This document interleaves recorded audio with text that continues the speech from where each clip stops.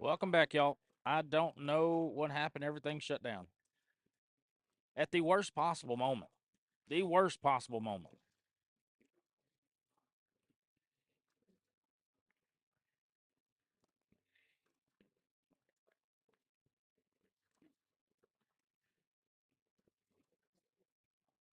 Thank y'all for hopping back in. We currently don't have a game, so we're just hanging out. We're going to be scoreboard watching.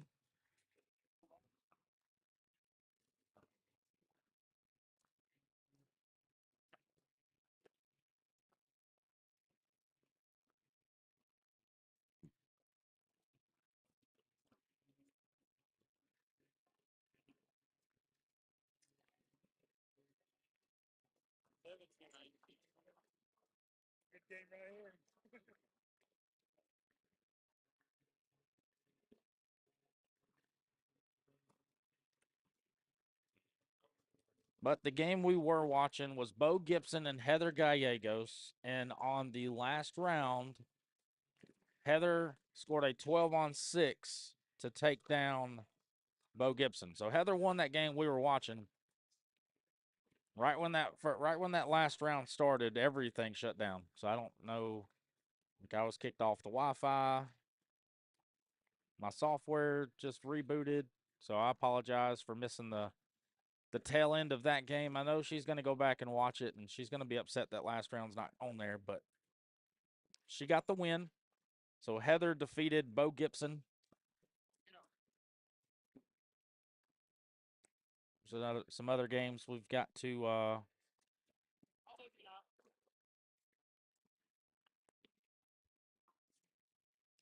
Nathan Ramaker takes down Matt Cobb on court 8. So Heather won 21 to 16. She will get Denton Tolliver next. So that'll be the start of our round of 16, our Sweet 16. You got Jarrett Powell, Johnny Taylor, Charlie Pogue, Austin Trevino, Randy Collier, Skylar Collier, Matt Johnson. Matt Johnson will play the winner of Gage McElhaney and Monty York. Nathan Ramaker waiting on the winner of Iris Bailey and Carrie Bean. Samaya Watts defeated Landon Powers. She will face off against Sergio Sanchez in the Sweet 16. In the round of 32, Carl Holmes up 20 to 5 over Tyler Davis. Emmett Murphy up 20 to 13 on Thomas Roberts.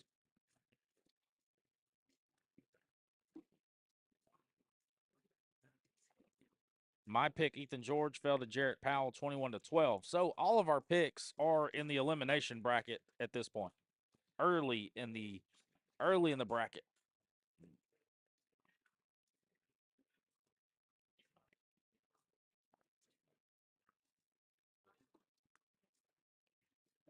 Joe Shiesty. Joe Shiesty and competitive.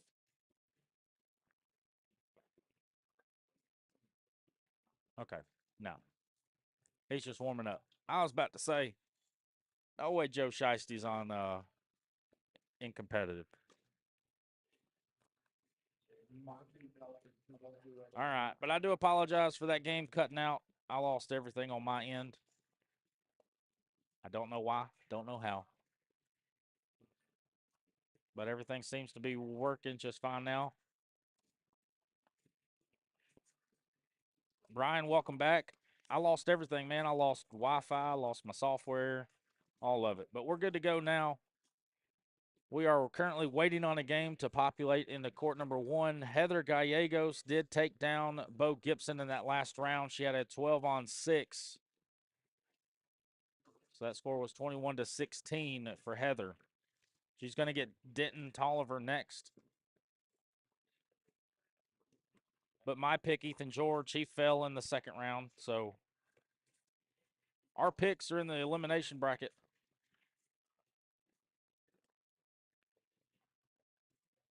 So we are just scoreboard watching at this point. We can check out some intermediate singles as well.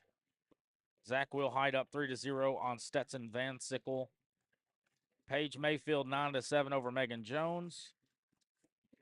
Let's check out some other ones. Carson Van Sickle up 20-8 on Jake Walker. Chris Gann up 16-12 on Gunnar Lynch.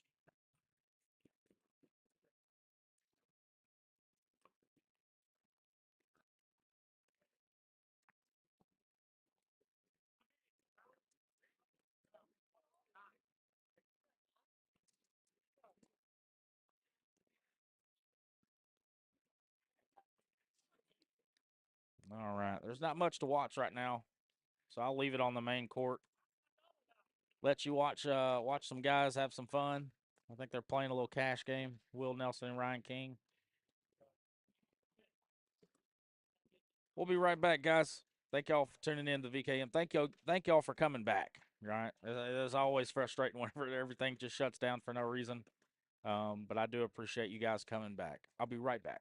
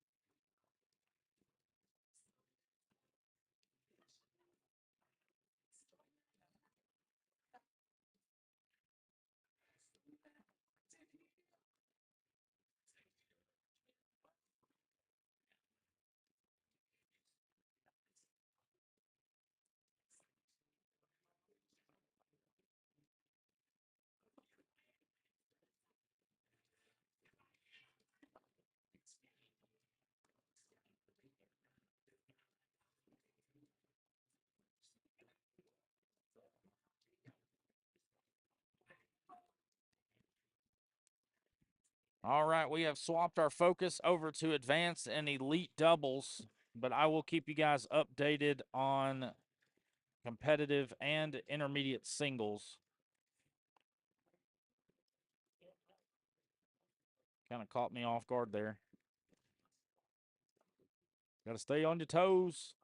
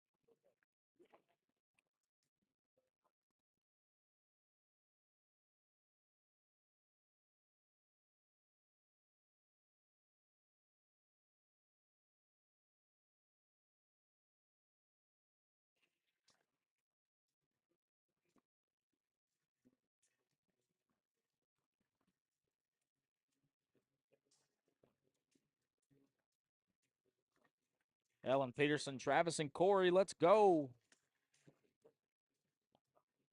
Deborah Wynn, let's go. Mike and Mason. All right, let's go. Set the tone, 7-5, Corey and Travis.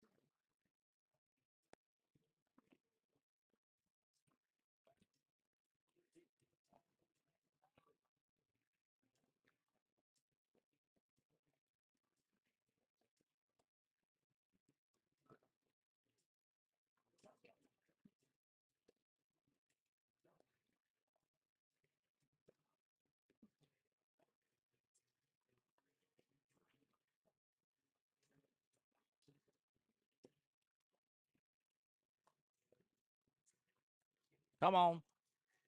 Thank you, Kenny. Thank you. Thank you. Hey, man, I'm trying my best here.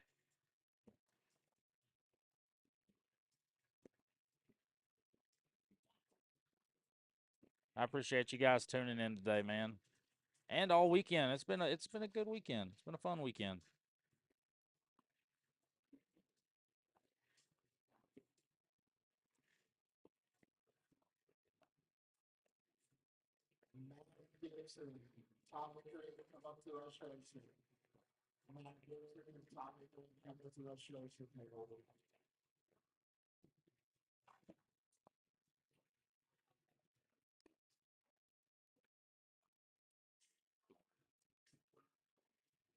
Trying to get my life together here. I got everything. I got all my dashboards mixed up. All right, I think we're good now. Maybe. Yeah, we're good.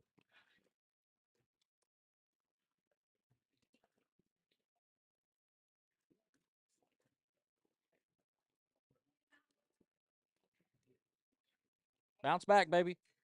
Did you win? Did you win that second one? Okay.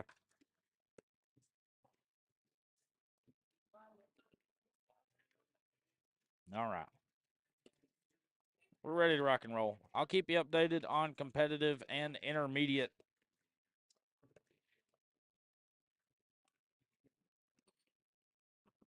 That makes me wonder. I wonder if Will Nelson and Ryan King were actually in the game.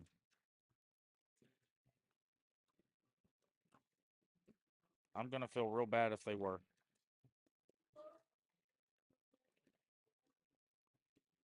Yeah, they were. So that was a whole game that we missed. No, they weren't. No, we're good. Maybe. Yeah, we're good. All right, so that's the dashboard for competitive singles. We'll go back and forth between it. Just to keep you guys updated.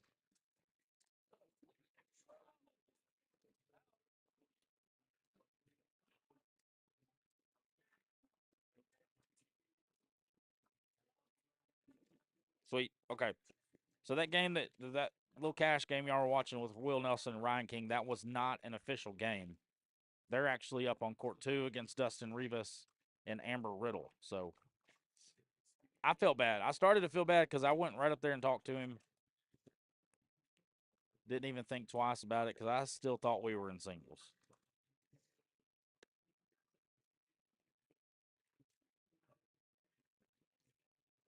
Thank you, Miss Ellen. Thank you so much. Thank you. Thank you. I love what I do. I love what I do.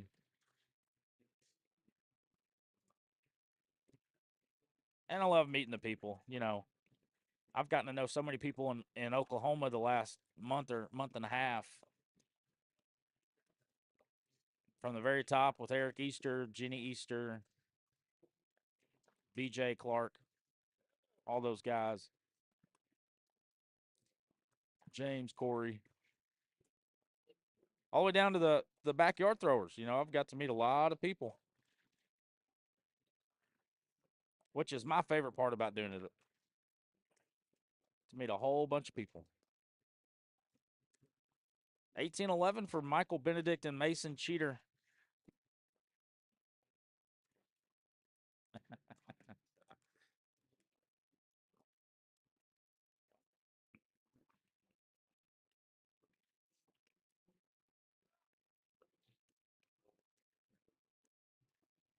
Seven on six. And again, this dashboard is competitive singles that you're watching. This scoreboard here, just to keep you updated on some scores. Heather Gallegos and Denton Tolliver are live.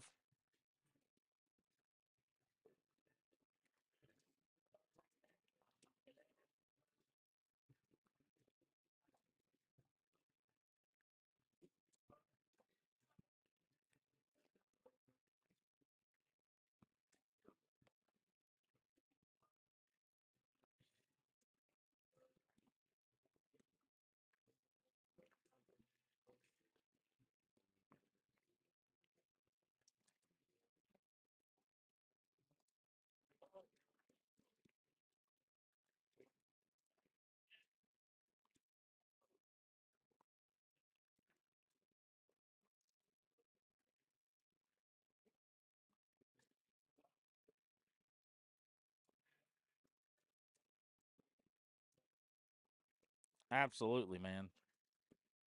100%.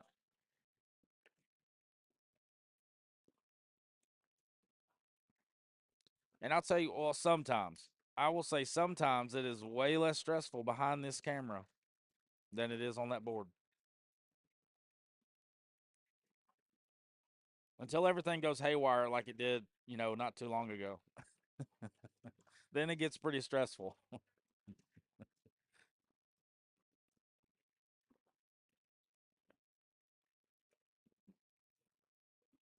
Because there's a lot of stuff with IT. There's a lot of stuff with technology that is out of your control. And, you know, with cornhole, everything's within your control, right? You can always fix something in your throw. When it comes to cameras and Wi-Fi and all that good stuff, nah, when it goes bad, it goes bad.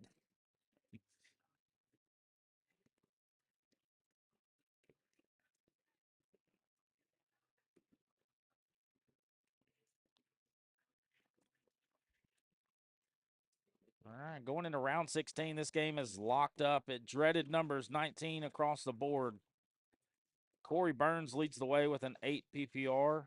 The rest of them, Michael, Mason, and Travis, are all about the same. 786 for Mason, 775 for Michael, and 757 for Travis.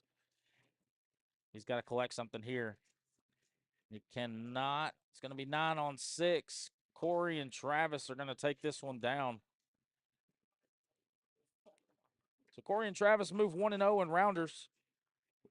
Michael Benedict and Mason Cheater, they will be 0-1 in rounders. So just a warm up, nothing to fret over. Get back to competitive singles. Matt Johnson, Monty York up on 9.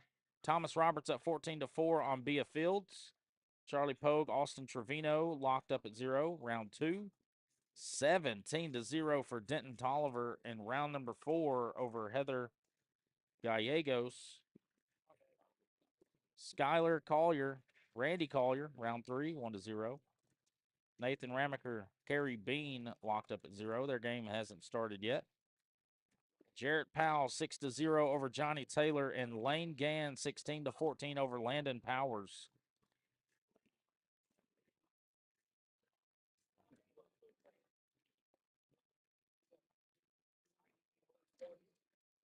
This is intermediate singles.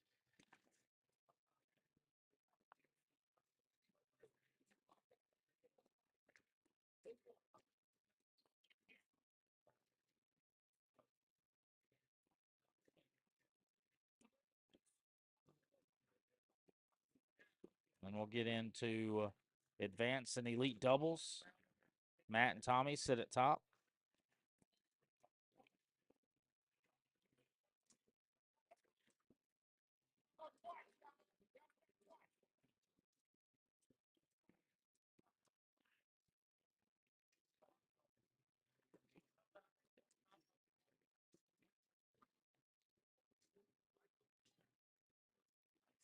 All right.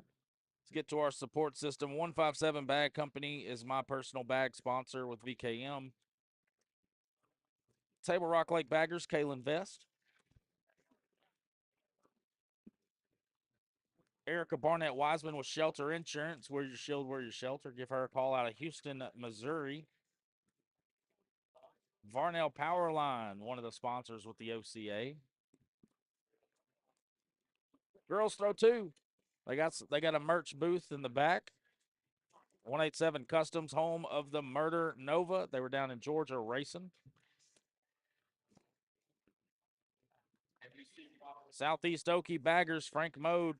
Come on, 501 Cornhole in Cabot, Arkansas.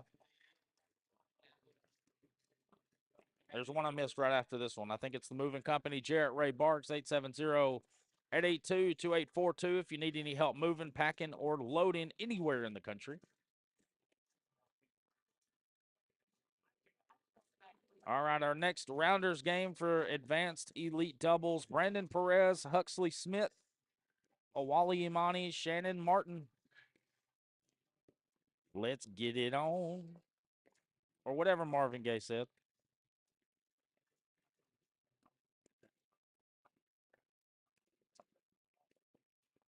We'll get right down to it. The 187 Customs Cam on the left. You're going to have Shannon Martin on the right. You're going to have Brandon Perez.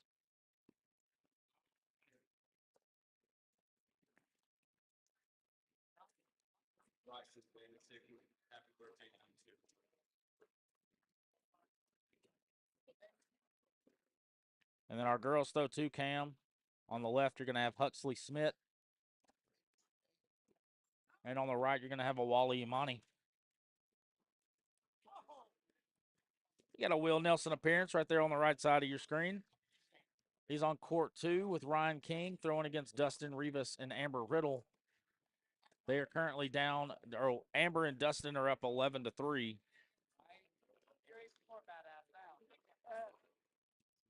All right, we have spun the bags. It is game time.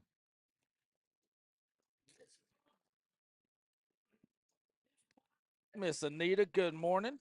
How are the grandbabies? Bear Paw said you were having all kinds of fun hanging out with the grandbabies.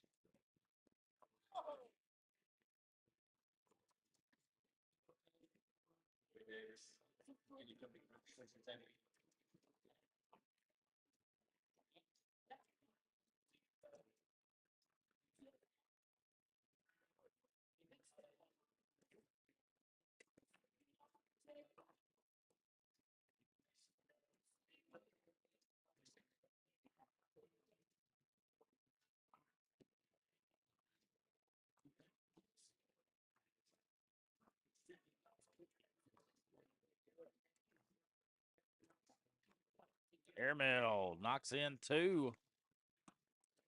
There's a good bag from Brandon Perez. Shannon Martin tries to go up the middle.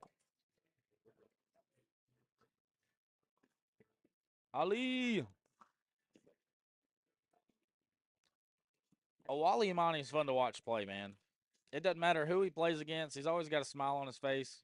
He's always having fun, even at the biggest moments against the biggest players. And he throws good bags.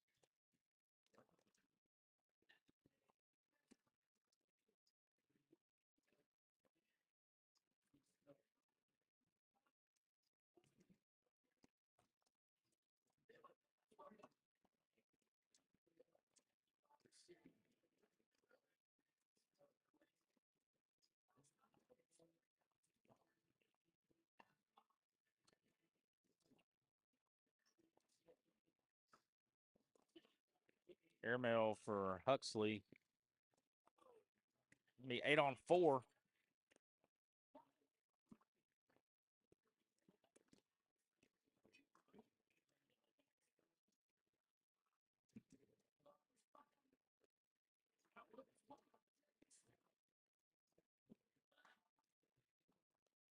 Well, good. That's always good to hear, Miss Anita. Sad you couldn't be here.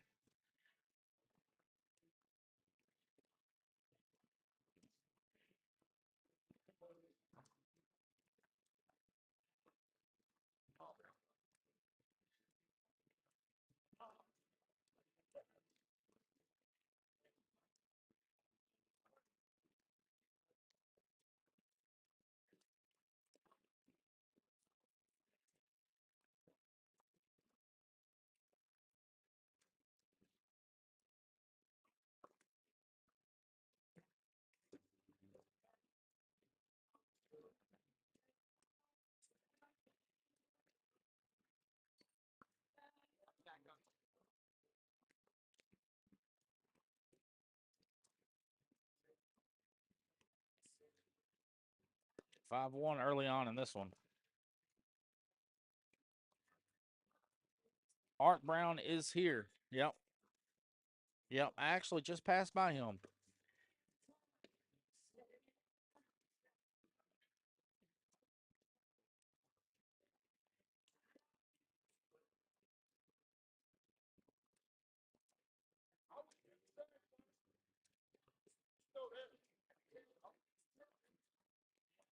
I don't know. I don't know who Art Brown's doubles partner is today, though.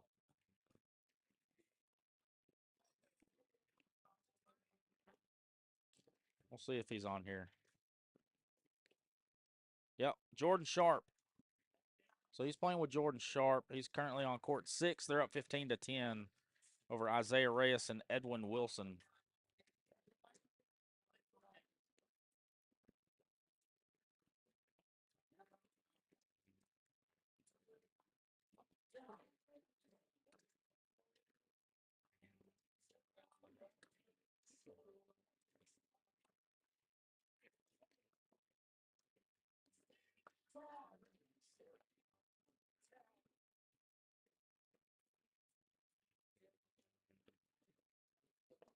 Fifteen 13. We got a big bow cornhole lead change on court 2.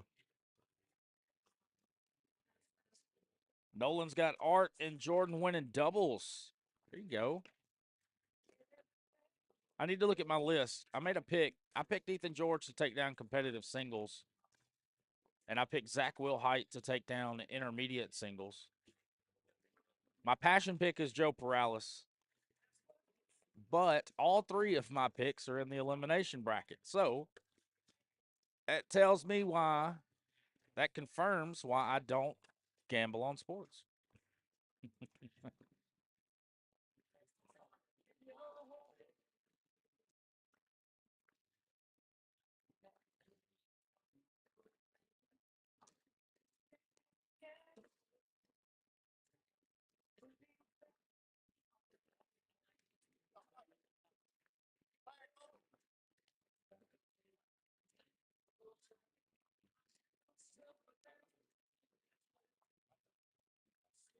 Emmett Murphy, hey, he went 4-0 in rounders. I think he's still going strong in the winners bracket.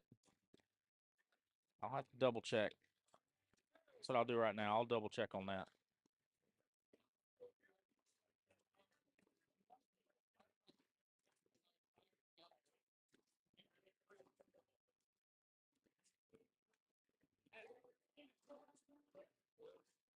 All right, so we are starting to lock in some teams for the quarterfinals.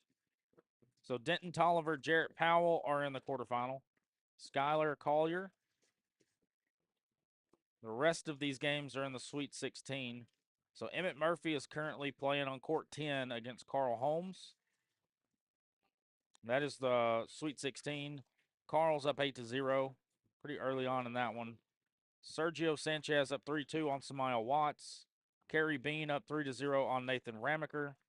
Monty York up 12-5 on Matt Johnson. Charlie Pogue up 14-9 on Austin Trevino. So that's the remaining games in the Sweet 16 in the winner's bracket of competitive singles.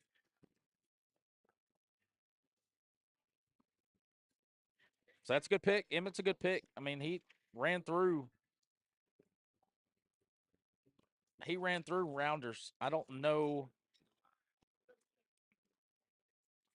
Let's figure out what seed he was. I think he was he was either 2 or 3. No, he was 6. He was a 6 seed.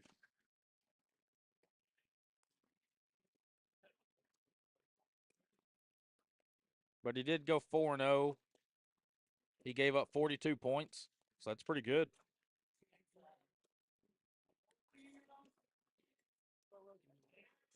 So he averaged giving up about 10 a game. 10.5 a game.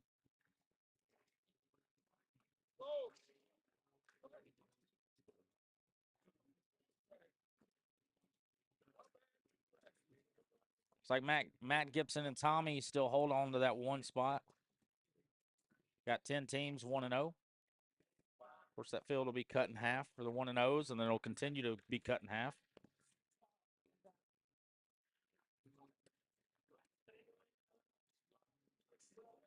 16-15 for Dustin Rivas and Amber Riddle.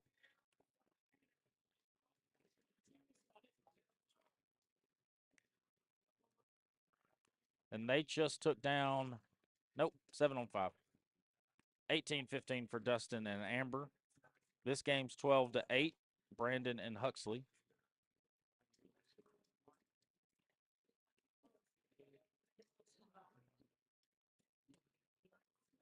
Ooh.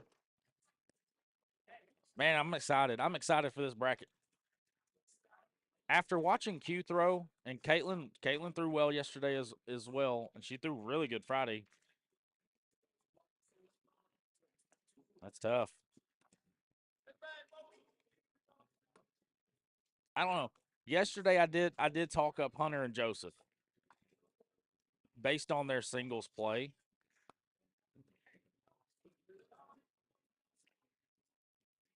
Man, that's tough. I got to stick with Hunter and Joseph. I'm going Hunter and Joseph.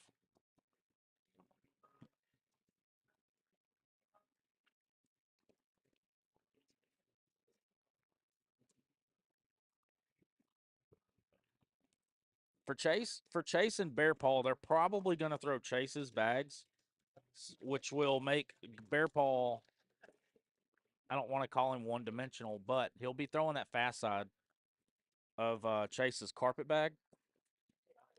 So we'll see how he does with that. I mean, he played for Team of the Year in the ACO throwing carpet bags last year. So I don't want to say he can't throw carpet because he can, 100%. But I feel like Hunter and Joseph. Yeah, I'm saying Hunter and Joseph. But Art and Jordan's a good pick too, because Jordan threw good bags yesterday. And Art Brown, he had some good games. He had some big wins yesterday in singles.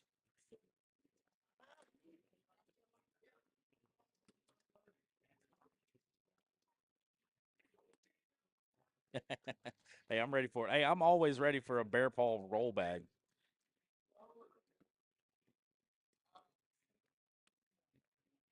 All right, down to our last two games. Amber and Dustin sitting on 20 on court 2. This game's 18-14. And then after these two games, we'll go into round number 2 of rounders.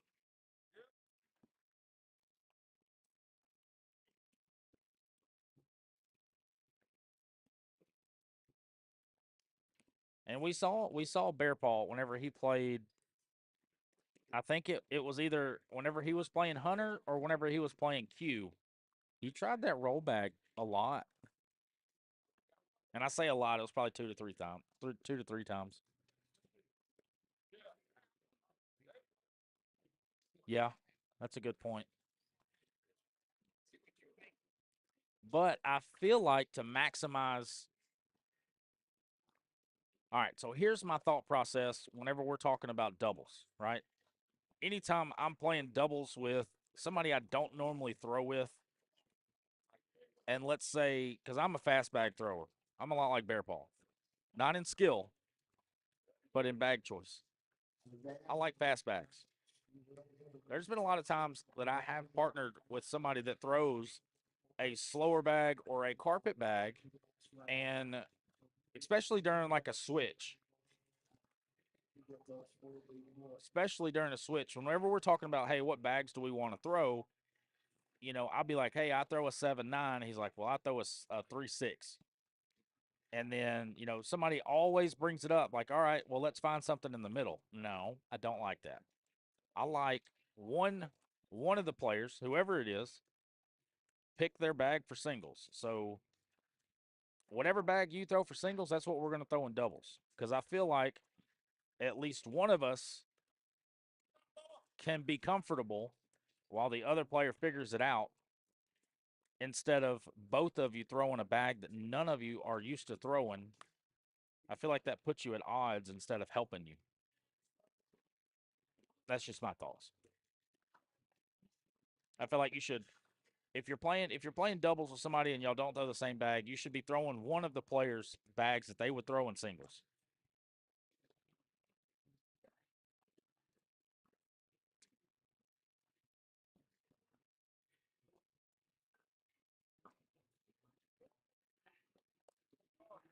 And typically, a fast bag thrower can adjust more to a carpet bag than vice versa.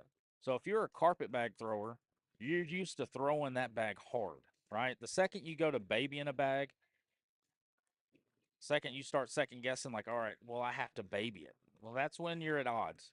You're probably not going to throw well. So I feel like it's a lot easier for a fast bag thrower to adjust to throwing carpet as opposed to a carpet bag thrower adjusting to a faster bag.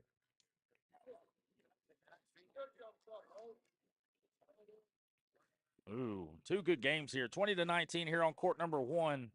20-20 on court number two. And Will and Ryan just took that one down 21-20. What a game. Pretty much eights across the board here on court number one. Round number 18, 8-2 for Owali and Huxley. So they're about even on their end. On Shannon and Brandon's end, it's 8 to a 7.88. So it's pretty even across the board here on center court.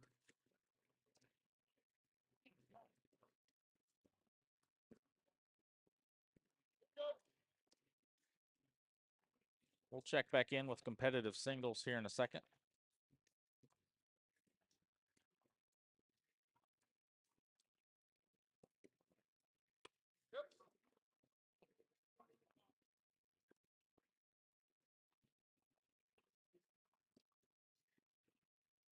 Thank you. I mean, that's my thought process.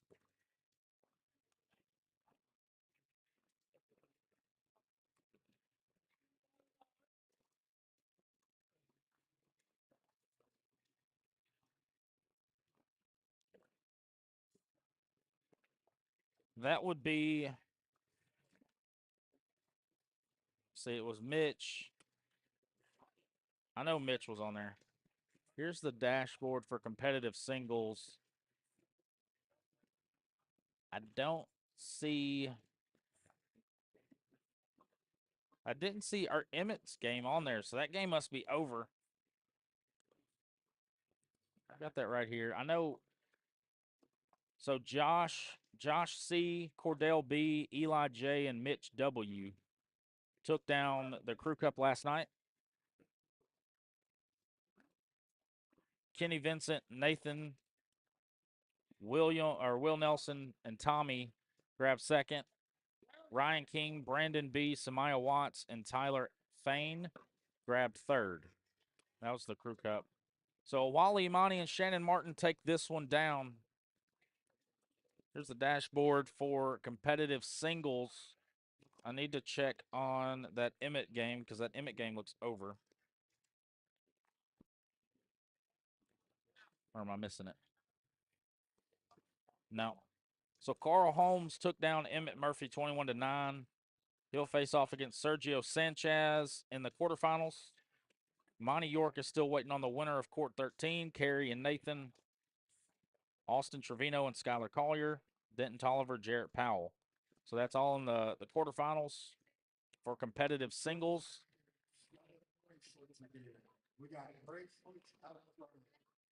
Like we got some more games populated up here for advanced elite doubles.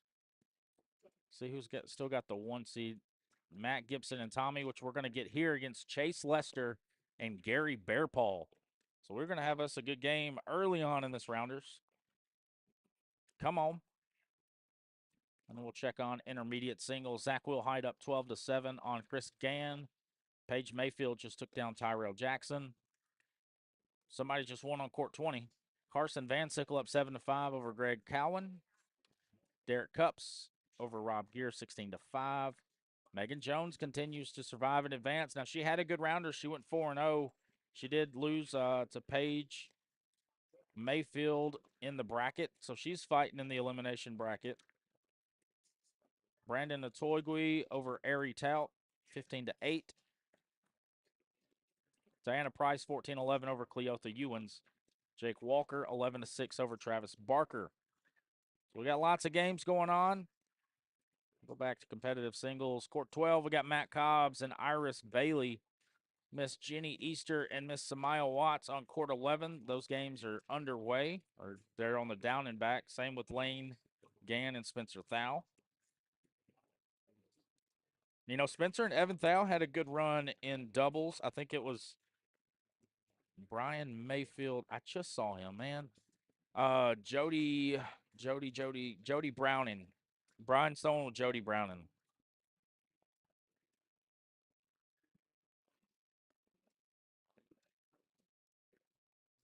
And they went up against, let's see. Their first game was against Hunter Anderson. Looks like Hunter and Corey won that game. So Brian and Jody lost their first game in rounders.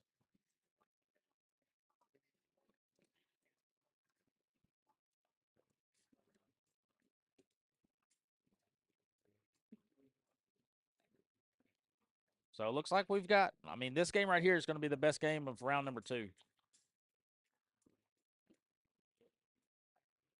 Matt Gibson, Tommy Green, Chase Lester, Gary Bearpaw.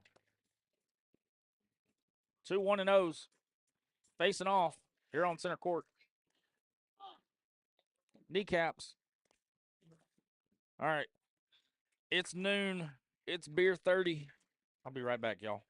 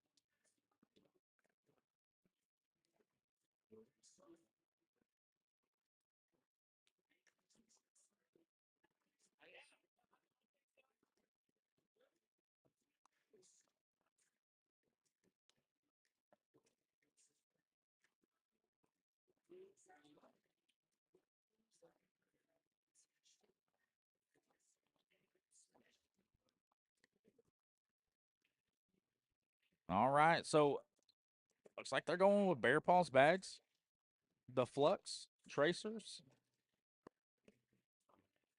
Let's get in game mode here, huh?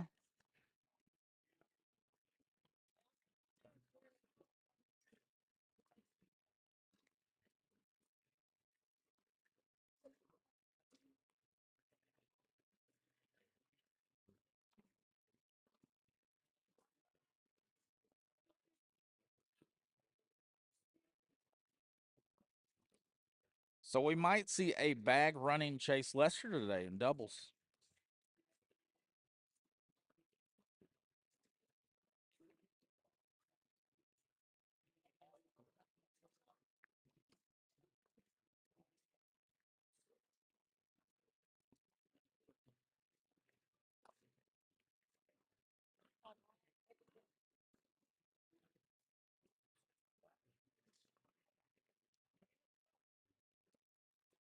Q and Caitlin starting off hot, 14-6, round number 7 on court 2.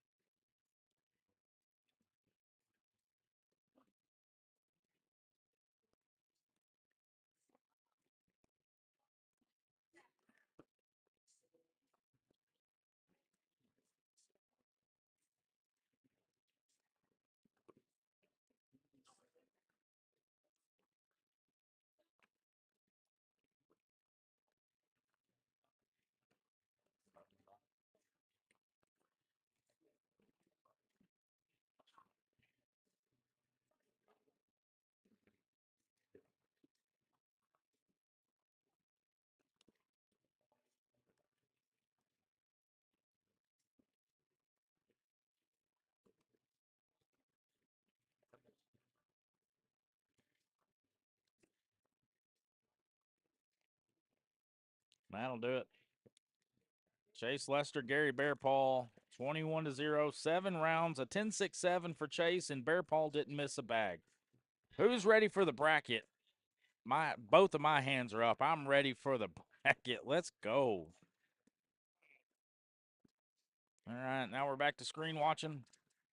Competitive singles. Samaya Watts over Jenny, 16-0 on court 11. 10-0, Thomas Roberts over Joe Perales. Billy Ferris up 17-3. Matt Johnson up 9-3. 10-7 for Spencer over Lane. Ricky Jones up 13-8 over Heath on court number 9. So on the left side of your screen, you can kind of see some names. The match queue. The lower means elimination. Upper means winner's bracket. So Sergio Sanchez, Monty York, Skylar Collier, Denton Tolliver, all in the winner's bracket. Looks like that's going to be our quarterfinal.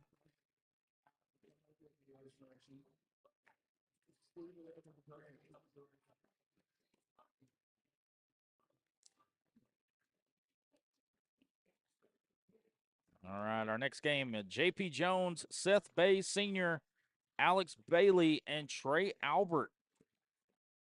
We're going to get some roll bags on this court. Let's go. You see Caitlin Allshouse on the left side of your screen, right there in the middle. Throwing the cue. They're up 20-11.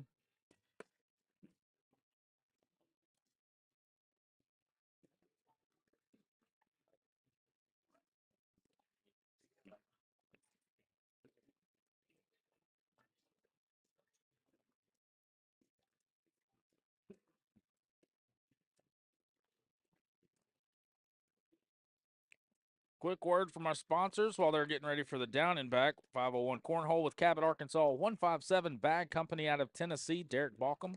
Check them out, 157bagco.com. The Moving Company, Northeast Arkansas, 870-882. The last 4 I'll get back to. Table Rock Lake Baggers up in Blue Eye, Missouri. Erica Barnett Wiseman with Shelter Insurance, Auto, Home, and Life. Where your shield, where your shelter, out of Houston, Missouri. Varnell Powerline, one of the support members of the OCA. Girls Throw 2 as well.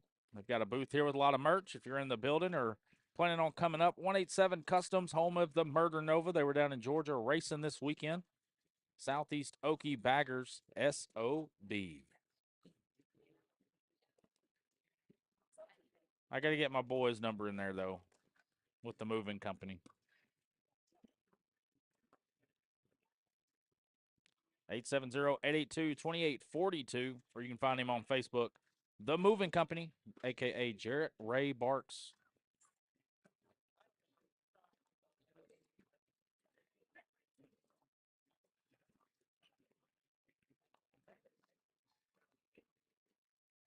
So we got an elite team, Alex and Trey, both elite players, and then we have an advanced team, JP and Seth.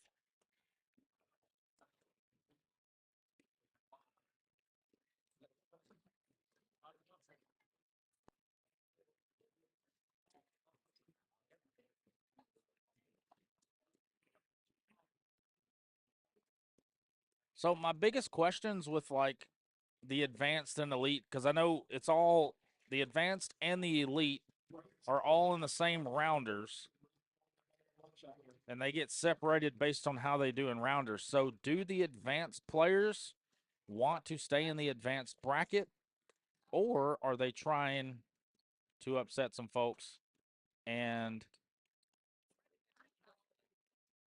get into that elite bracket? Because I am fairly new to the OCA mindset, I guess. So if you're an advanced team, so let's say JP Jones and Seth Bays, are they going into this game wanting to win this game?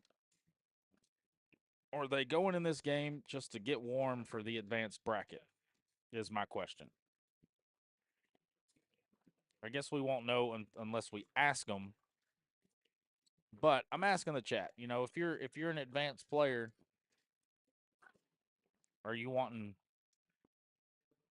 to exceed expectations and get in that elite bracket?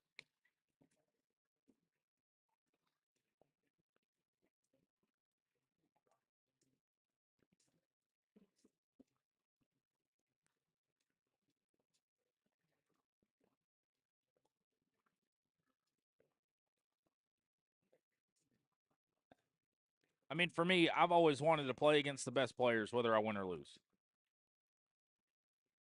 Going back to when I first started. Of course, back then there weren't as many split divisions. Whenever I started in cornhole, it was all one big bracket. You know, survive. You fight and you get better. But now it's a little different. Now there's so many options that you can actually play to your skill set. So if you know like what your skill set is, you know, pretty much based on your PPR, and you know how good you are. And you know what your ceiling is in the moment.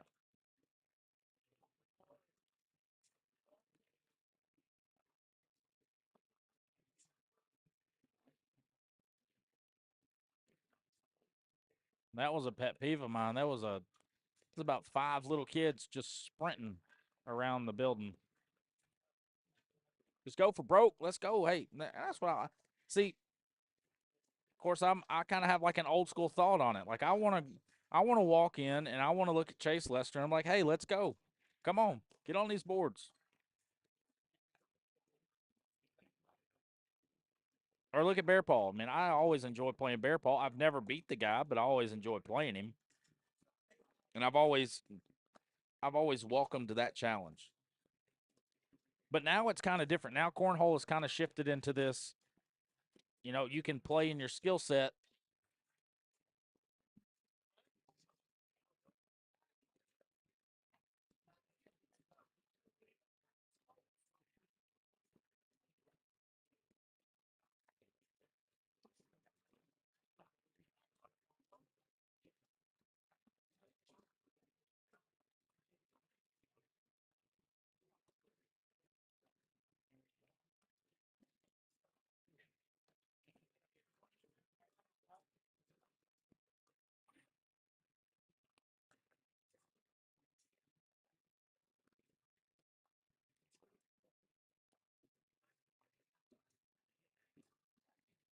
18-3 for Alex Bailey and Trey Albert.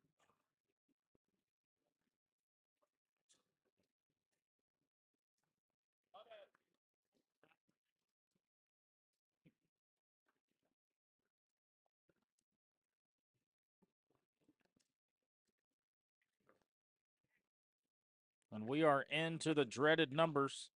Alex and Trey weren't on 18 very long, but now they're on 20.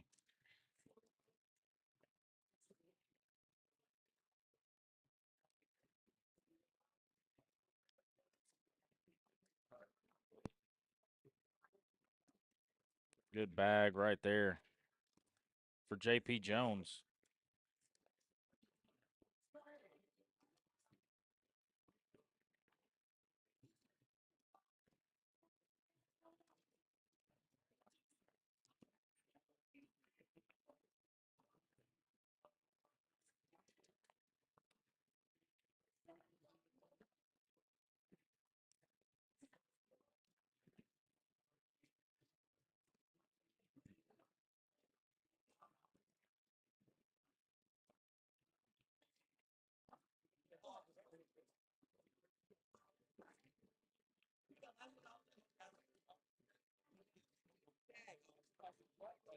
That'll do it here on court number 1 for this rounders match. Alex Bailey and Trey Albert take it down 21-5.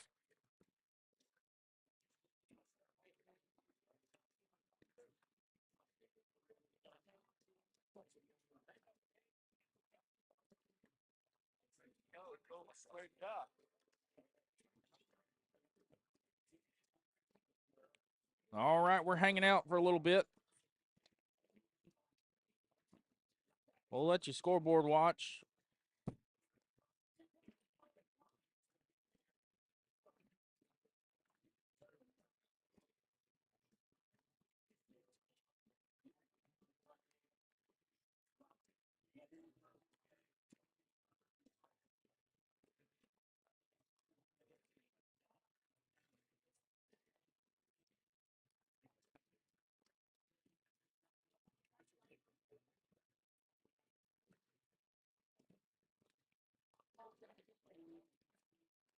So competitive singles here.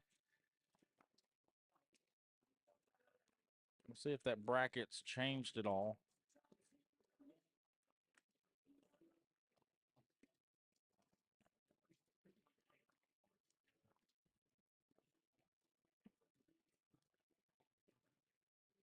Nope. So court 11, court 14. So court 11 and court 14 are quarterfinal matches. So the winner will move on into the semifinals. So that's Denton Tolliver, Jarrett Powell, Austin Trevino, and Skylar Collier. Sergio Sanchez, Carl Holmes, and Monty York and Kerry Bean have next. So they'll play next on the next available boards.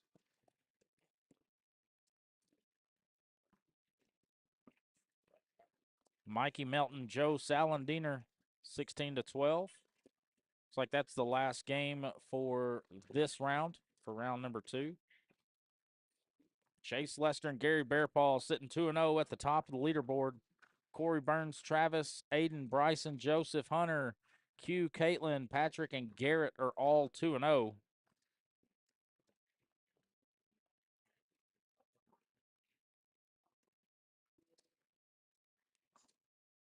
Intermediate singles, Preston Thowett 13-3 over Megan Jones. Zach Wilhite, there's my boy. That's my pick. He's up 16-1 on Brandon Bitsky. Bish. Brandon Bish.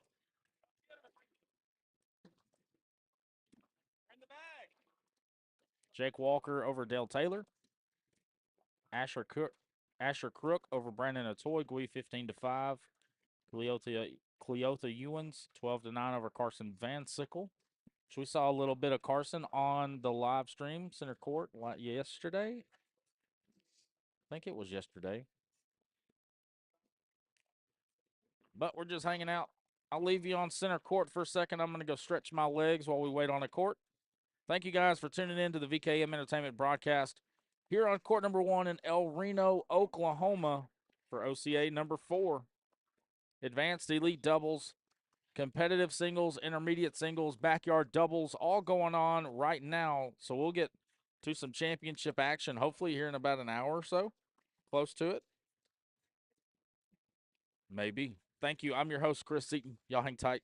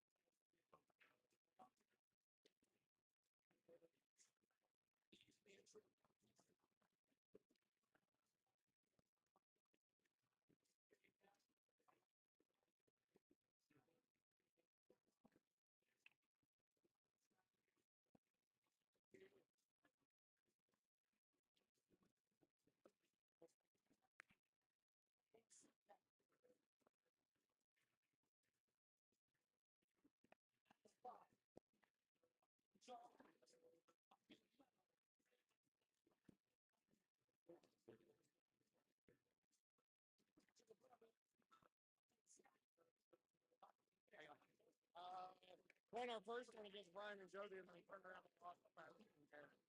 We was in 50-second day. Well, now we're fixing to play A-Wall and Team. Yeah, that'll be good.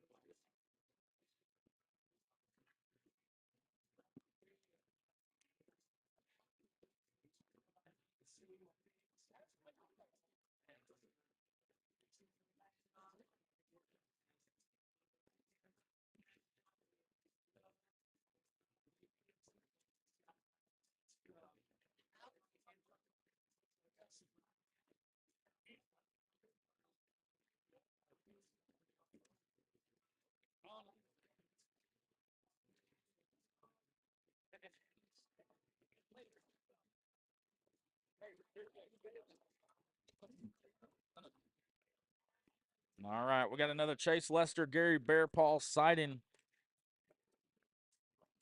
So the scouting report is going to be deep on Chase and Gary.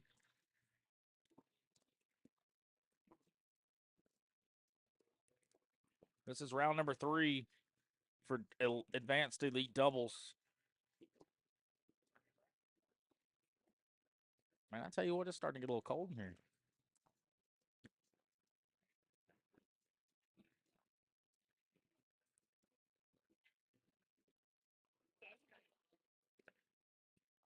Check out the dashboard real quick. Zach Wilhite up 20-9. Justin Quadra up 13-0. That's intermediate singles. competitive singles.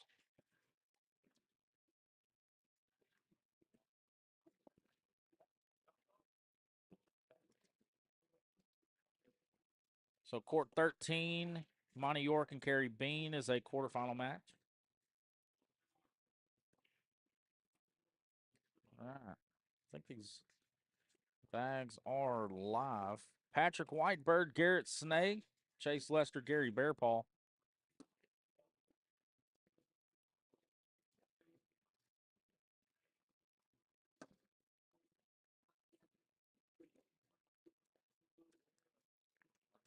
And it looks like Chase is really comfortable with these bags, which is dangerous for the field.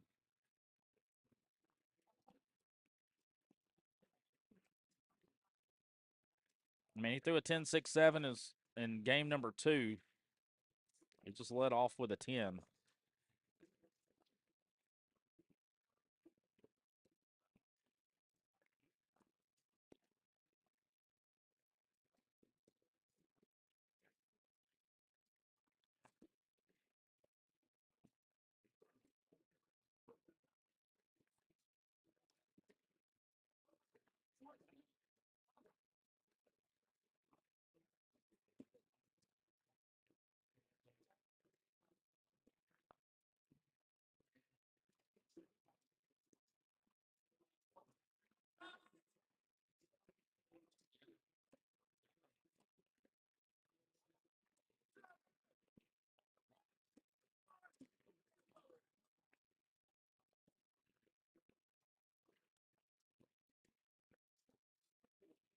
Another 10 for Chase. 10-10 wash.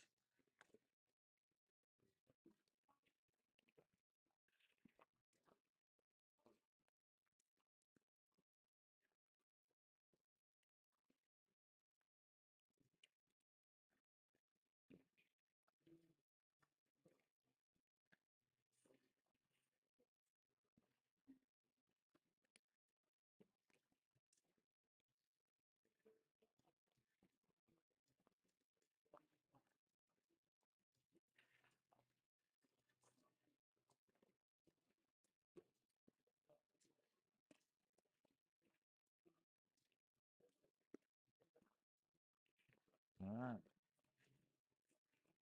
Come on.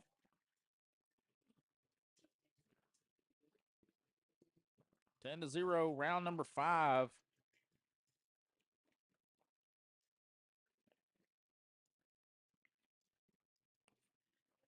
And here in rounders, if you're chasing seeds, right? If you're seed chasing in rounders, it's all about how many points you give up.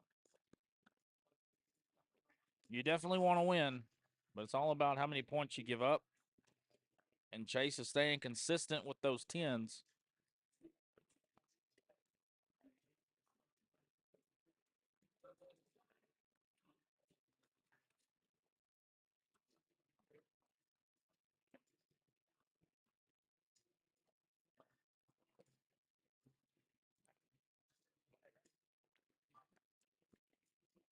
So on the left side, you got Gary Bearpaw. On the right is Patrick Whitebird.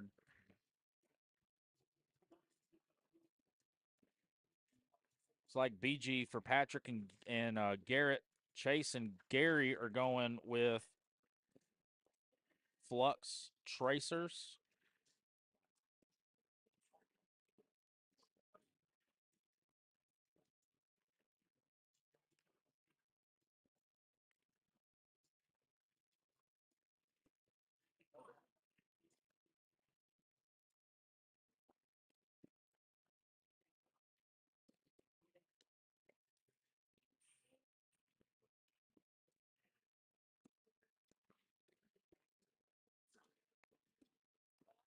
Chase with another 10. They're going to grab another 2 points. Little fourth back blocker. Shout out Tommy Smith.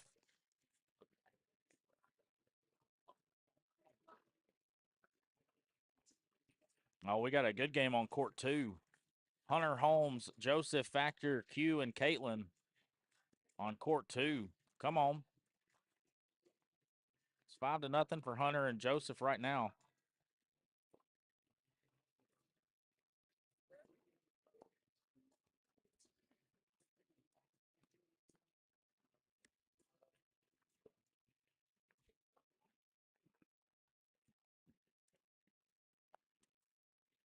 So we'll keep us updated on that. Let's check it out. Court number 2, 5-0.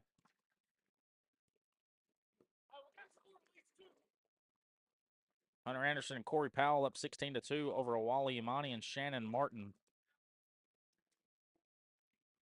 19-0 for Chase and Gary here going into round number 9, and this could be ball game.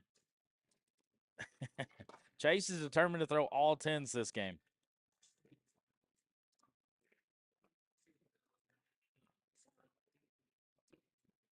Nope. He changed his mind. He wanted to throw an 8 in there.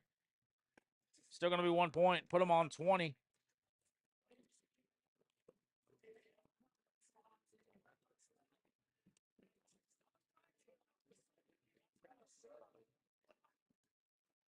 Alex Bailey and Trey Albert up 12-2 over Art Brown and Jordan Sharp.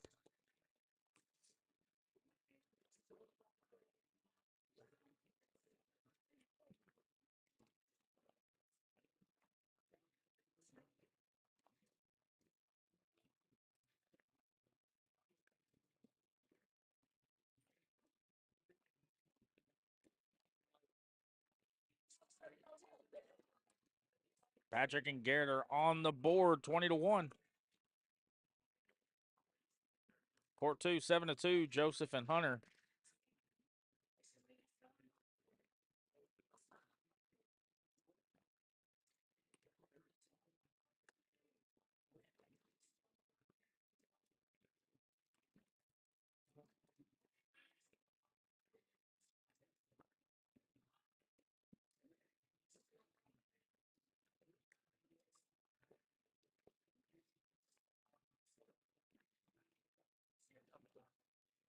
Airmail for Garrett Snay.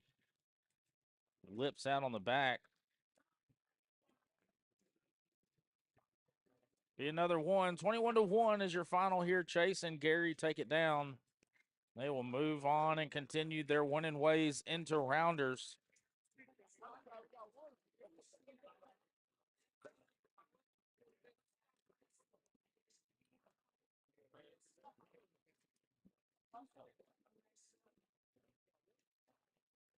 All right, looks like we're back to scoreboard watching.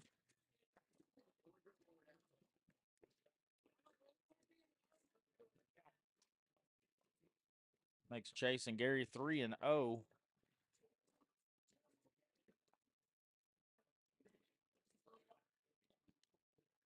We're going over to court number 2. I don't have a scoreboard for that one, but I will keep you updated on it.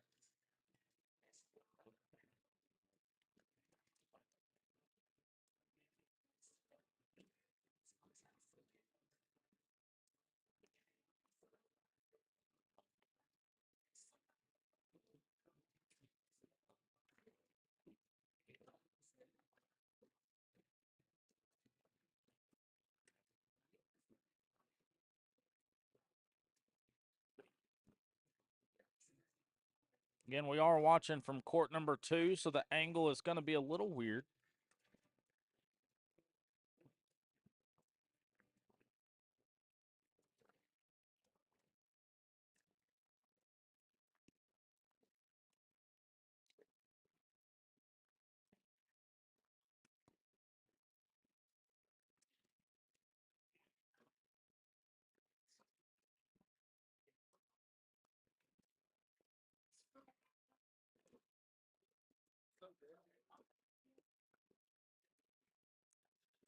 Still 9-4, Hunter and Joe. Q on your left, Hunter on your right.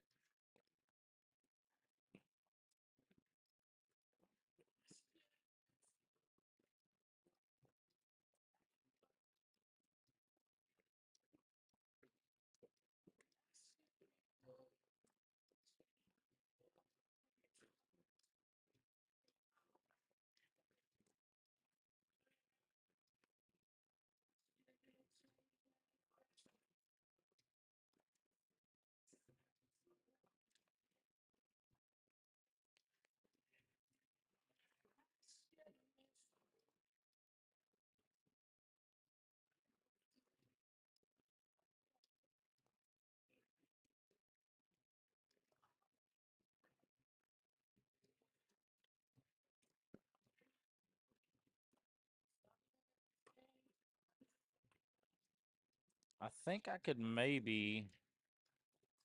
Well, not if it keeps changing like that. I'm gonna try it. Watch me do my magic.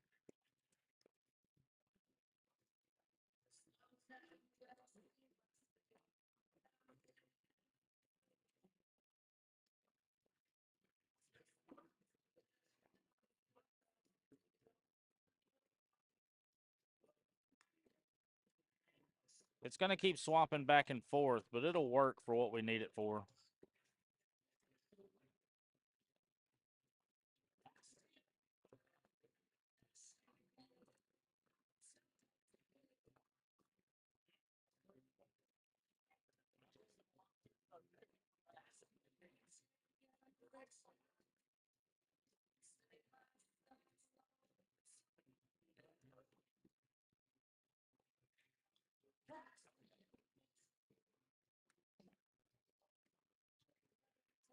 It's going to be wonky for a second.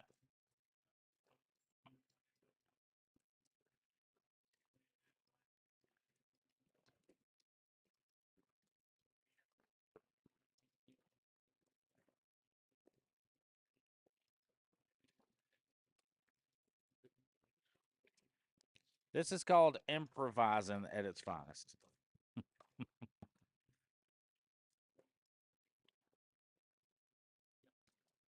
When you don't have a scoreboard, you make your own, right?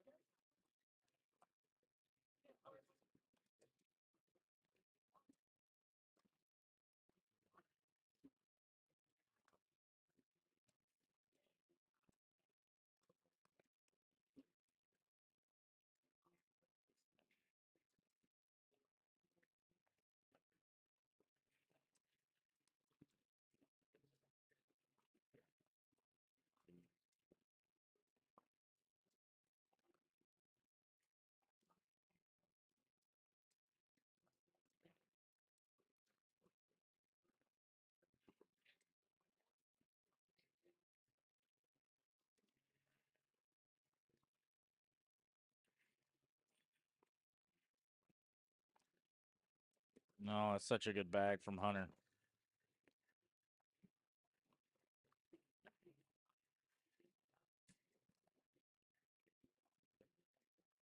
No, my gosh. He put it in four-wheel drive and climbed the mountain. Nothing falls, though. That'll be 4 for Hunter.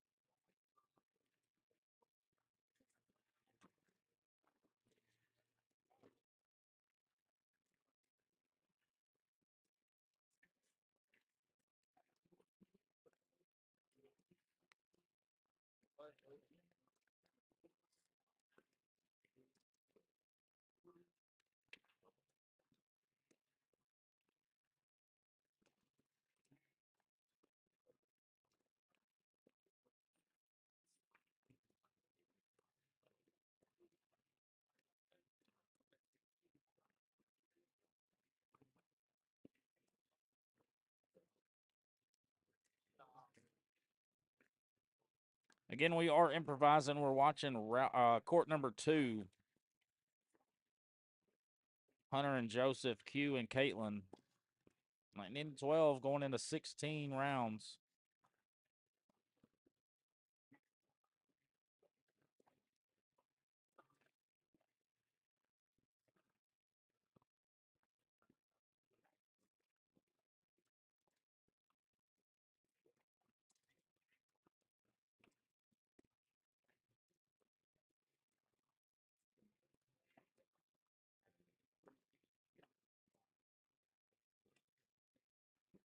That'll do it. Hunter and Joseph take it down here in this rounders match between Q and Caitlin.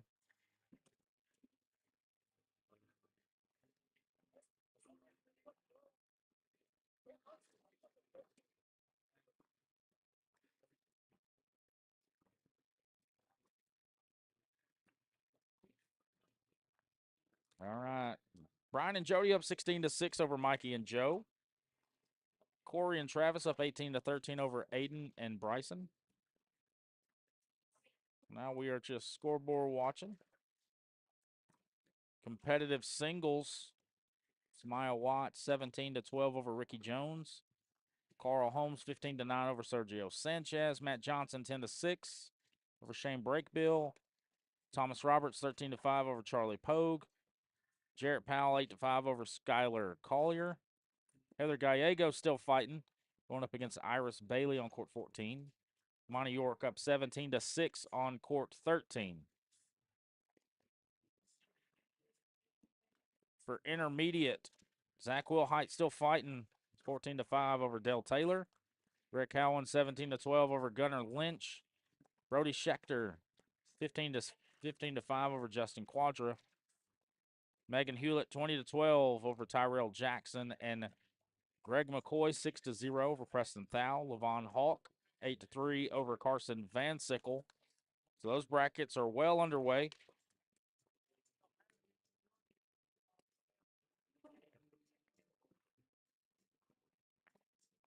So Jarrett Powell and Skylar Collier, that is a semifinal game. So winner of that game will go to the King Seat game.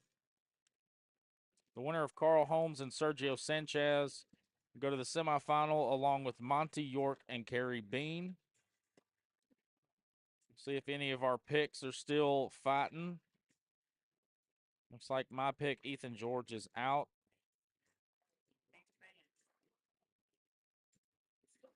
Emmett Murphy is out. Joe Perales is out.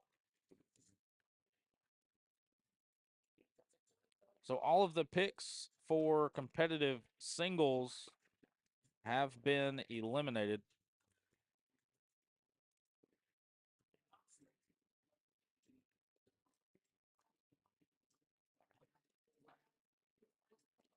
See if I can pull up this intermediate singles bracket. Brody Schechter, Justin Quadra, that is a quarterfinal match. Paige Mayfield in the quarterfinals will play the winner of Gunnar Lynch and Greg Cowan. They are pretty far behind. No, they're not. No, that's a semifinal match. So Brody and Justin's a semifinal match. Paige is in the semifinals. The winner of Gunnar and Greg will face off against Paige. In the elimination bracket, we are playing for 13th places. All right, let's bring up this advanced and elite rounders again. We're almost complete with round number 3, and then we'll go into round number 4. And then I think we will get to some bracket action. Once we get to the brackets, I will probably turn this live off and start a new one. Start fresh with the brackets. Actually, no, I think I'm going to run it up until a championship game. So whenever we bring in a championship game, whether it's competitive singles, intermediate singles, backyard single, or backyard doubles, or advanced elite doubles, once we get to a championship match, I'm going to cut that live, create a new live just for that championship game, and just keep doing that, I think. So that way, or I can just keep running it on here. I think we'll be fine. Yeah. It's 1 o'clock. We should be fine. So it'll be one long live.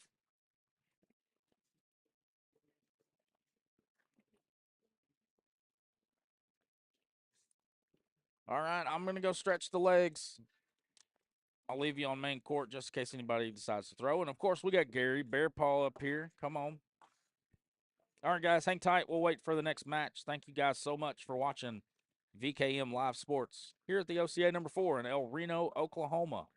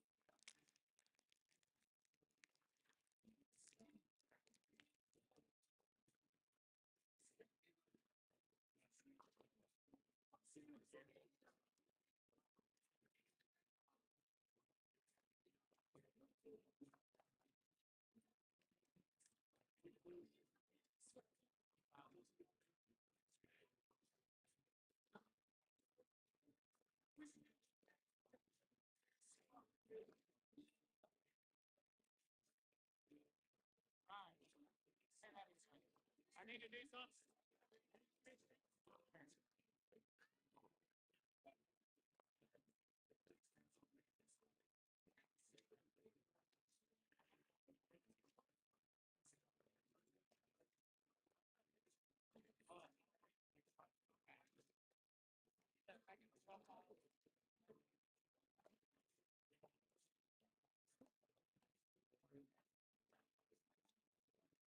You ain't got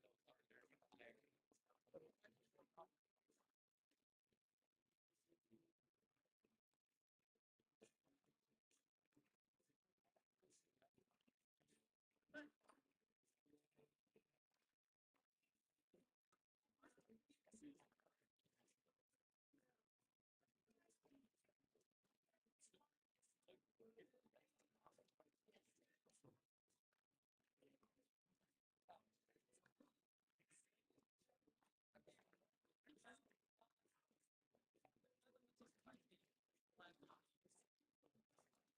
These right here, I hate these guys.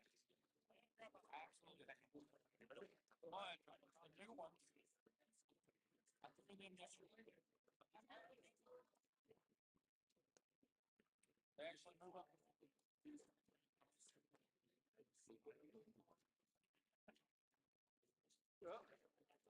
Huh? He's so lucky day. I think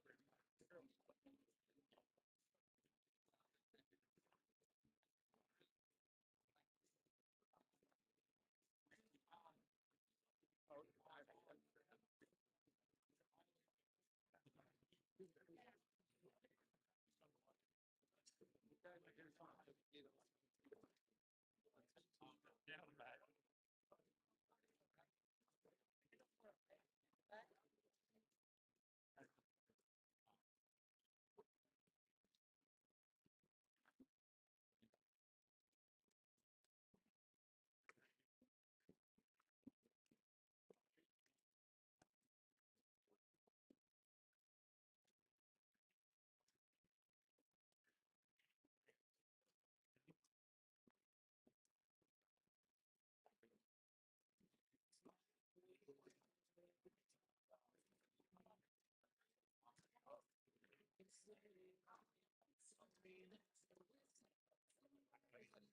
See you.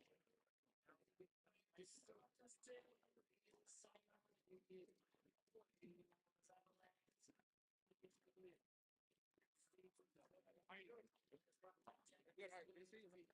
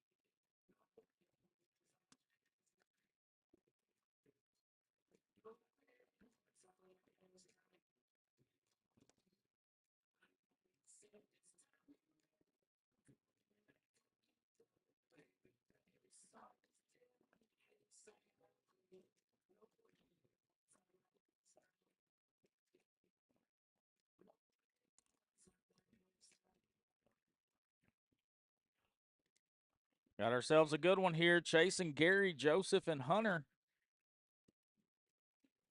Both teams are 3-0, but only one will exit 4-0.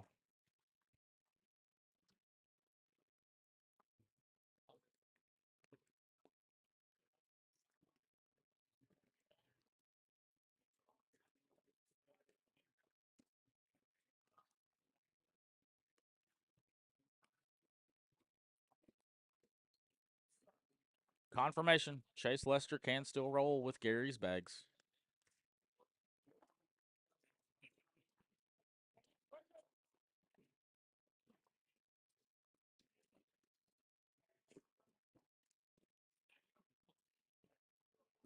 Big round right here for Joseph. This will get him back in the game.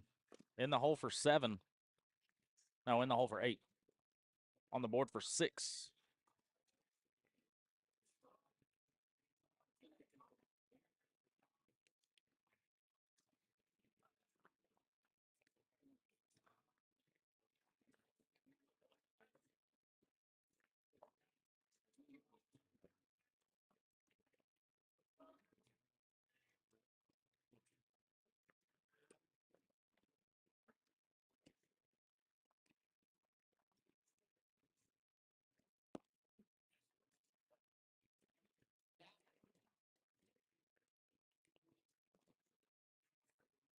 Backside.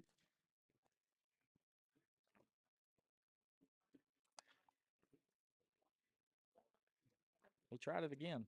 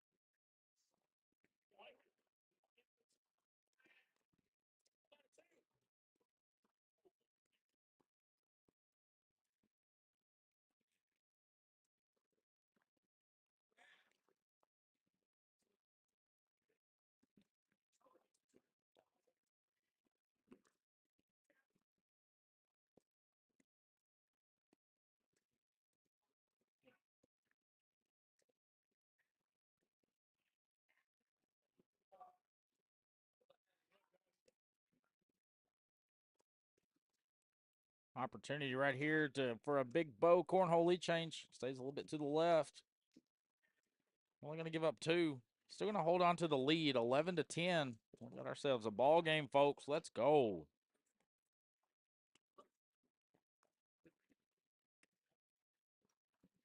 Going into round number 11. Joseph Factor leads the way with an 8.4 PPR. Gary Bearpaws right behind him with an 8.2. Chase Lester with a 7.6 and Hunter Holmes with a 7.2. Total of 2 4-baggers in this game. Both on Chase and Gary's side. So Hunter and Joseph still aiming for that first 4-bagger of this game.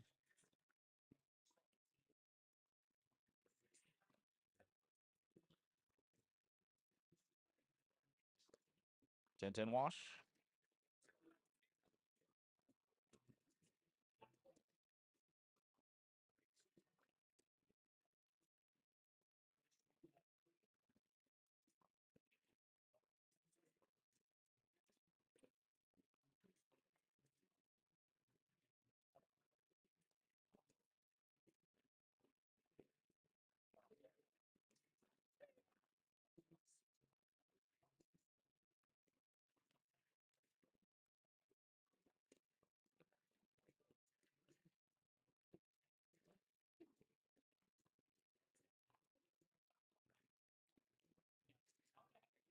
In for the wash. He can do it at 8.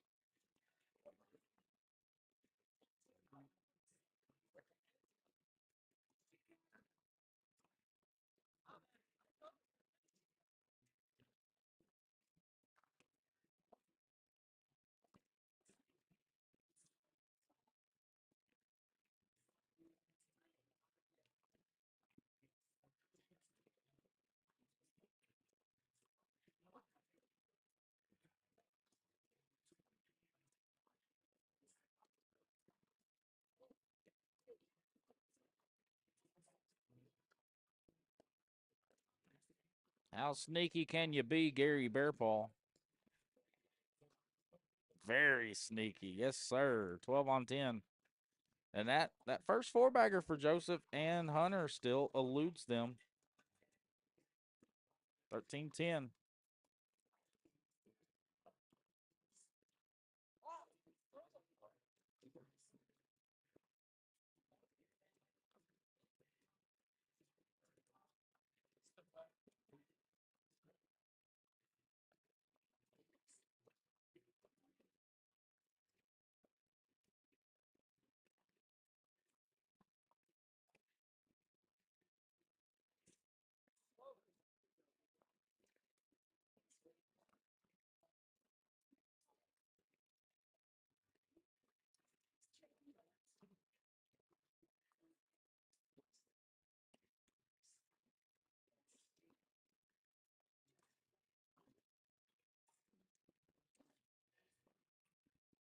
Chase and Gary getting closer and closer to 21.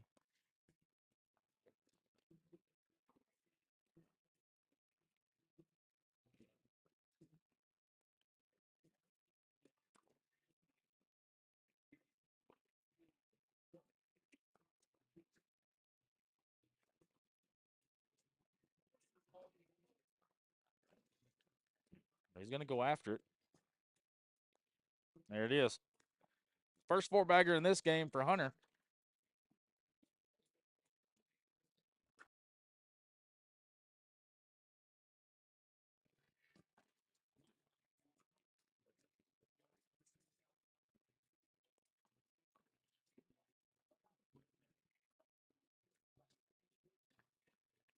That first bag for Chase did go in the hole.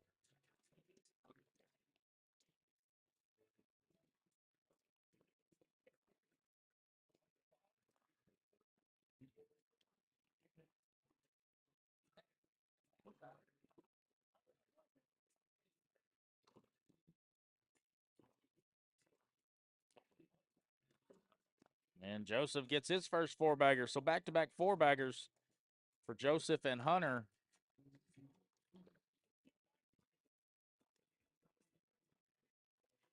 Shortens the lead 15-12. Hunter will have lead bag. So everybody in the game has a 4-bagger.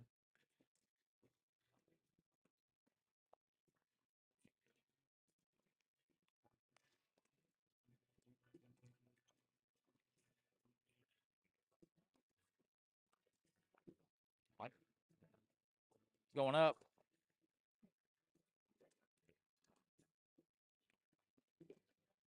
Hunter, nice little bag, fast side. It's going up again. Bang. He's going to hit that one. 8 on 7.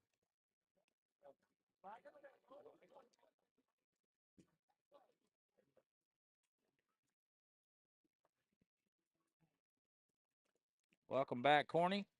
Hey, you got a good match on your hands, 15-13, Chase and Gary. Joseph and Hunter have made a run the last 3 or 4 rounds. They've started to heat up.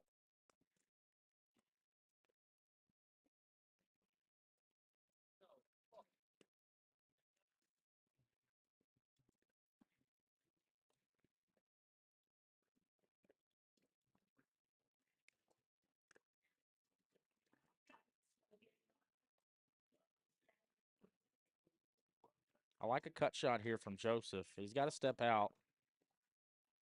No, he goes up. Airmail, bang, he hits it clean. Airmail, 8 on 2, give him 6. That'll put him on 19. And we are into the dreaded numbers.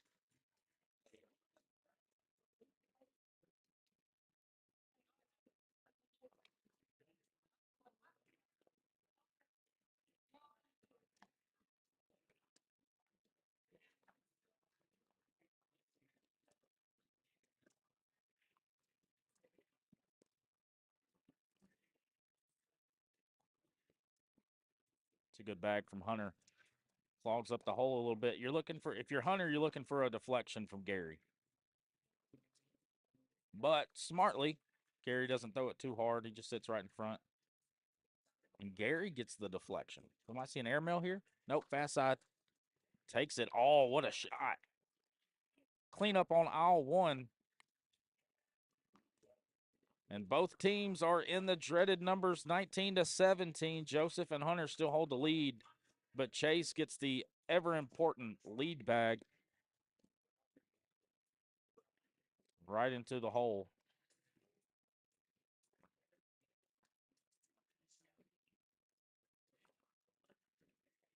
And this is when Chase needs to go in bag running mode, right?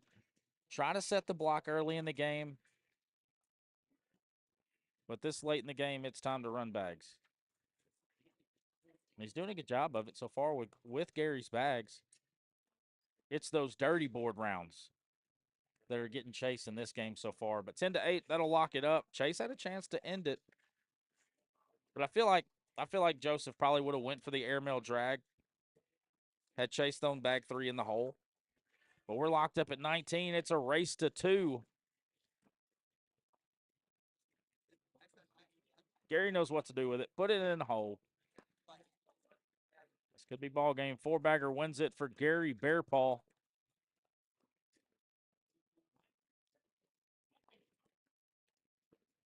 Hunter went for the block. Missed it just a little bit to the right, an inch or 2.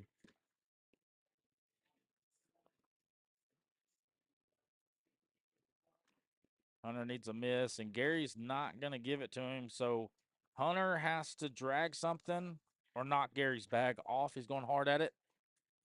And that'll do it. Gary and Chase are going to take this down and finish rounders 4-0. Joseph and Hunter are going to finish 3-1. Guys, it's the most exciting part of the day, bracket play.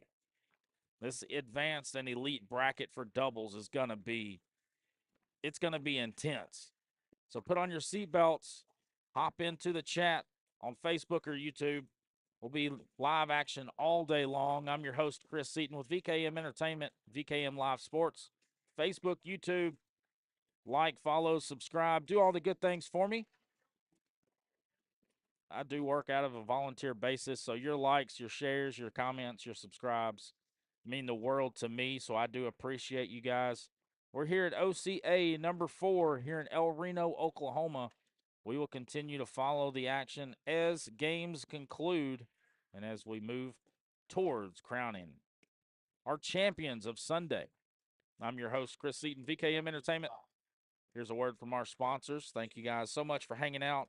I'm probably going to leave it on the dashboard until the brackets do go live. I'm going to go get a game plan for you guys so we can be on top of things. I'll be right back.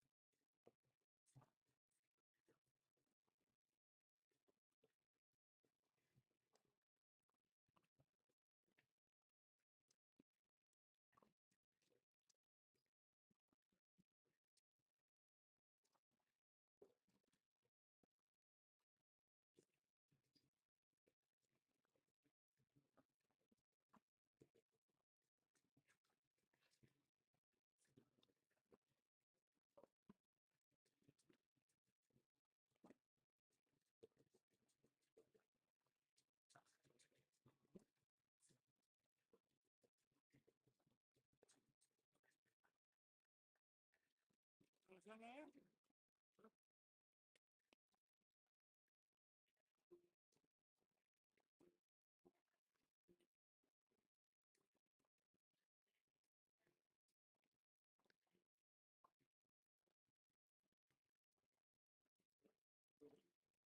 It's the old man.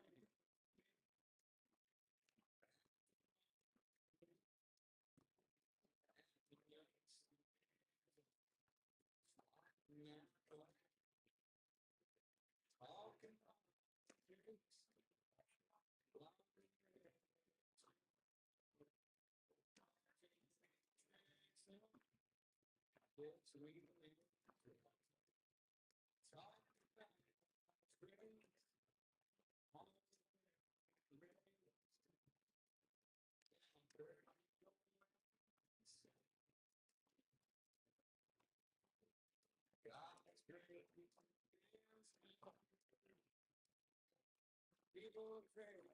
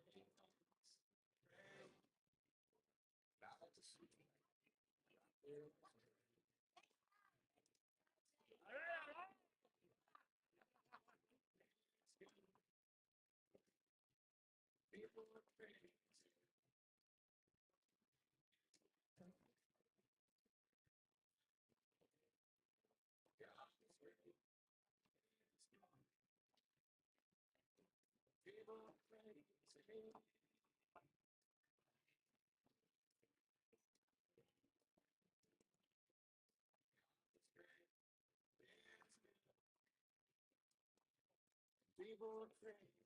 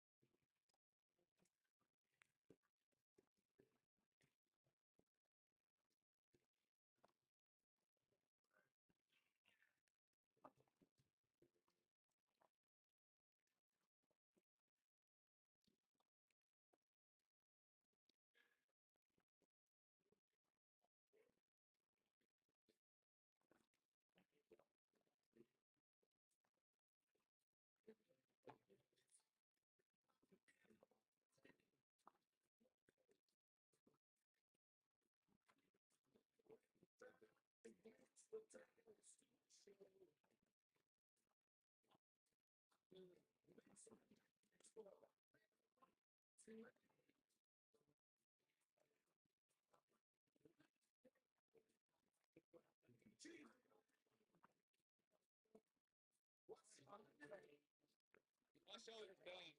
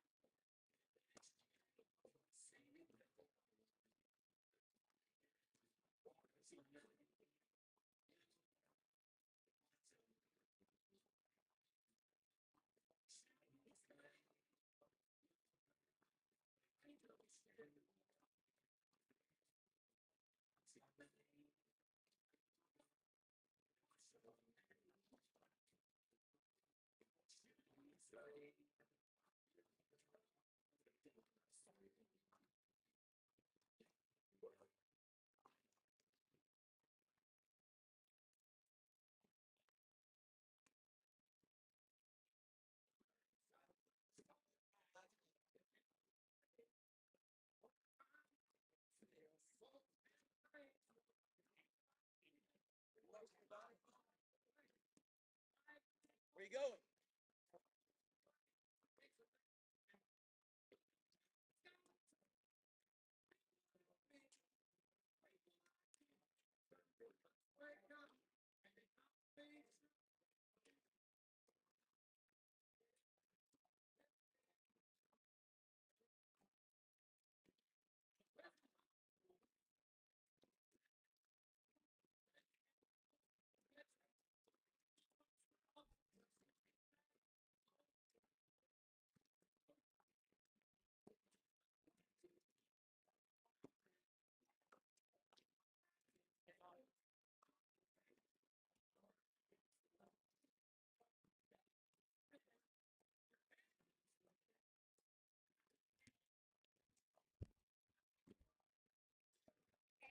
That'll might be a lead.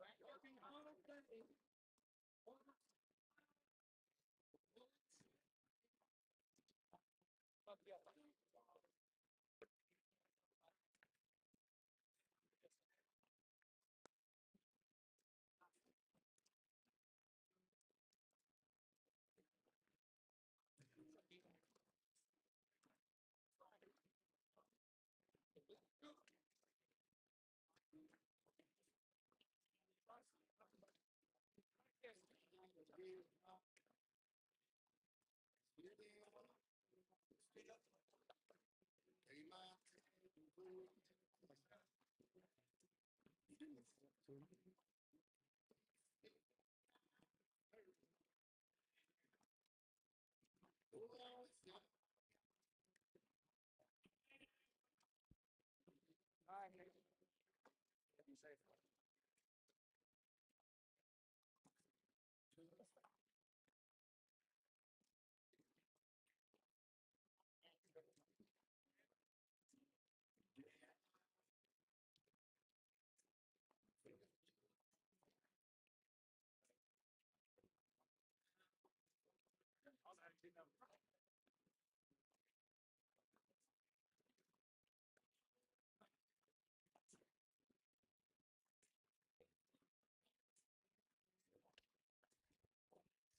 All right, the bracket is live, baby. Let's go.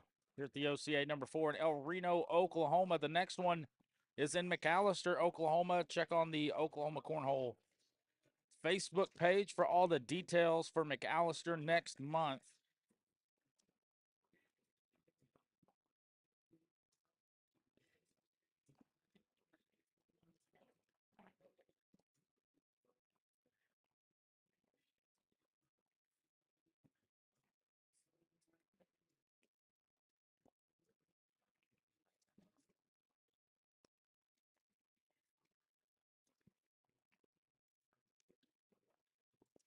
So this is elite doubles.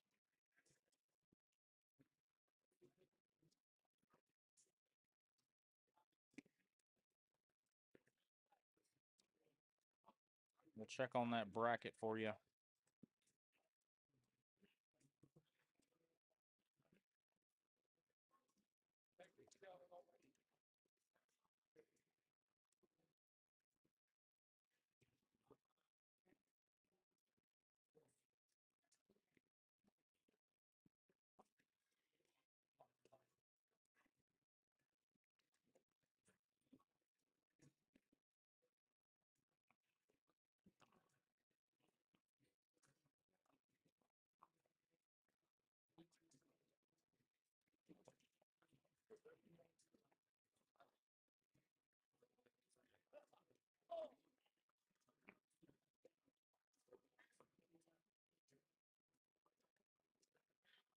All right. 3-0, opening up for Isaiah and Edwin.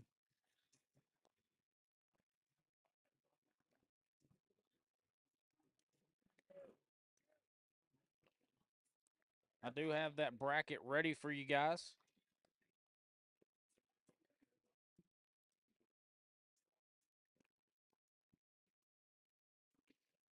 And I'll also keep you updated on competitive intermediate singles and backyard doubles.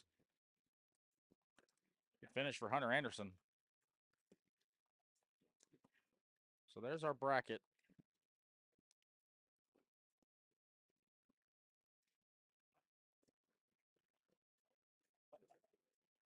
See if I can clean it up for you.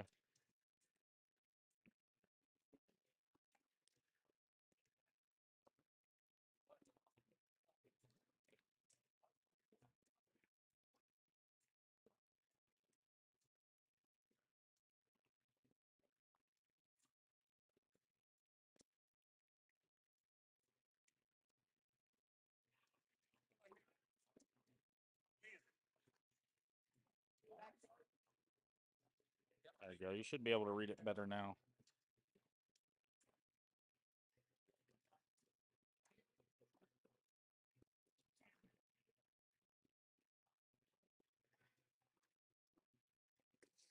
Airmail from Hunter Anderson.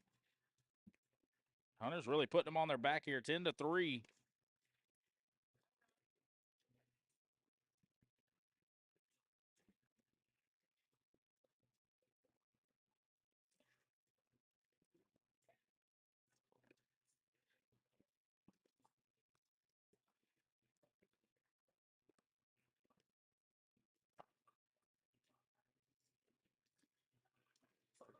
All right, so there's our bracket. Chase and Gary, 1 seed. Amber Riddle and Dustin Rivas, the 2 seed.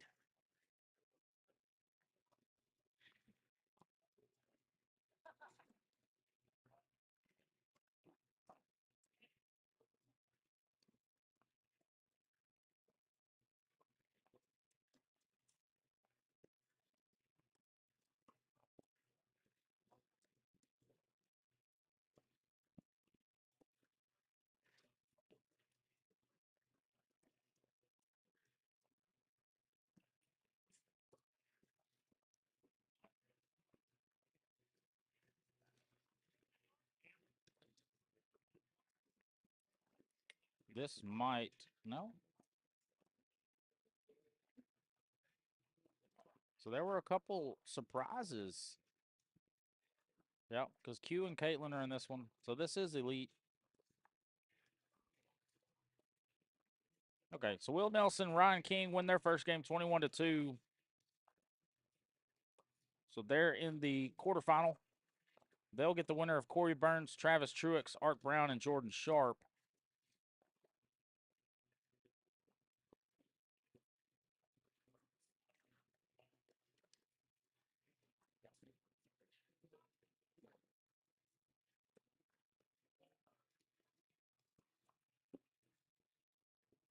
Hunter Anderson continues to impress. 10-6-7 so far in this game, round number 7.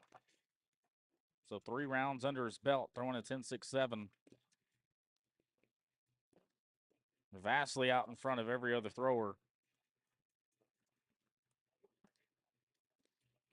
Isaiah Reyes, the competitive singles or advanced singles champion.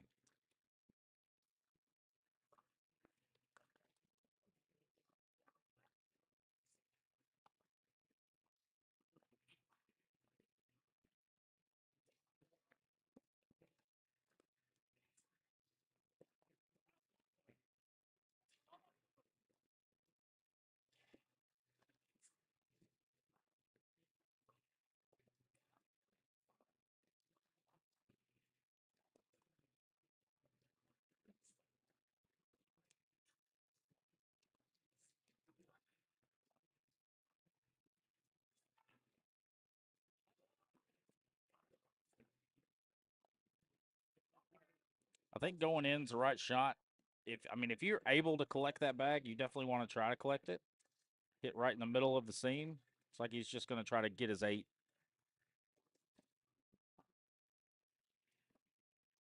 And he does, 8 on 7.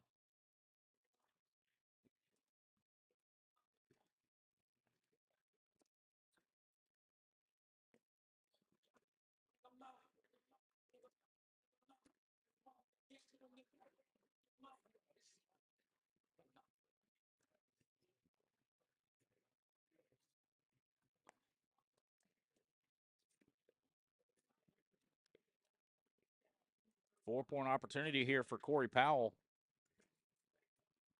Little too hard.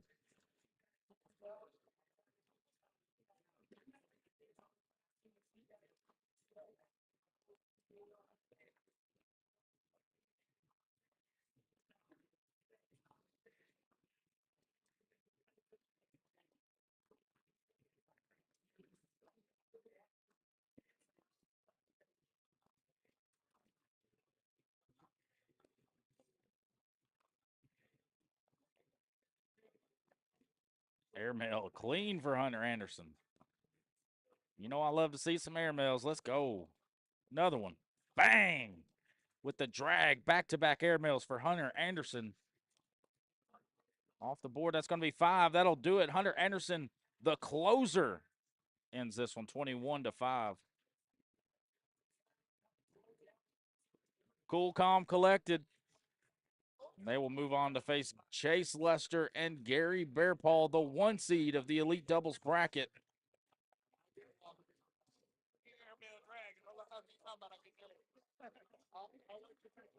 Yeah.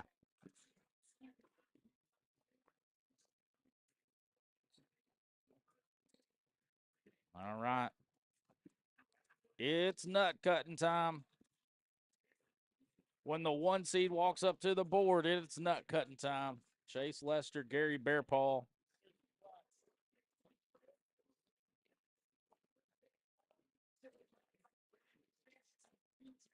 And this is interesting if all right, so here's the keys for Hunter and Corey. Corey's throwing against Bearpaw. Bearpaw is one of the best throwers in the country. Chase Lester's right up there with him with his own bags. We've seen him struggle a little bit with Bearpaw's bags. It's nothing he can't handle. It's those dirty board rounds when he's used to being comfortable with his bags and his shot selection. The bags just aren't working like he wants them to. Not saying he can't handle it, but there's a chink in the armor in which Hunter Anderson's he's thrown better with Hunter being an elite thrower, Corey being an advanced thrower. So that makes Hunter the better thrower on this team. and he's throwing against Chase Lester, who doesn't throw bear paw style of bags. So that's your chink. So if Hunter can stay hot, and if Corey, so for Corey, his keys are stay in front of the hole. Try to limit bear paw. And that's a loaded statement in itself.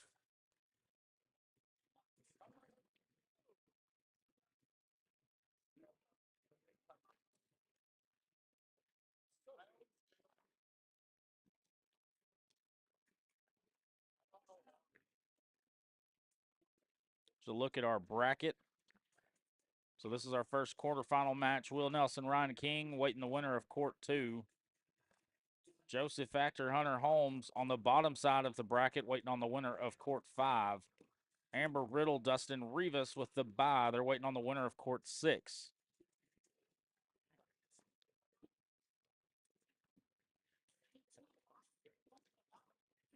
Good look at our 187 Customs Cam on the left. Gary Bearpaw on your right. Corey Powell.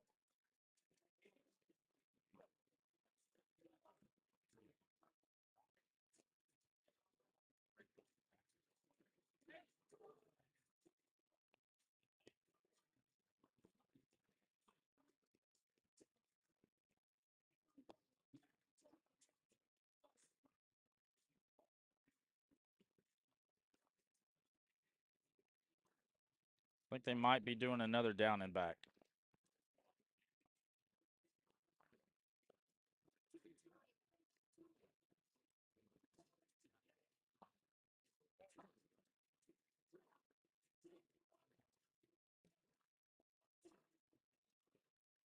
Oh, these bags are live.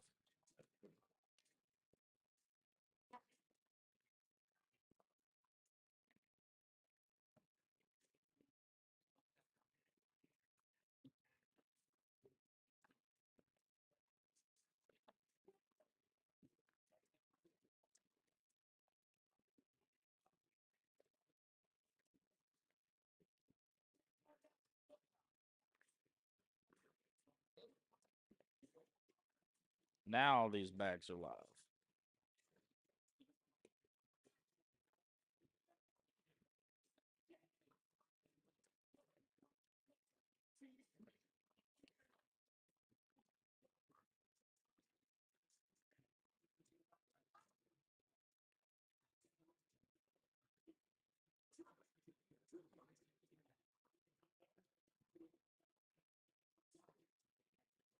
Hunter's going to open up with a 4-bagger.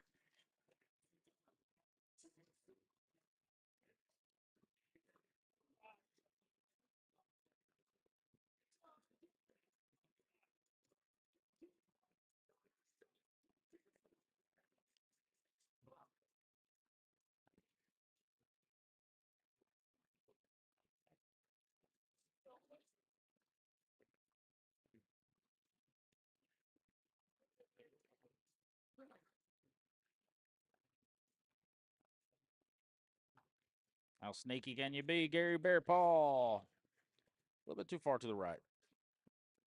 Another 2 points, make it 4-0 for Hunter and Corey.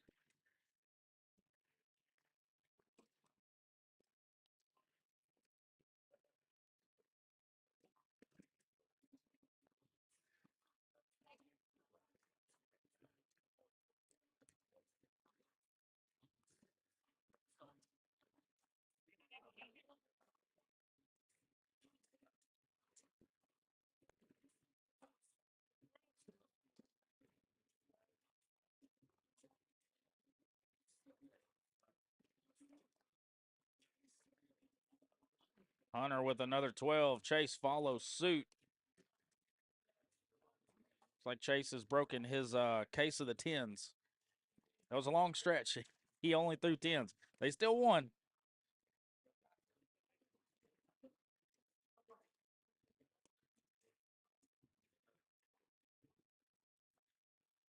That's what they're going to need. Hunter's going to have to hammer the hole.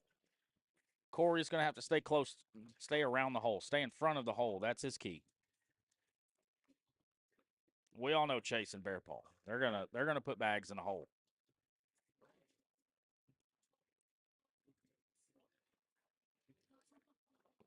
And so far, Corey's done his job, scored 2 and a wash on his end.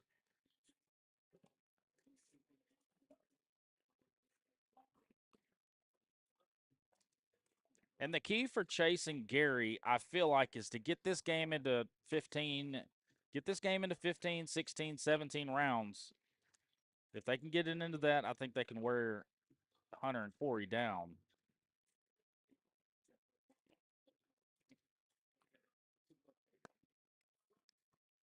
12 on 10. That's 3 4-baggers in a row for Hunter Anderson.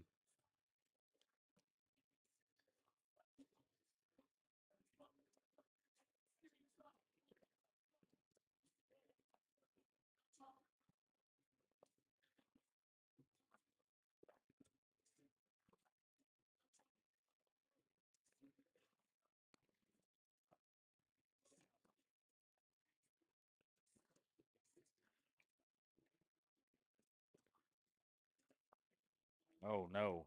He went airmail. I don't agree with that aggressive shot. Put it in the hole, give up your 2.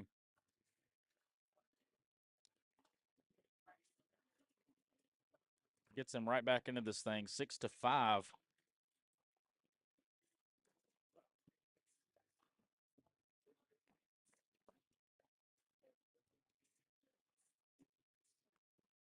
And see, that airmail attempt from Corey has a ripple effect because then it creeps back into the other side of the board, into Hunter's side of things. It's like, yeah. See here, you put it in, give up your 2. When you're playing against an elite team like Chase and Gary, you got to limit the damage. It's going up. 9 on 5. 2 rounds, 9 points.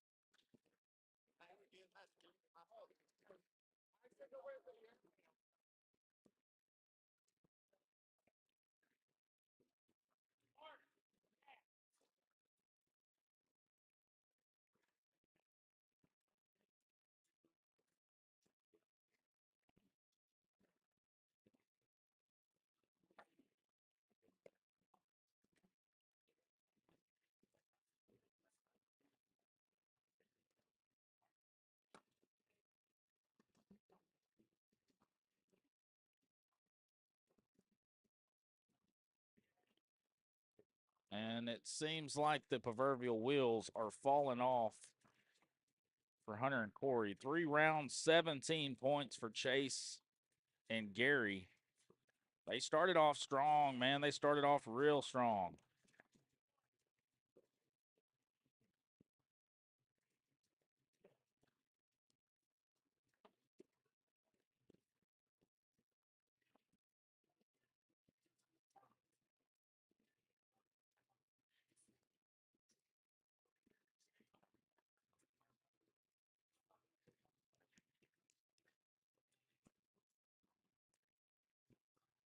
Just like that, we are into the dreaded numbers. Another 3 points, 20-6. And see, as a partner, you know, like from Corey's standpoint, you know, you're throwing against Bear Paw. He's throwing his own bags. You're listed as the advanced player. Your job is not to be aggressive. Your job is to limit the damage and get the bags back to Hunter or back to your partner. And then it goes both ways, you know. Hunter can do the same thing for Corey and not being aggressive. But yeah, that 5-point round just really threw everything off. Because then on the flip side, Hunter answered with giving up 4 points on his end, and then another big round given up. It's the story of the big rounds here. And that'll do it. 6 unanswered for Hunter and Corey, 21 unanswered for Chase and Gary. Just like that, your 1 seed moves in to the semifinals. Looks like we're going to get Brian Mayfield, Jody Browning, Hunter Anderson, and Corey Powell.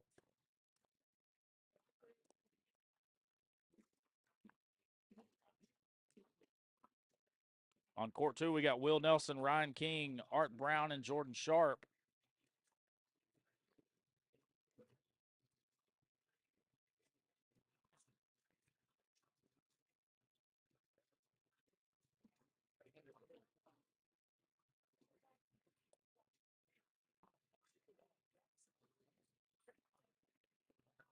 Attaboy.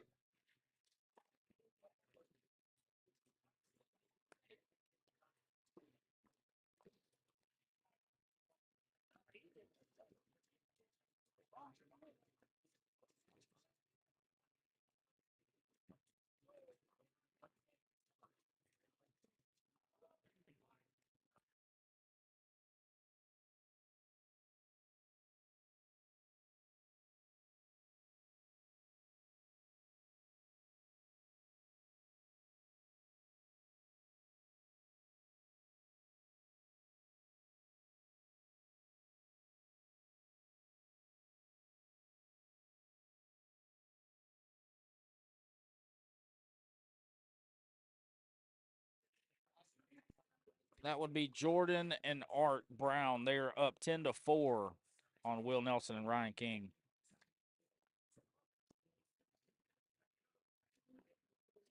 While they're doing the down and back, we can watch a little of that game.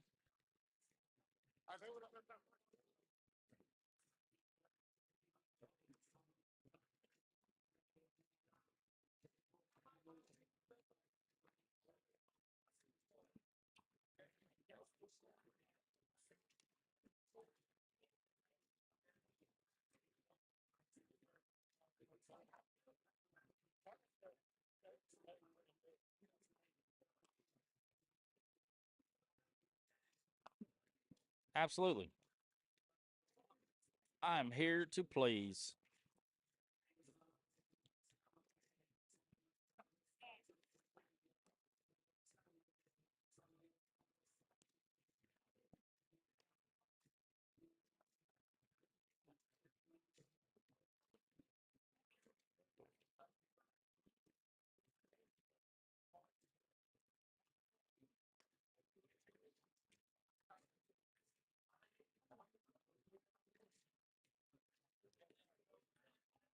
Here's a look at our bracket.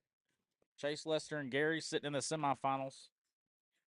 We are live here. Jody Browning leading things off. He's going to be on your right. Hunter Anderson on your left.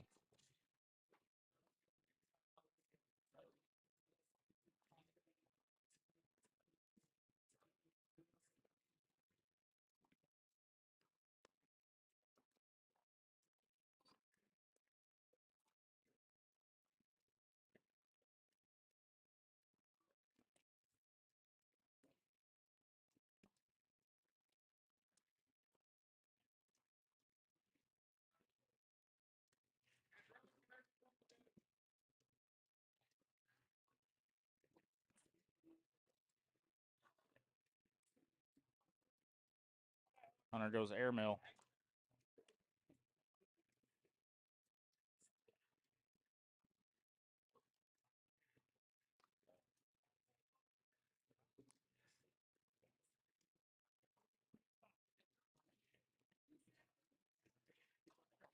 $16.5 for Jordan Sharp and Art Brown.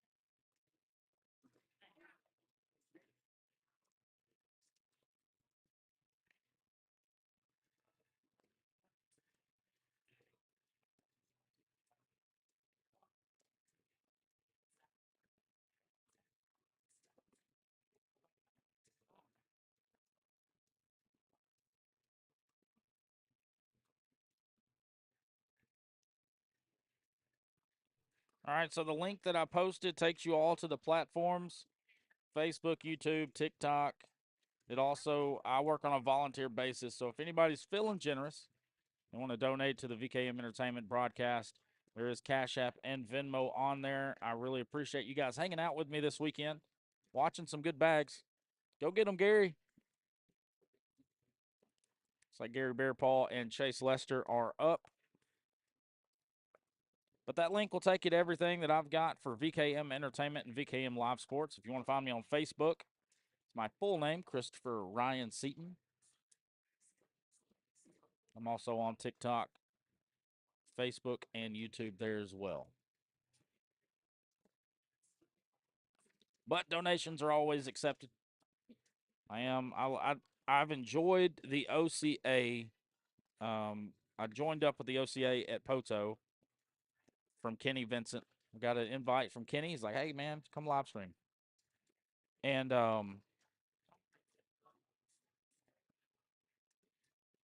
I volunteered to come to Reno just because I love the atmosphere and I enjoyed meeting all the players with the OCA in Poto last month.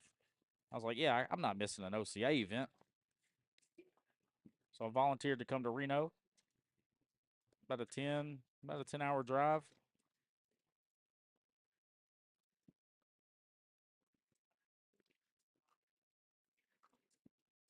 But I've enjoyed every minute of it. It's been nonstop action since Friday, 7 p.m. to today. And today is day 3. So if you could go to that link, subscribe to the YouTube channel, like and follow the Facebook page. That'll mean more to me than anything.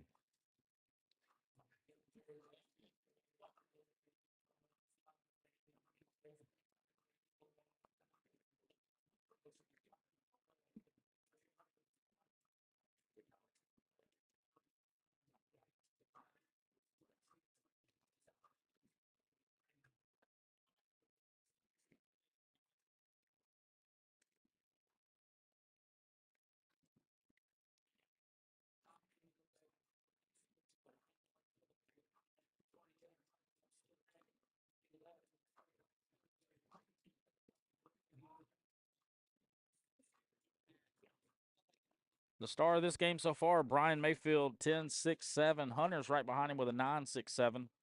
Corey Powell, 9.33. And the Jody Browning with a 7.33.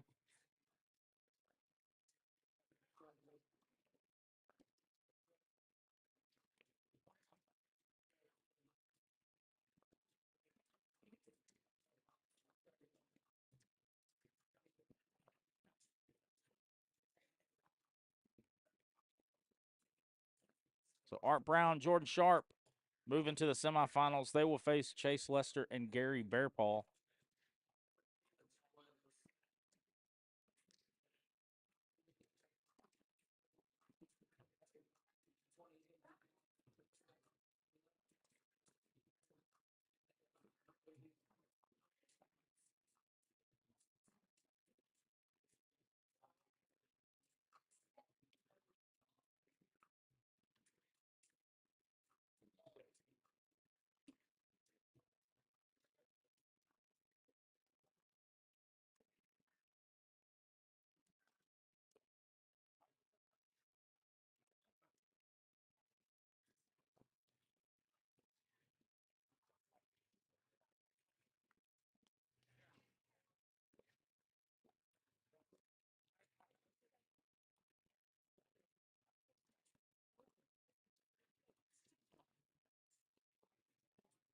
Miss Anita, thank you so much.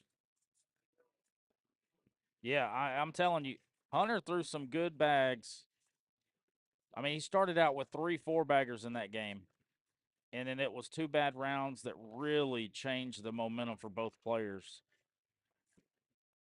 Miss Anita, you're an angel. Thank you so much.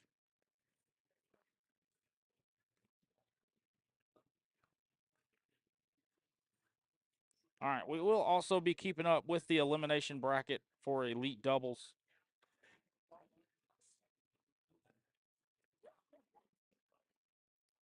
But Bearpaw Chase, I think they are. Let's find out what court they're on. They're going to be on court 5. And they, I feel like Gary just walked away, and the score's already 6-0. So I don't know who opened it up, but Gary and Chase are up 6-0.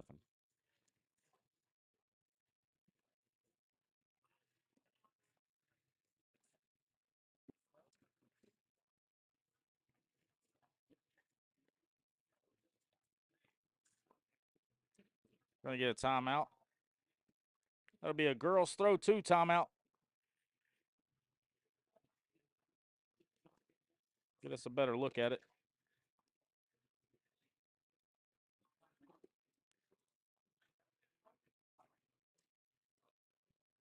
So Brian's looking at it.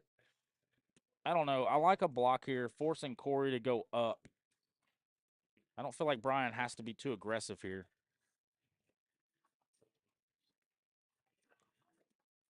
We'll leave it right here for you. Bar soap. Hey, I love to see a bar soap, especially on the live feed. He's going fast side. He tries airmail. The way it came out, it almost looked like he was trying to cut roll. Corey going hard at it. It drips in just for dramatic effect. That'll be 5 for Corey Powell. Yeah, I really feel like, so that's the elimination bracket for elite doubles. Their fights continue. Wally Imani and his partner, they're out. Corey and Travis are out. 15-9, big lead change right there for Corey Powell. That's a big bow cornhole lead change.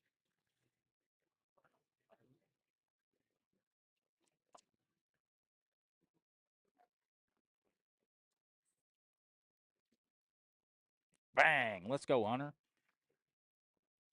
Ooh. Hey, Jody was hitting the airmails all day long yesterday, man.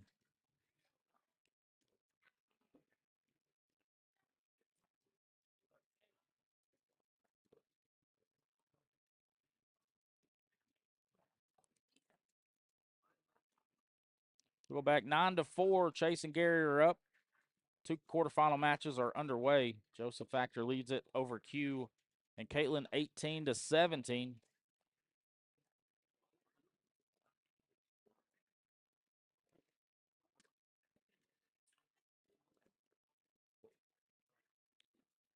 There's a couple shots that I haven't captured on my live stream yet. Bar soap's one of them. A ping one's another. We've seen plenty of airmail drags. We've seen plenty of rolls. I'm waiting for that first bar of soap and the first penguin. I think I might be waiting a while for penguin. Just to fill out my bingo card, my VKM bingo card. Or I guess the live stream bingo card. That's actually a pretty good idea. Do the VKM, play a VKM live stream bingo game. Fill out your squares. Yeah, that's a good idea. I like it.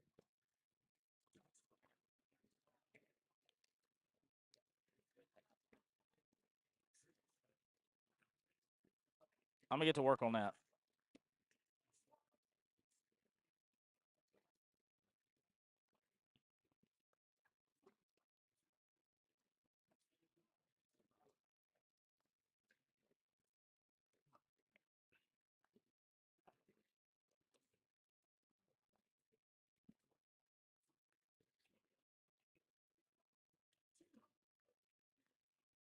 Oh.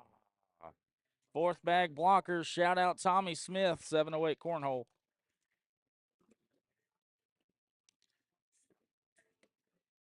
$19-9, and Hunter and Corey are on one of the dreaded numbers.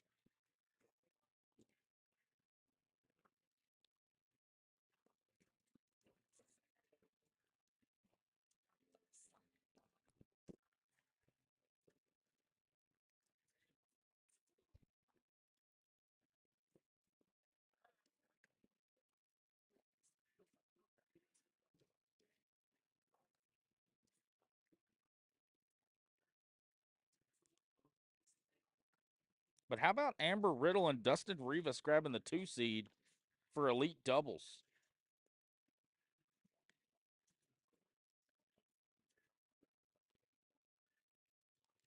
They've been throwing some good bags all weekend. Fought and clawed their way through the elimination bracket on open co-ed Friday night. Made it back to the championship. But Chase and Caitlin were just too tough. Corey with a chance to seal this one. That bag looks out of play for Brian Mayfield. Now it definitely is. He turned that corner. So here, put it in the hole, cross your fingers. That'll do it. Corey's going to take this one down. Corey's the closer. 21-9, Brian and Jody. Their run ends in elite doubles. Great run by Jody and Brian. Great bags. They went through rounders, played against some really, really tough competition. But Hunter and Corey, their fight continues in the elimination bracket. Chase and Gary up 17-10 over Art and Jordan. Amber Riddle and Dustin Rivas continue to impress. 18-8. They're in the quarterfinal match. Joseph and Hunter up 20-17 over Q and Caitlin, and that game is final. Joseph and Hunter will move into the semifinal match. They'll face the winner of court number 6. As we take a look at our elimination bracket, they're well underway. Our first 7th place game is underway with Hunter Anderson, Corey Powell, Mikey Melton, and Joe Salandiner. Joe Shiesty.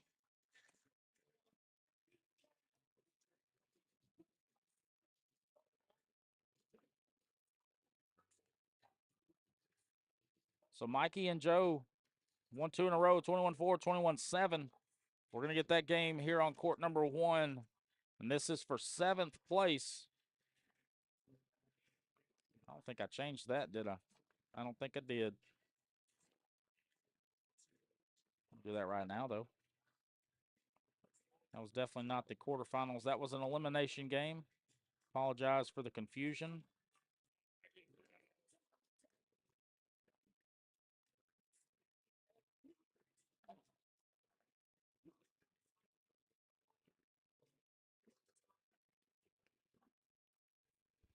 There we go.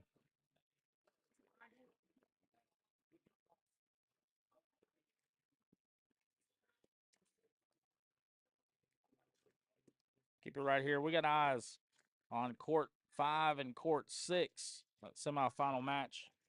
The winner of that game will go to the King Seat game.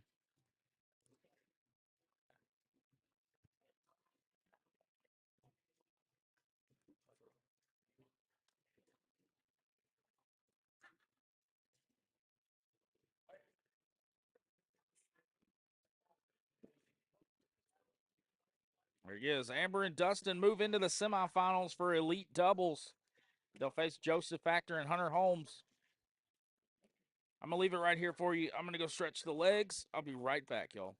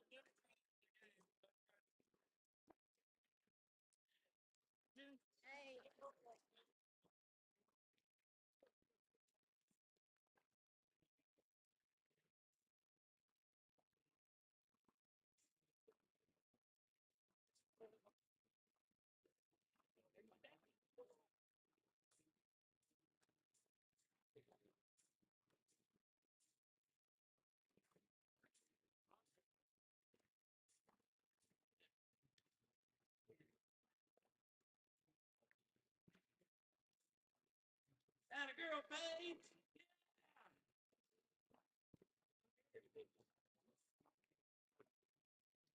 Paige Mayfield, yeah.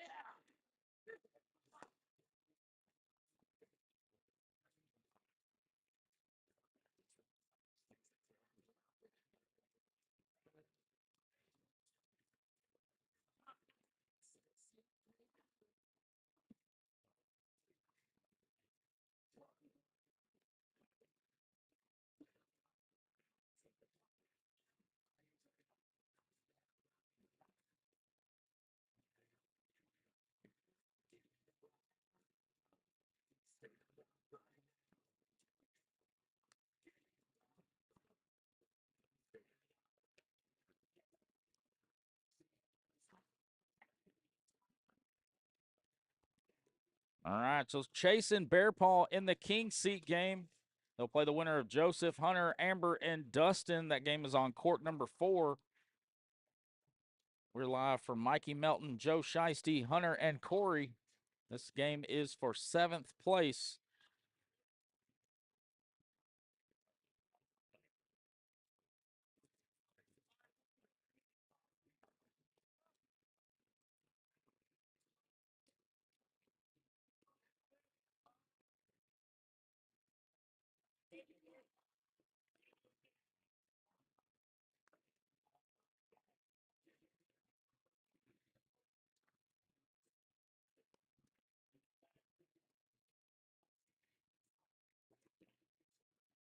Backyard doubles is underway.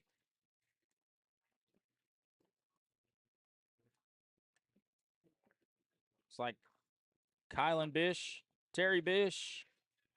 They're in the King Seat game. Laura Allshouse and Broderick. They're down 14-20 to Stephen and William. Stephanie and William, I'm sorry. That's the semifinal game. So winner of that will go to the King Seat game. And then we are playing the 7th place games in the elimination bracket. That is for backyard doubles.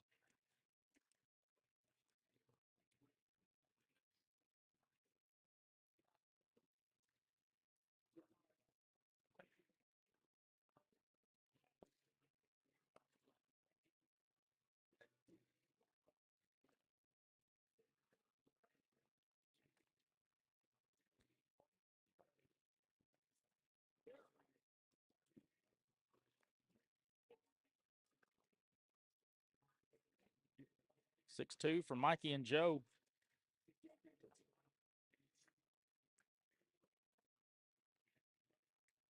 Airmail from Hunter. I like the shot. You've already got hole control. A back block opens the aggression door for your opponent, so I like the airmail there.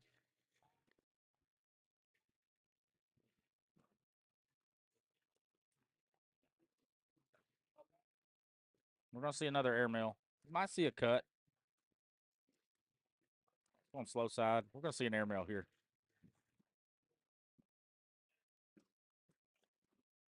Bang.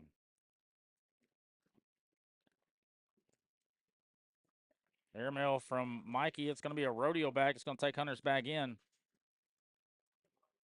He tries cut to go in, but he's still got hole control. 8-5 is what it shows. Mikey with the last bag. He's going up. Bang. Backside. Mikey with the equalizer.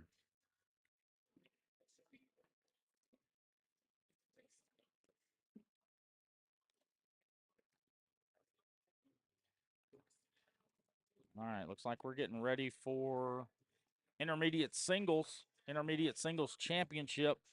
We're going to have that next. We're going to keep a close eye on the other brackets as well.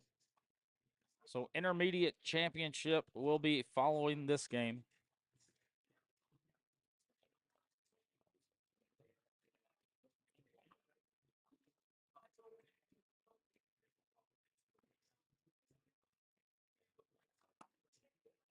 Fast side for Joe. Airmail from Corey. He hits it. Let's see another push from Joe. He hits it that time. In for 2. Extends the lead to 8-2. He'll do just that.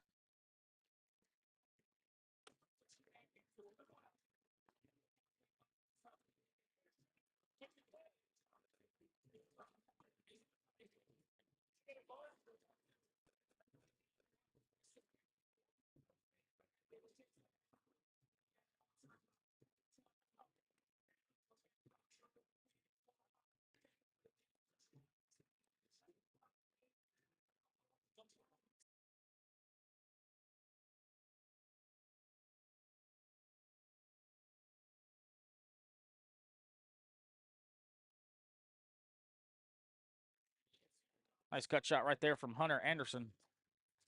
Hard push from Mikey. Oh, he's going to be a sneaky snake right around it.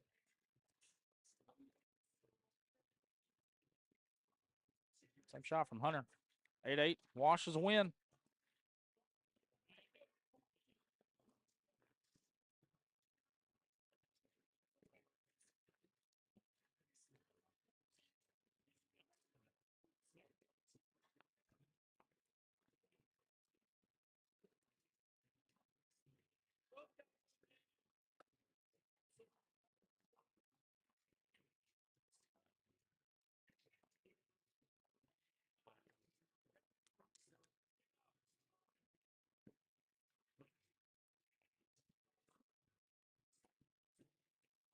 4-point opportunity for Joe Shiesty here.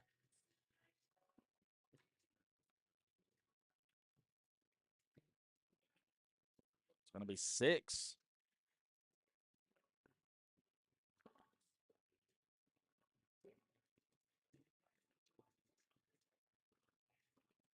Court 2, we got Clark and Zach up against Q and Caitlin.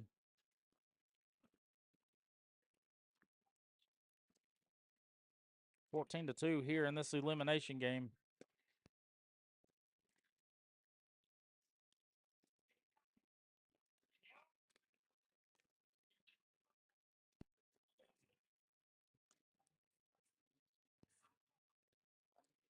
Mikey tries rollback there.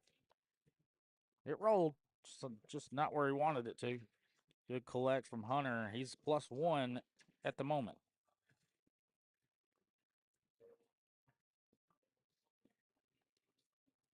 Back from Hunter to finish with a 10. 10 on 7. Give him 3. 14-5.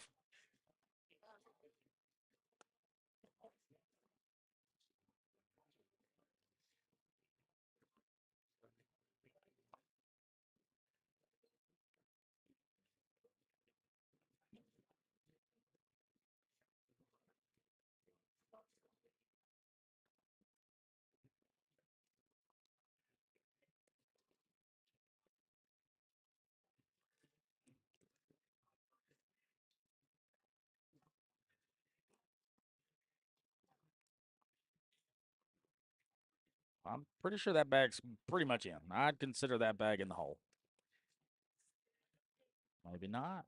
Now, if you're core, you do not want to be pretty here. Just put it in the hole. There he goes. That's a good bag.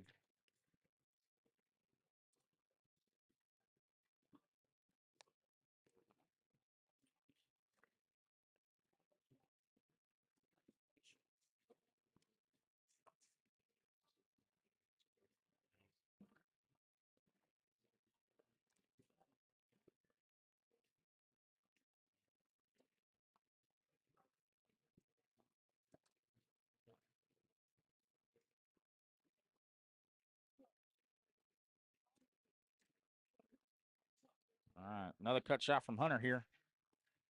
On fast side.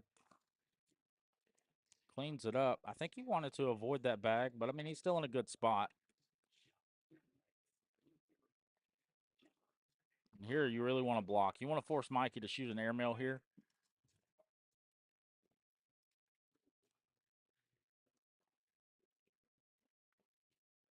He goes airmail, a little too short.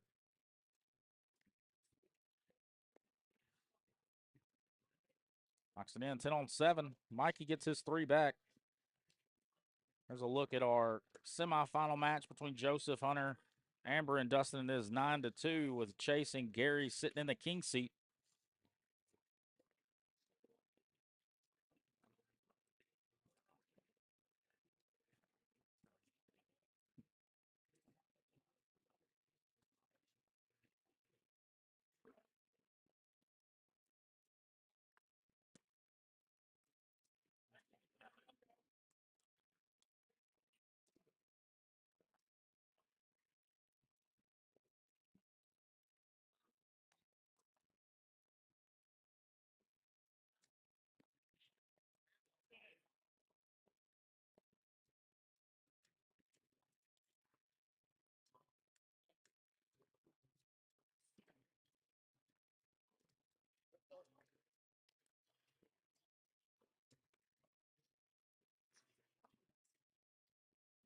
(19-7). We're into the dreaded numbers for Mikey and Joe.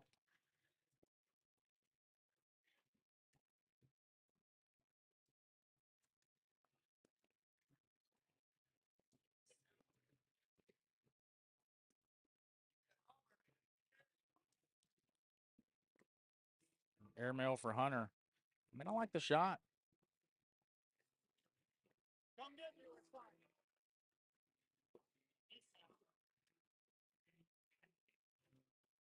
When you're playing with house money, you're already guaranteed points. Might as well shoot it just a little off the mark. I mean, Joe and Mikey have been tough here. That's all that we were excited about.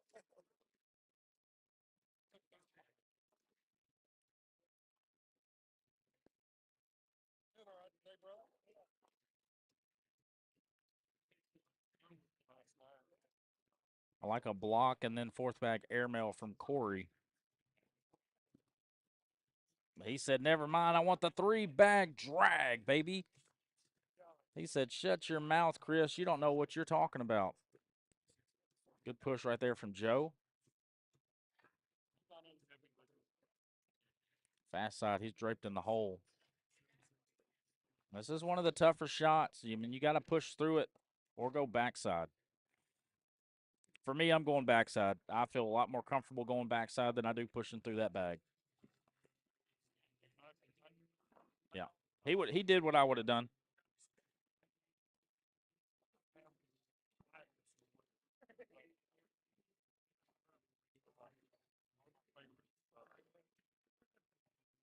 $19.11. Hunter and Corey in double digits. Mikey and Joe on that shredded number 19.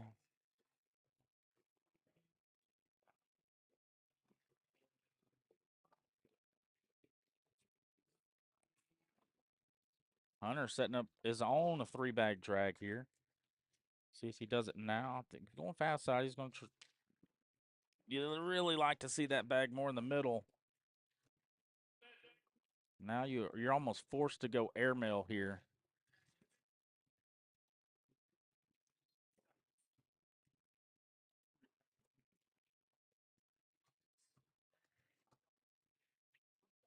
He gets one to fall.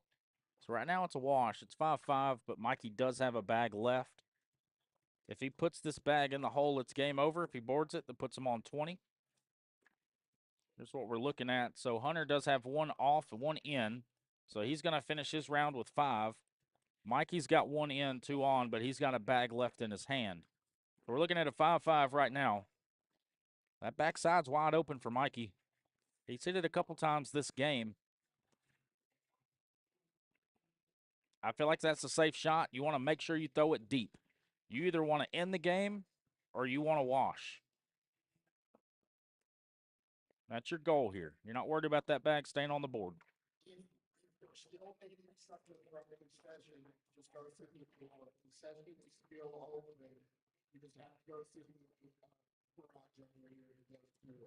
All right, the deliberations are over. Let's see what Mikey decides to do here. I like the backside airmail, throwing it deep. You either want to be in or off. He goes hard at it. They still get one, puts them on 20.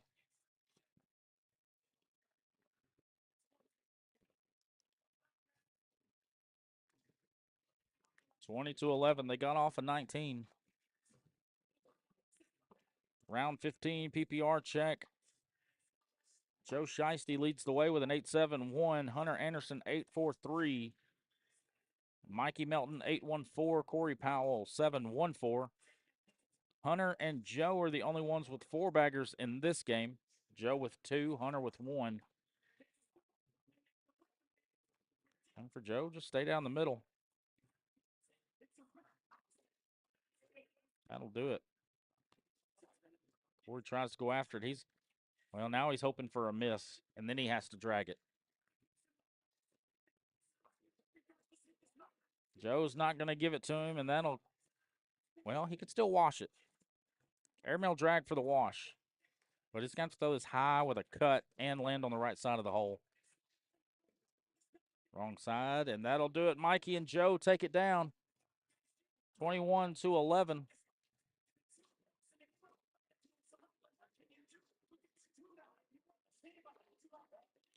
All right, let's take a look at our semifinal match.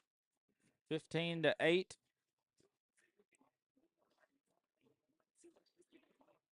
We'll leave you here for a second while I set up for intermediate singles championship.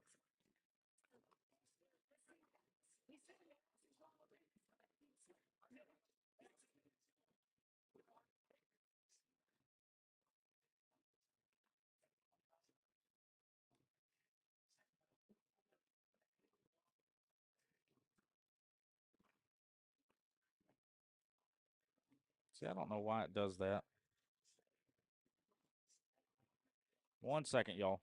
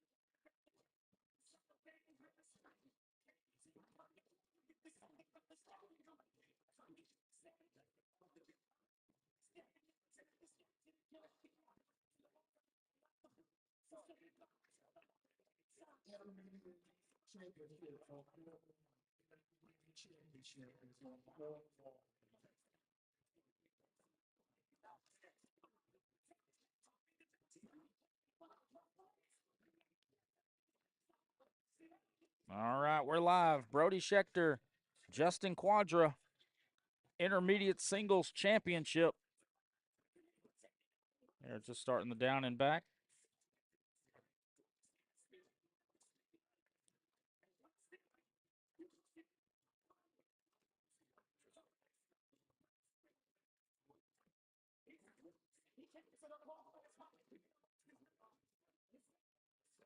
Looking at the girls throw 2 cam.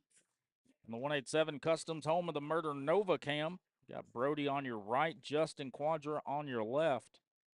Joe Shiesty sitting in the background after that dub on center court.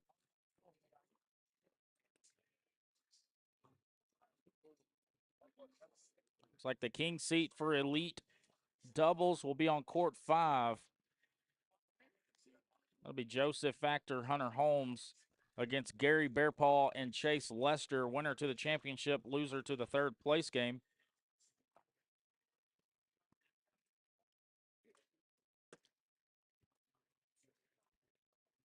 All right, we got a spin from Brody. Brody's going to win it. He's going to start us off. He's going to kick this championship match off. Intermediate Singles Championship, Brody Schechter, Justin Quadra.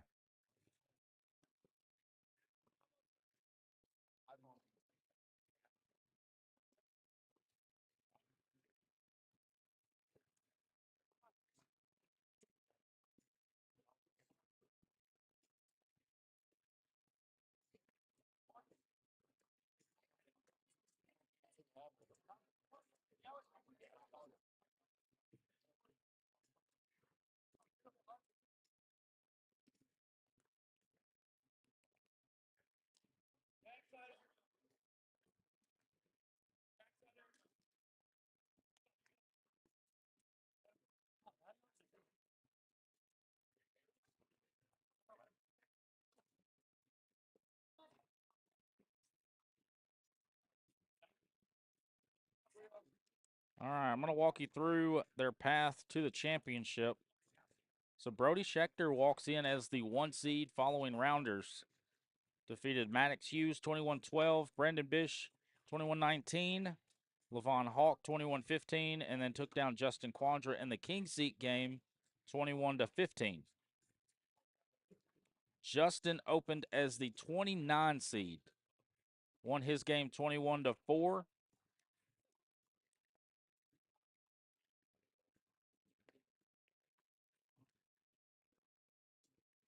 Over Brandon Atogui. Defeated Richard McMillian 21-19. Preston Thau 21-12. Jerry Lehman 21-10. And then fell in the king seat game to Brody 21-15. Dropped down to the 3rd place game and defeated Greg Cowan 21-1. So this is a rematch of the king seat game.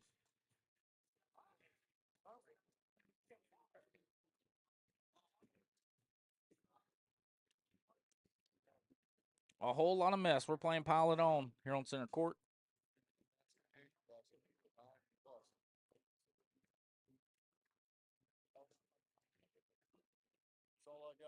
Brody still holding the lead 1-0.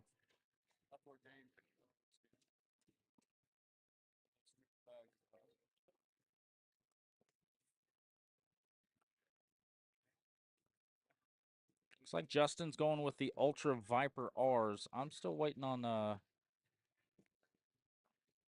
don't know what bags Brody is throwing.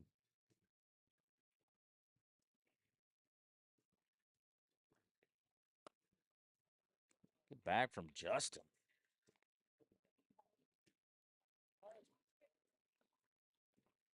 He's going to grab 3. A big bow cornhole lead change.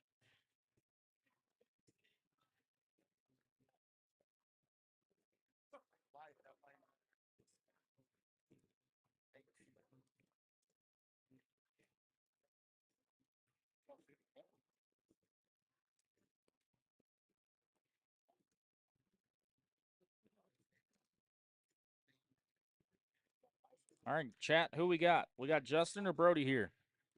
Justin has to double dip, so Brody's sitting in the king seat. We're going game 1, game 2.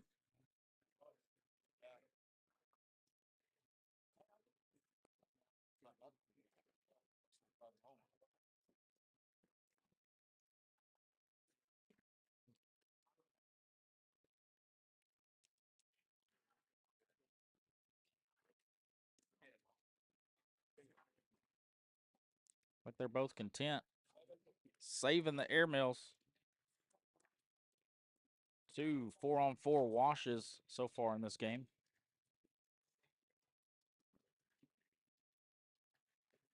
Brian Cake going Brody. He's going to stage off the double dip attempt. He's definitely playing conservative. Both players are playing conservative here, which I don't hate it. It's game 1. You've been sitting a minute. Big moment for both of these players. Brody goes roll.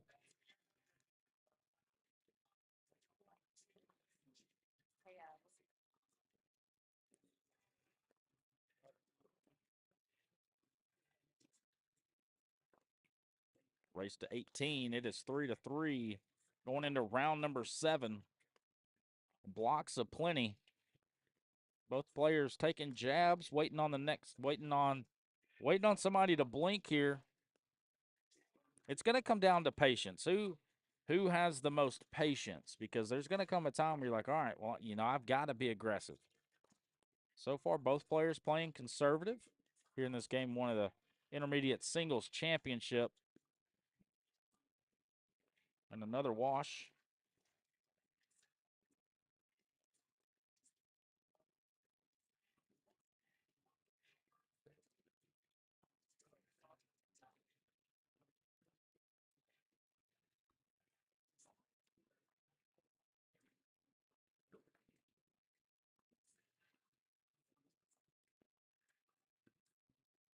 On court 2, we got Caitlin and Q going up against Trey and I think Alex Bailey and Trey Albert. Caitlin and Q. Good bag right there from Justin. He's going to grab 4.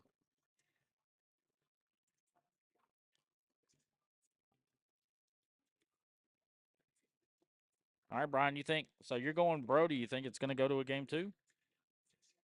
You think Brody's going to stage it off and take it down in game 1?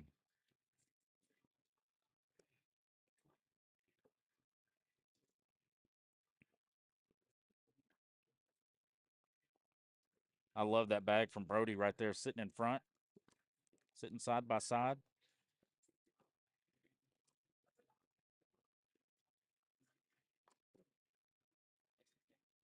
Conservative, give up your 2. I like it. All right, we're going Brody game 2.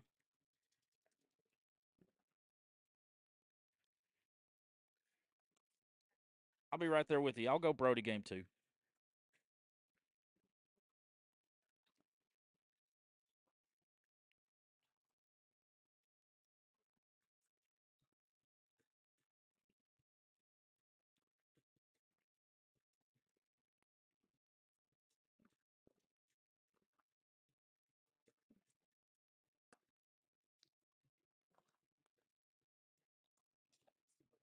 He tries to go left to right, took a step out.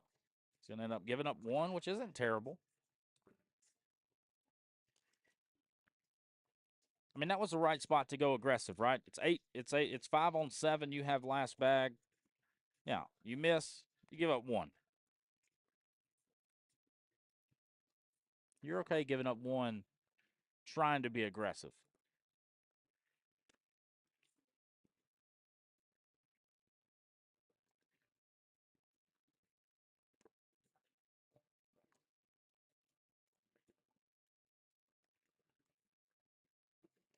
Justin's going to finish with a 10 on 6 for Brody.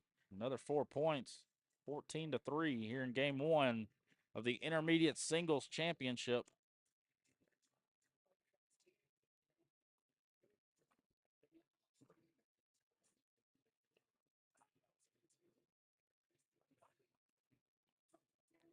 That first bag for Justin did go in the hole. And Justin's into the dreaded number.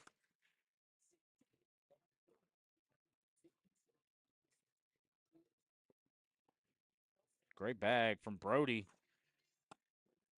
Justin cleans it up. He's guaranteed at least a wash.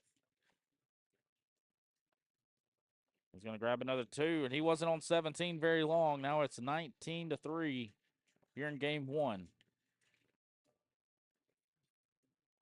And for Brody, hopefully he's you can't take losing game 1 to heart because you've been sitting longer than Justin has. Justin just came off of a 21-1 victory in the 3rd place game. I mean, you've got to look at it as, hey, I'm just getting warm. But for Justin, your focus has to be as good as it was in game 1. Because Brody is going to be tougher in game 2. It's a good block. Hard push. He's going fast side. Hard at it. What a push right there from Brody. 12 on 6, make it 19-9. He takes a big chunk out of that lead. But Justin just 2 points away from taking down game number 1 here in this Intermediate Singles Championship here in El Reno, Oklahoma for the OCA number 4 Regional.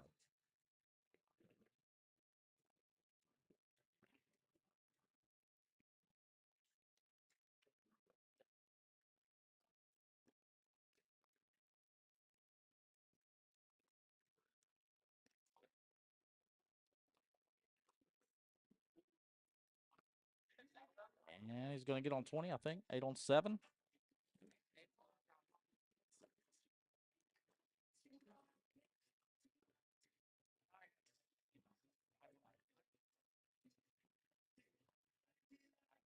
$20-9. And you can see the difference in Brody's throw now. That bag's actually getting to the hole now. Well, I'm excited. If this thing goes to a game 2, it's going to be a good one. But I wouldn't count Brody out just yet. He's still got some fight in him, it looks like. He's just getting warmed up.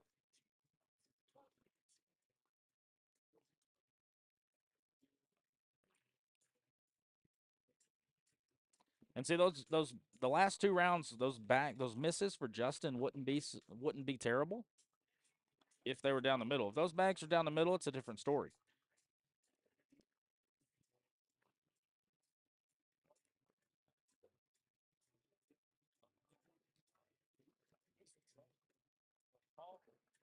Big opportunity for Brody, and I like that block.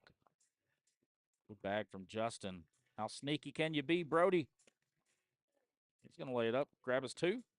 Grab his 2 and move on. Thank you very much. Thank you. Come again. 22-11. He's getting closer, Justin.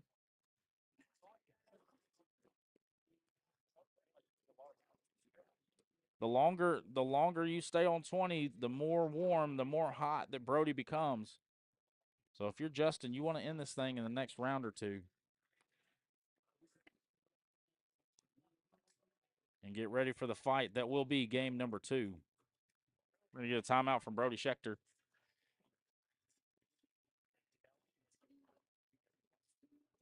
Got a whole bunch of mess.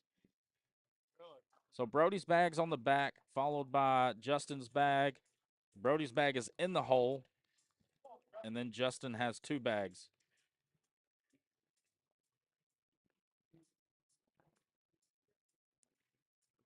Lay it up. It goes hard push. 8 on 7. No. Yeah. 8 on 7 for Brody.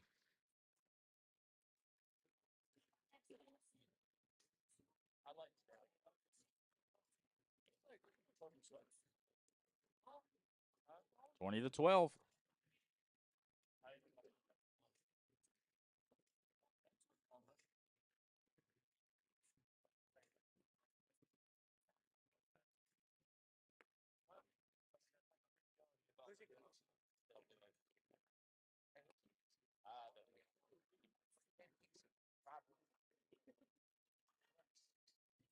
3-point opportunity here for Brody. Justin has to go in to limit the damage. He's going to go off the back. That's going to be 6. And just like that, it is a ball game, 20-18. What a comeback from Brody. And for Justin, he's got to dig deep. He's got to dig deep here. It's a fight.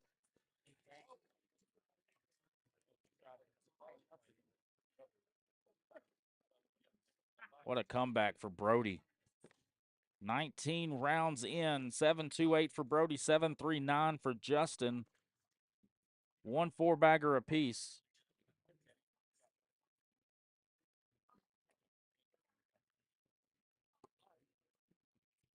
Justin went fast side. See if they go back to being conservative. Brody trying a little roll bag. It started to walk. I like boarding it here.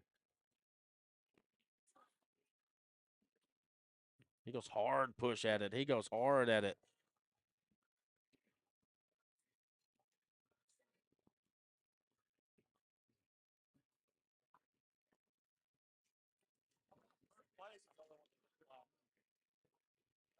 That's 2020. We got ourselves a ball games, folks. Race to 1.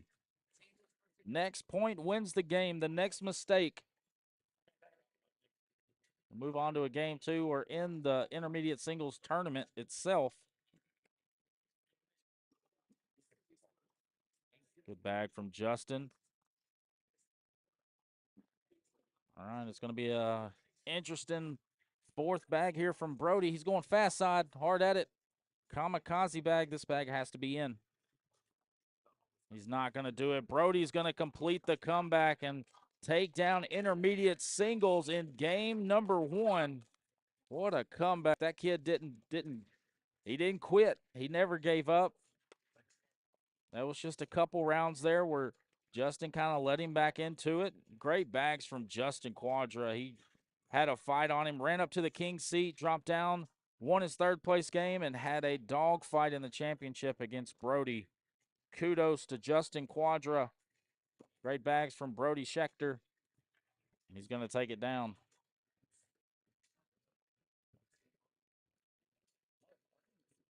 All right, we're waiting for our next move. I'll leave you on the support team. We'll be right back. I think we're going to have the competitive singles championship here on center court and then get back to elite doubles. And that king seat game is still going on. Chase Lester, Gary Bearpaw up 19-15 over Joseph Factor and Hunter Holmes. The elimination bracket, Mikey and Joe Shiesty sitting in the 4th place game. Alex and Trey up 14-5. That game's on court number 2, so we can probably swap over to it.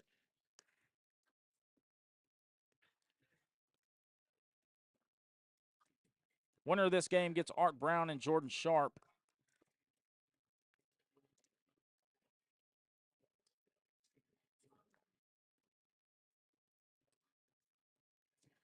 Intermediate singles.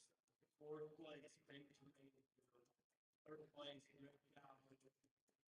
Justin Kudra, Brody.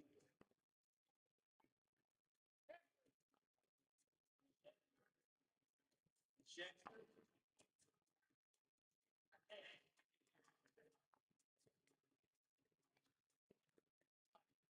Brody Schechter. Good job, buddy.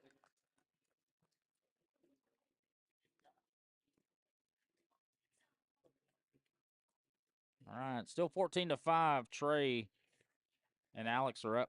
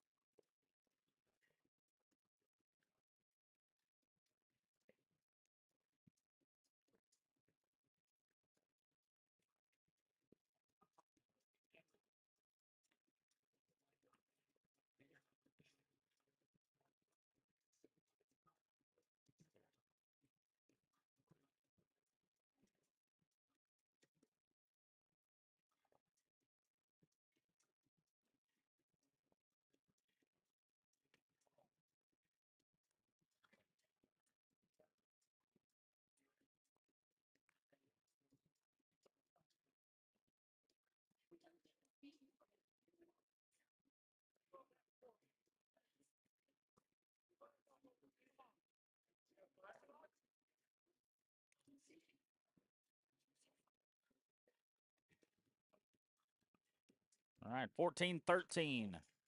Game just got interesting. Caitlin put up a big number on Trey.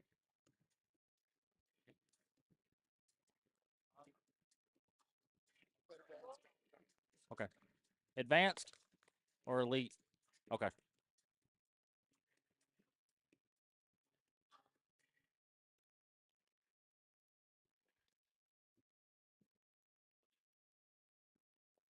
All right, looks like we're going to play out the rest of the elimination bracket on center court. This game is 16-13, Trey and Alex over Caitlin and Q. I don't currently have a scoreboard for this for court 2.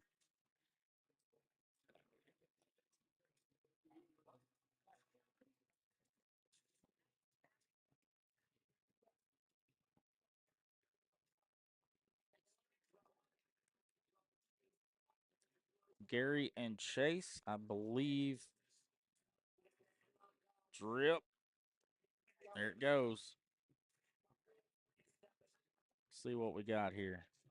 Yeah, so Chase and Gary sitting in the king seat. They won that king seat game 21-17.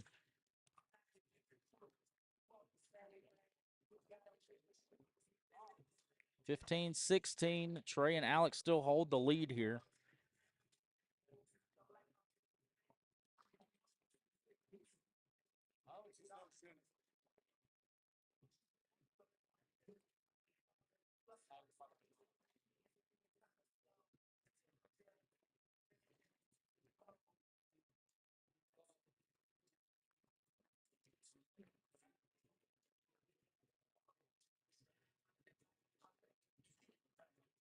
So this is for 7th place.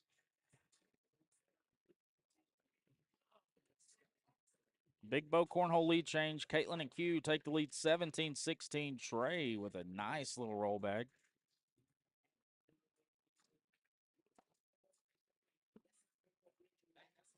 Tried it again. It's going to be, and it ended up being a good block.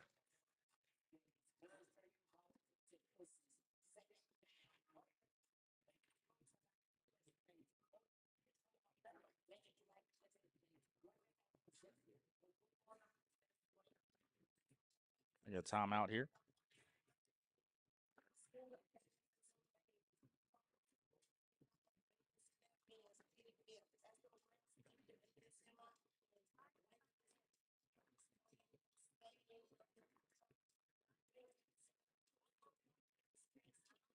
So Caitlin has a bag in the hole. That bag that's upside down on the fast side, that is Trey's bag. And then Trey has one kind of standing up in front of Caitlin's bags. So, I mean, she could go fast side, bump into it. Go fast side, bump into it. Maybe knock her bag in and sit in front. That would force Trey to roll or go airmail for the wash. She goes slow side into it. Nothing falls. So 6 on 5 as it sits. Roll back. Oh, what a bag from Trey Albert.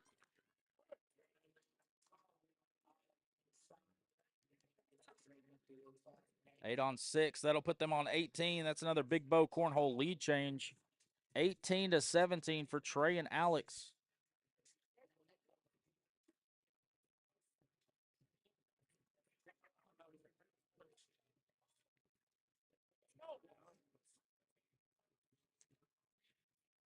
Alex was +1. Now Q is +1. That's if all bags go in.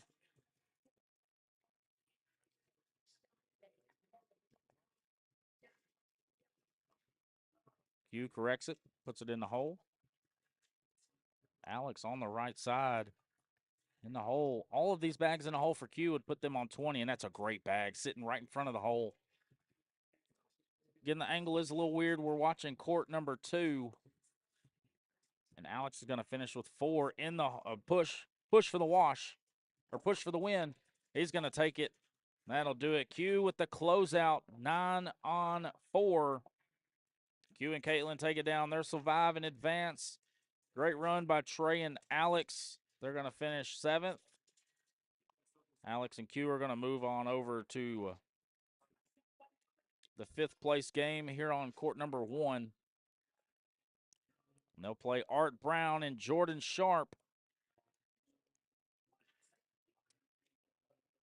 There's Nolan Muncie. Your pick's up. They're still alive.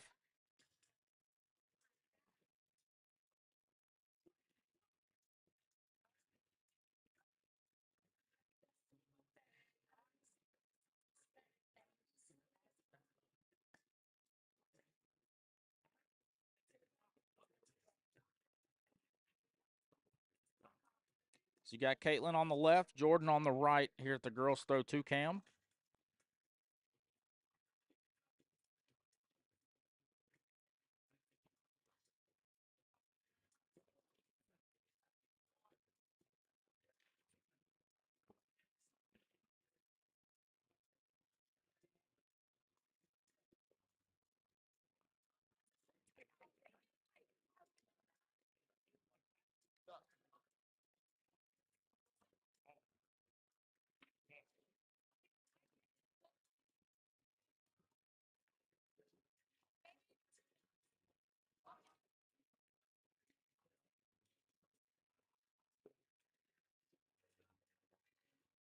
Our 187 Customs Home of the Murder Nova cam. You got Art Brown on the left, Q on the right.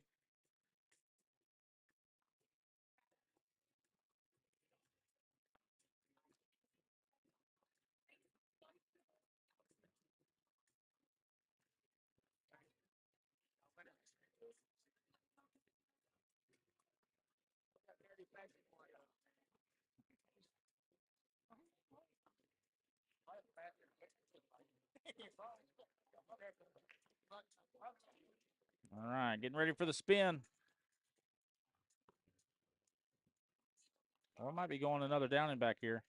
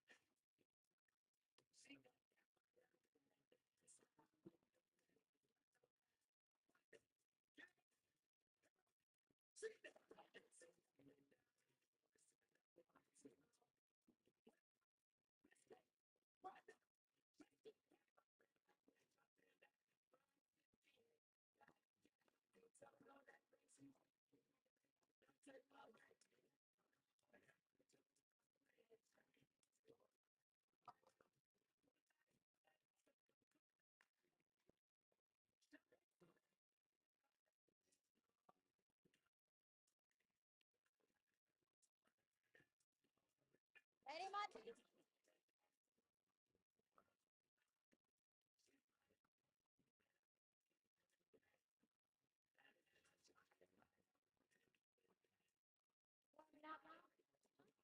Warm up.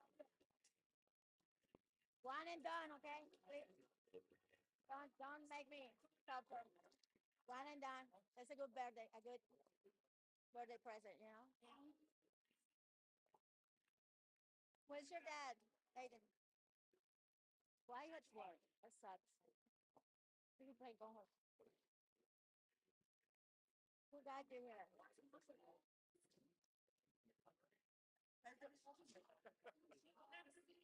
Bye, Connie.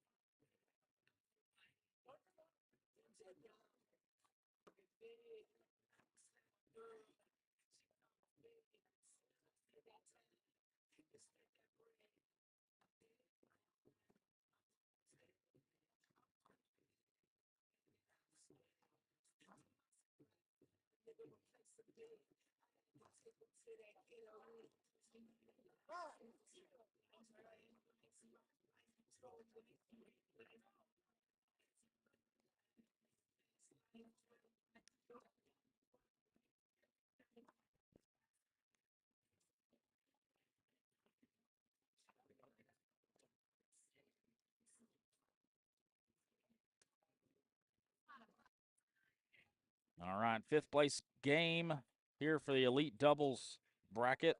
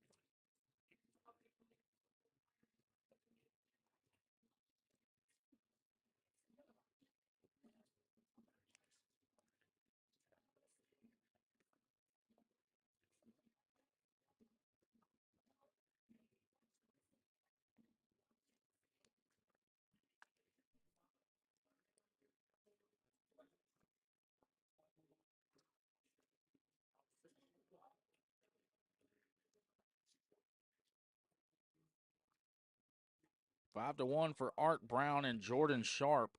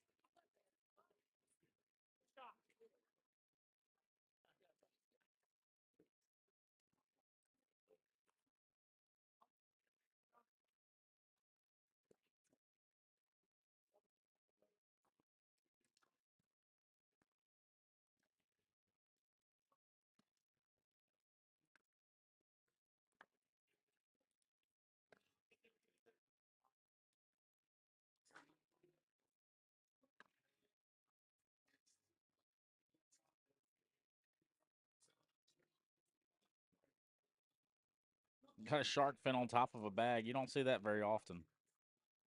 Heath Schofner, good bags this weekend, brother. Good bags.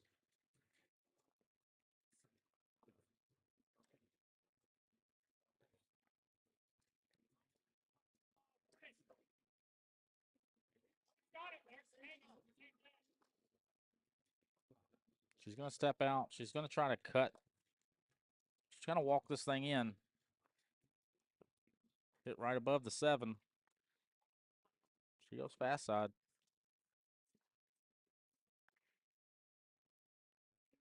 Jordan tries roll.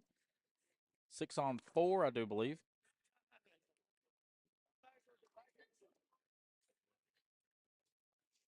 I think this is the only game going on in the Elite Doubles bracket.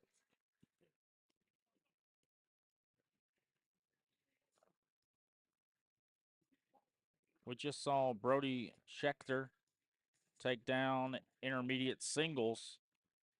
So that bracket is complete.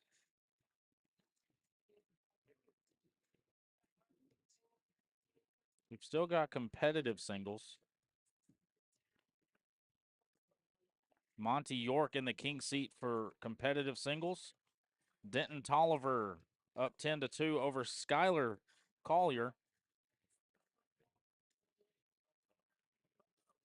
So that's the third place game. So the winner of that game will go on to the championship for competitive singles.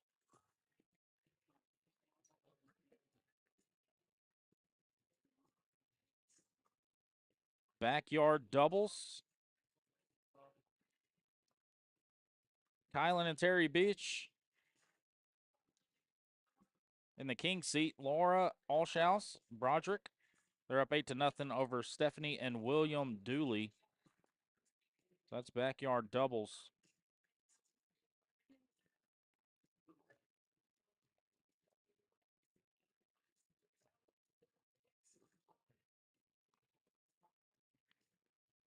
Check out advanced. Oh my gosh. How did that bag not go?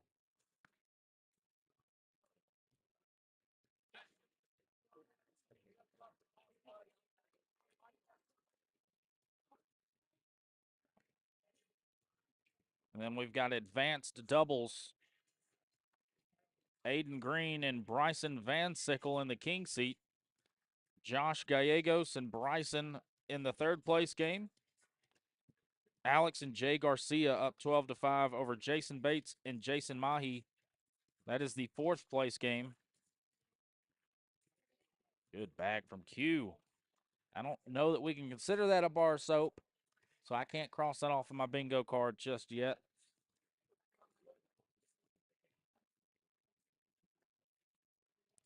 So 4 championships left to go today. Backyard doubles, competitive singles, elite doubles, and advanced doubles. We're going to get a timeout from Art Brown here. Let's get a good look at this thing. So Q has 3 bags pretty much in the hole. That back bag is just a filler. It's probably got a corner in the hole. But Art has one draped like half in the hole on the front left. Art has a bag left. So as it sits, it's 6 on 5. For me, I like an airmail that hits on top of Q's bag just on that left corner. Where Q's bag is touching Art's bag. There it is. He tries to bump it in there. Nothing falls. 6 on 6 wash.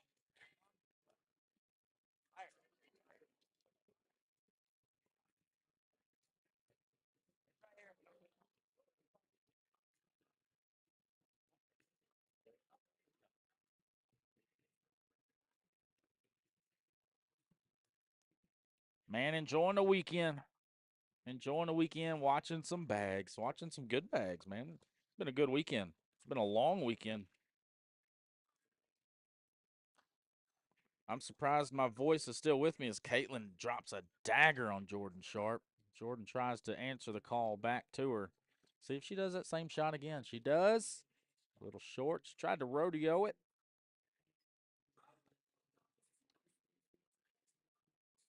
Gonna be a wash. 5 on 5.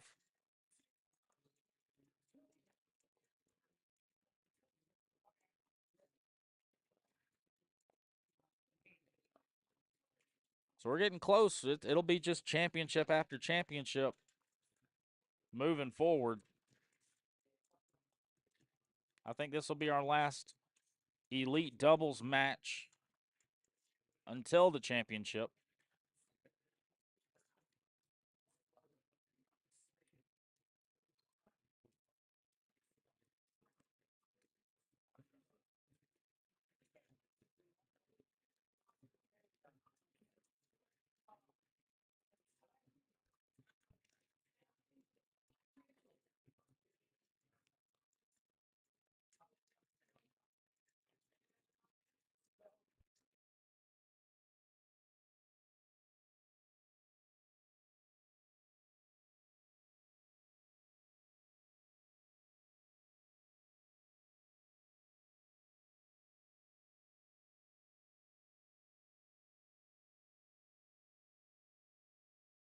My fault.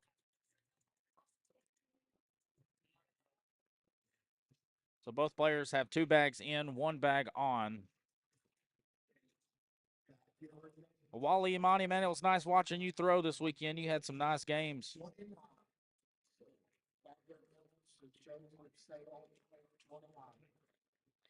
So backyard doubles championship will be on court 29.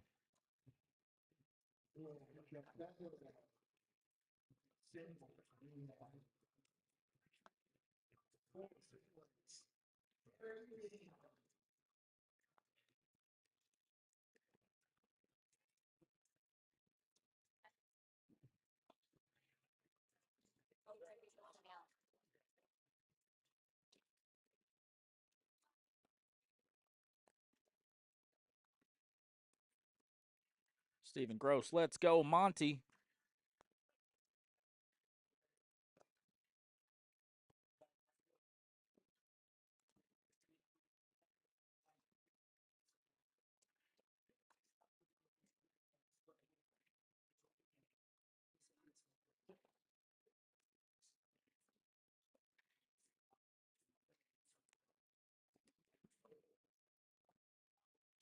Jordan tries airmail.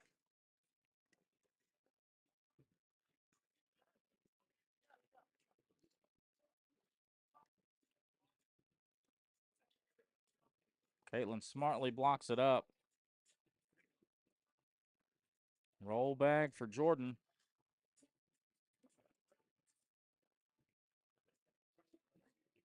Bang, airmail.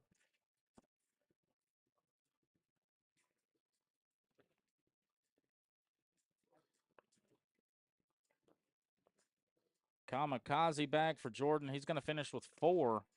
So Caitlin in the hole for a lead change. She's going to drag a bag 10 on 4. Give her 6, 16 to 13. And that is a big bow cornhole lead change.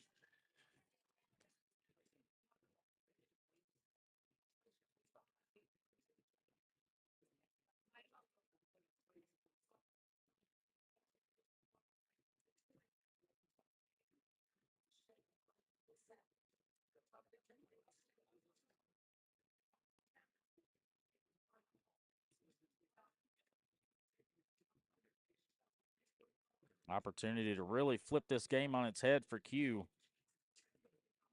It's a good bag. I don't think that bag on the left for Art is going to survive. That thing's falling. There it goes. Just needed a little couple more beads to shift around.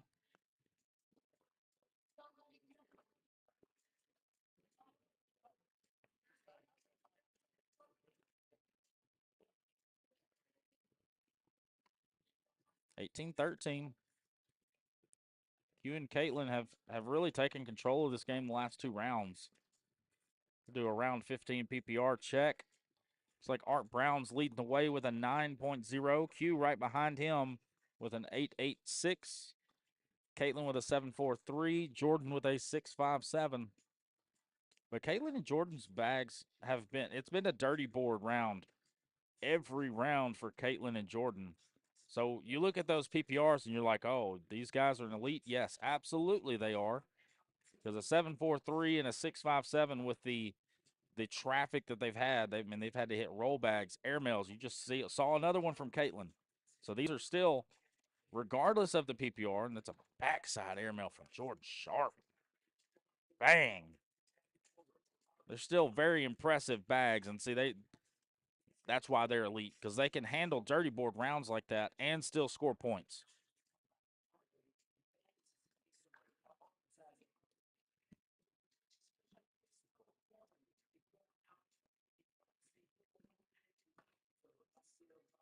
You and Caitlin move up to another dreaded number to 19.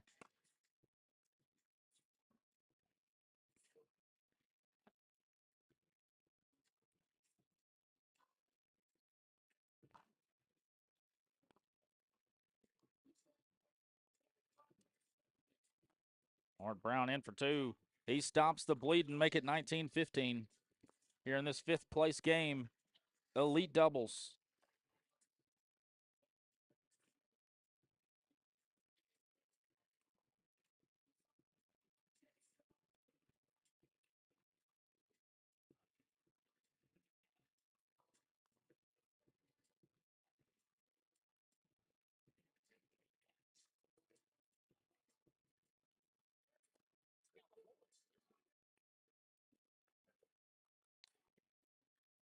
Caitlin's got to be careful here. Jordan's still in a good spot.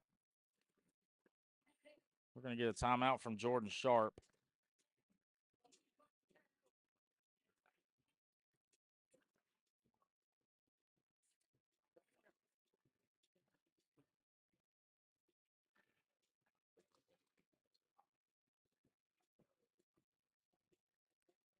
Can't see much right now, but Jordan does have one that's 3/4 in the hole, probably more than 3/4. But Caitlin has 2 stuffed in the hole.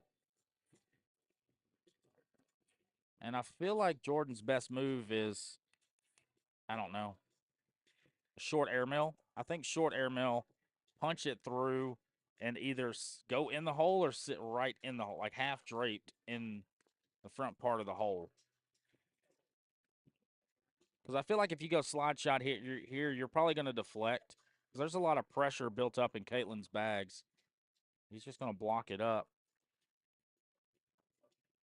He's going to force her. I mean, short airmail, same shot.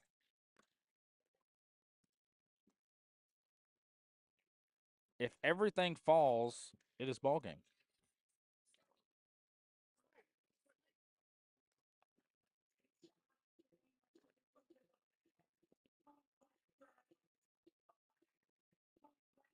Oh, Jordan's going to walk away with a point there. 7 on 6. You know he's wiping his brow after that round. He knew once he threw that bag off the board, I guarantee you, he's like, oh, this game's over. Isaiah Reyes, your advanced singles champion in the chat. Thank you for tuning in.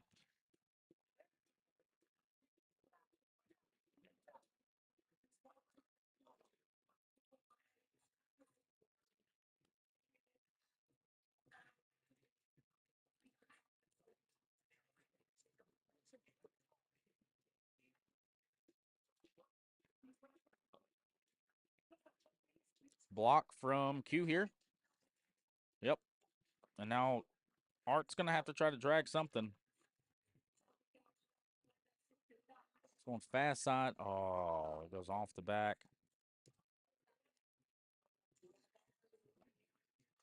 Roll bag for the win, and Q closes it out, takes it down. They're going to survive and advance.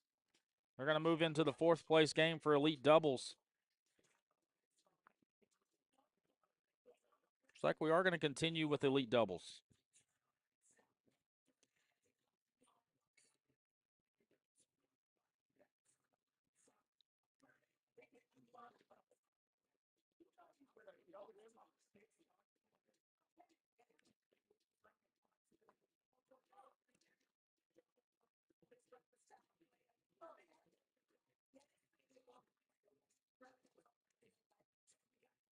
Well, I'm getting some scoreboards, so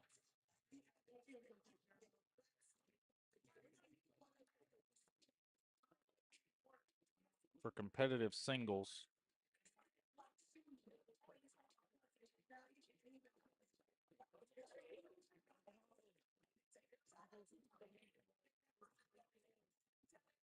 We'll see. We'll see what the game plan is.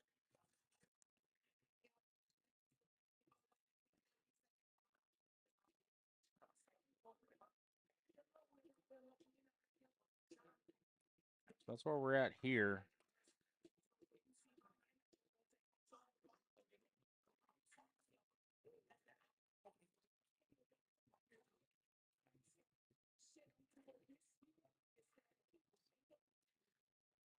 Check out advanced doubles, see where they're at. They're in the 3rd place game. Josh Gallegos and Bryson up 12-11 over Alex and Jay Garcia. So 3rd place game for advanced doubles. Competitive singles. They are playing their championship. So Monty York and Skylar Collier.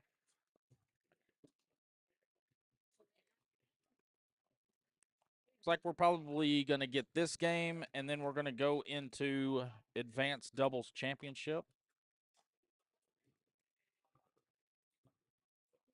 But thank you all so much for tuning in on Facebook and YouTube to the VKM Entertainment broadcast. We're here at the OCA number 4 regional here in El Reno, Oklahoma. I'm your host, Chris Seaton. We got some downing bags going on. Elite doubles. Another elimination game. This one's for 4th.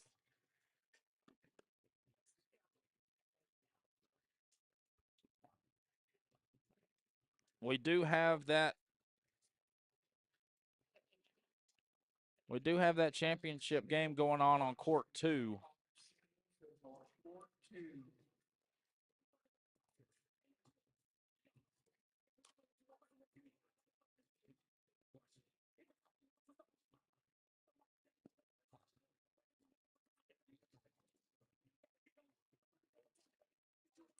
So that competitive singles championship will be on court 2, so we'll be able to bounce back and forth between the two.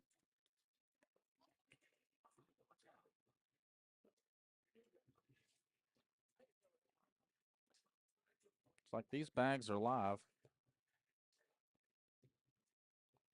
Steven, I am originally from Tennessee. Lived in Arkansas for a while.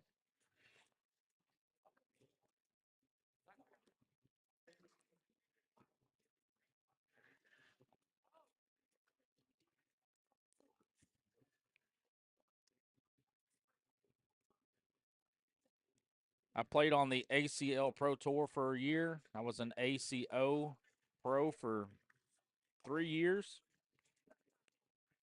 Entered retirement. Well, it's a soft retirement. I still play every once in a while. I don't play. I don't chase points or a status no more.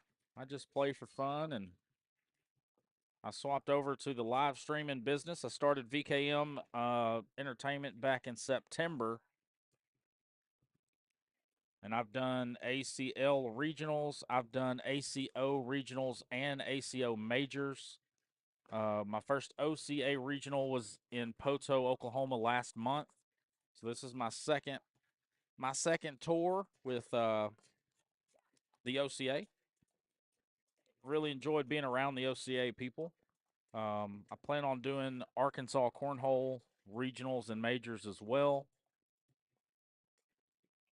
I've done some backyard tournaments, kind of all over the place. You know, I've done live streaming in Tennessee, Arkansas, Louisiana, now Oklahoma.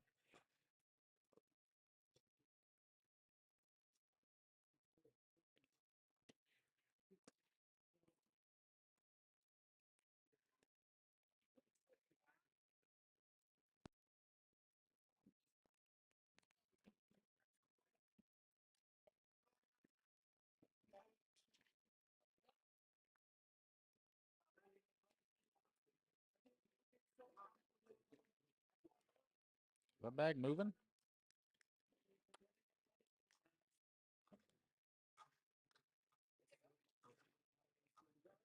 It's not moving.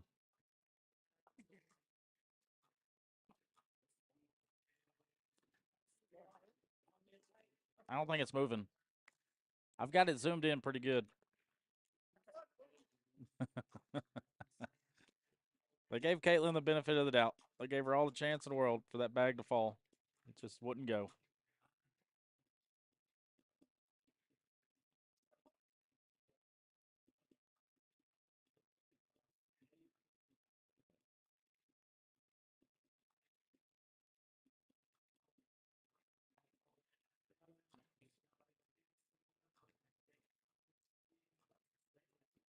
It's a good bag from Q.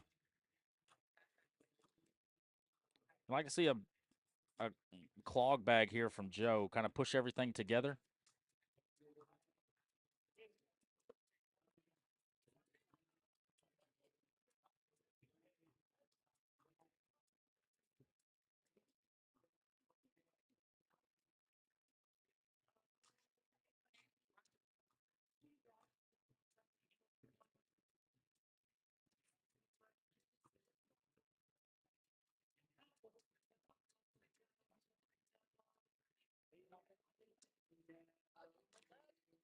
See him walking in there. Might fall. Airmail will definitely take both of those bags. Oh, slide shot right down the middle. Cha-ching.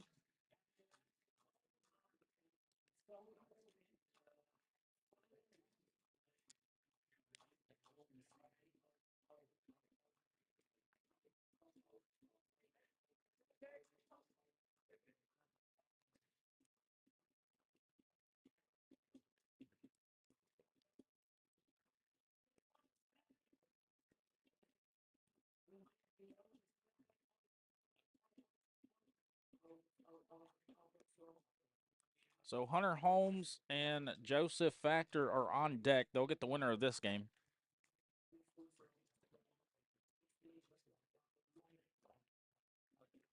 Another 2 points for Caitlin and Q.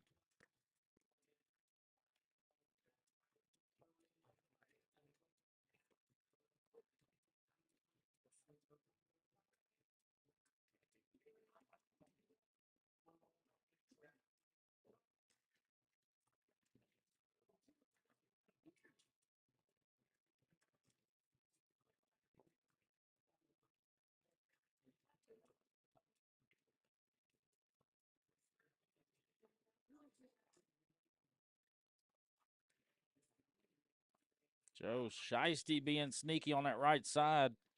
The hole is a lot smaller right now. Q follows suit. Should be same shot for both players.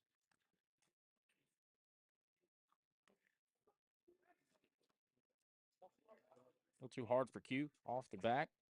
3-point opportunity here for Joe. Same bag. Bang. Give him 3. Make it 9-4 here in the 4th place game for Elite Doubles here in Reno, Oklahoma. Thank you guys for tuning in, hopping in the chat. Thank you guys for leaving comments. I appreciate it. Steven, I hope I answered your question. Don't know if you heard me or not.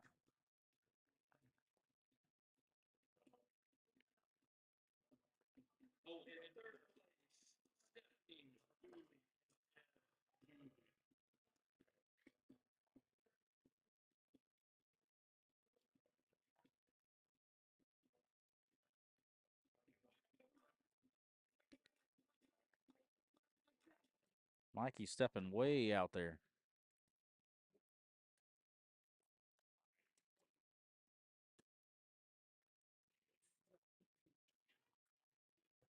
Caitlin elects fast side there.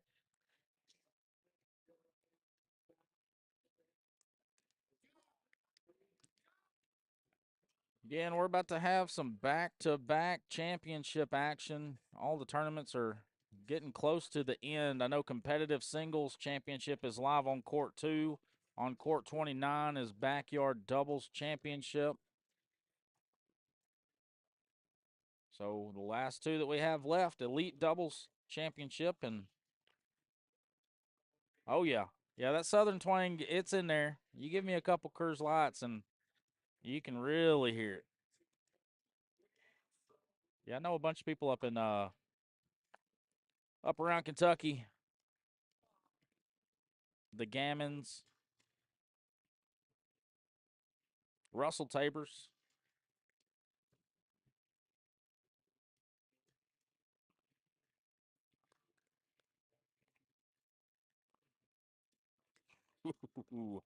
Cliffhanger for Q.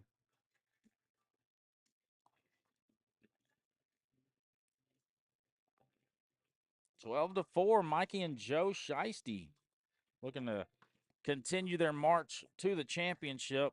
It goes through Hunter Holmes and Joseph Factor. 8 rounds in, and Joe leads the way with a 9.5 PPR. Mikey right behind him with an 8.33. Q with a 7.75, and Caitlin with an 8. Airmail for Mikey. I think Monty lost game 1. It is currently 8-0. Mikey is trailing.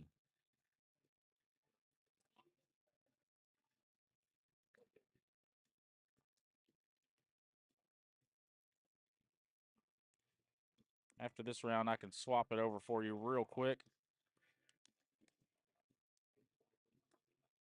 Good bag from Caitlin. Well, that's Monty on court 2. That's, of course, not the score. The score is 11-0. Monty is trailing.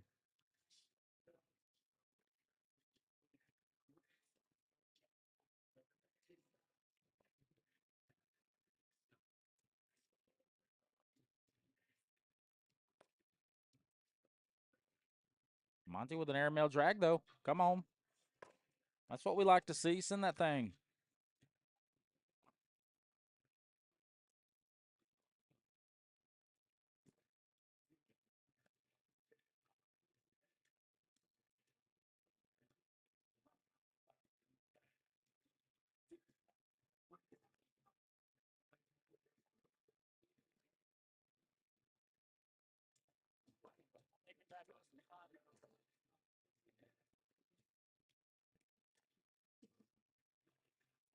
Fast side for Joe. Knocks it in, sits on the back. He's looking at an 8-8 wash.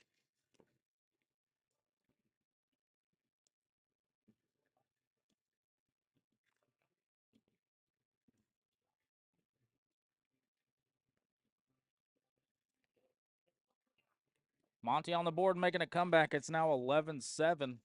Now he's only down by 4. He was in the king seat. April Crook goes Skyler.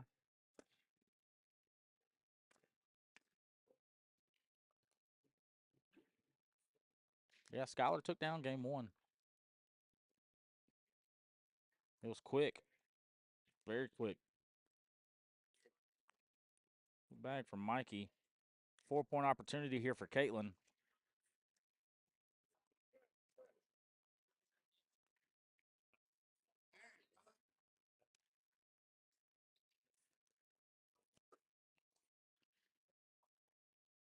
So this event center, they have a like a dirt arena for like horse racing and stuff. They just open the door and you can just smell dirt.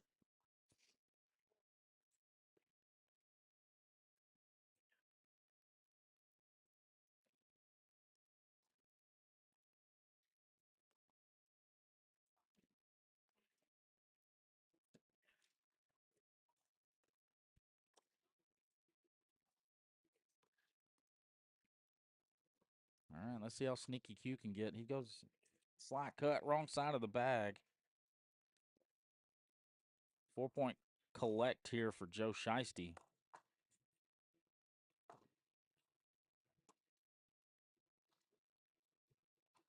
I mean, he's still sitting in a good spot. He's got 2 bags in front of the hole. Q tries to board it. Tony Hawk Pro Skater side rail.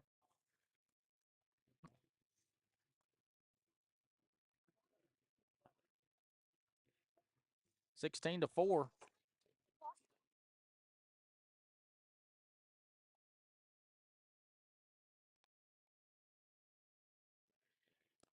$16-4. Mikey and Joe in full control of this game.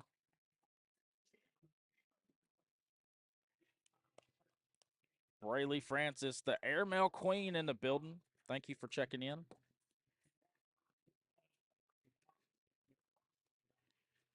Sorry, that's your new nickname. You're just going to have to deal with it. And 1 for Caitlin. Come on.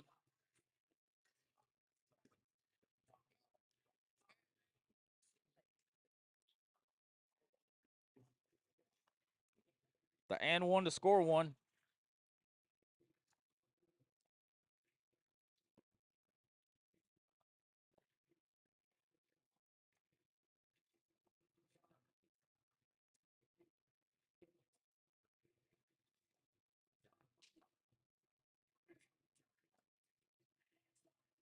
I mean, it's not out of the question for Q and Caitlin to come back.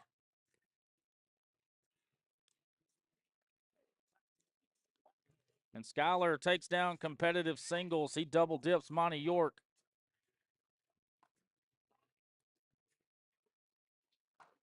Handshakes, knuckles, and howdy doody. Skyler takes down competitive singles.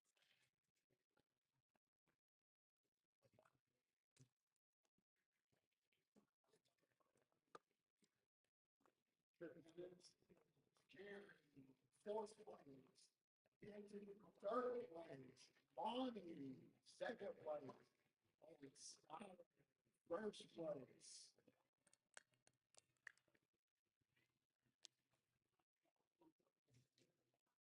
All right, we've crowned 2 champions today. We've got 3 more to go.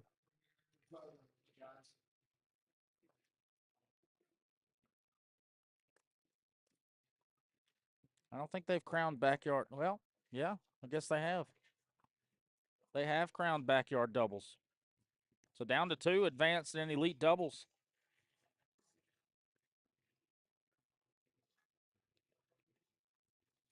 Down to the nitty gritty. It's been a long weekend. The finish line is in sight.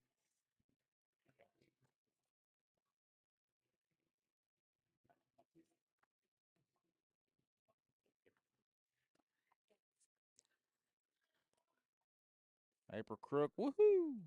Go Skyler.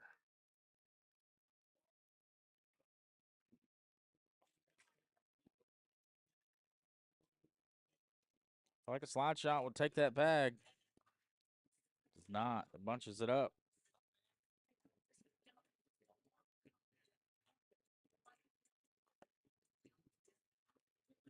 16-10.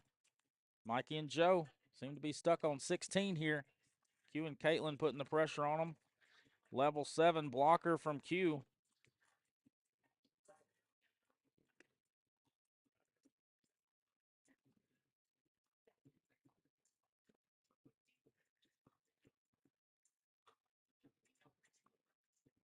Same spot for Q. I mean, that's really all you can do at that point is just laugh it off. It's like, hey, at least you're consistent, right? Good bag from Joe. Championships, all 4-2. Tier 2. All right, we're going to have the advanced doubles championship on court 2.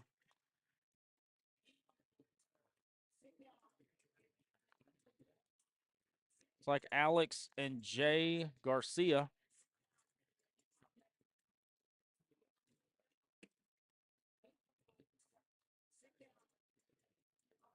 I think that's Bryson Gallegos.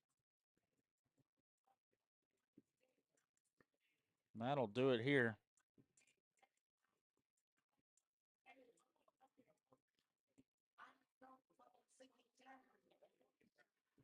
All right, our next one's going to be our third place game.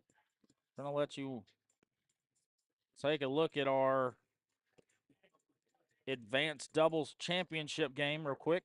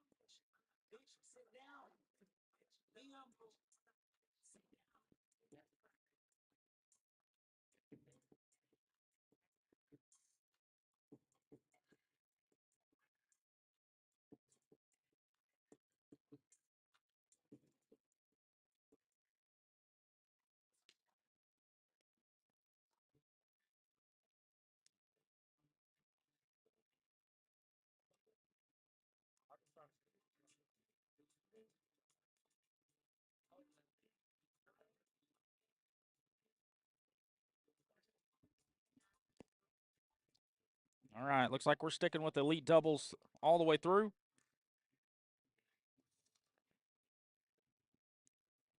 You got Joseph Actor on your left, Mikey Melton on your right.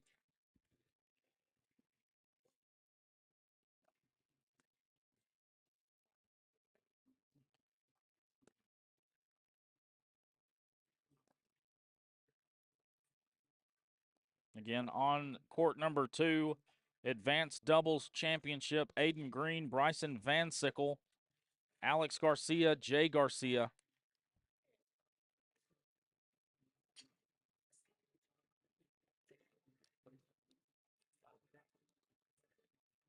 On your left, you got Joe Salandiner. On your right, Hunter Holmes.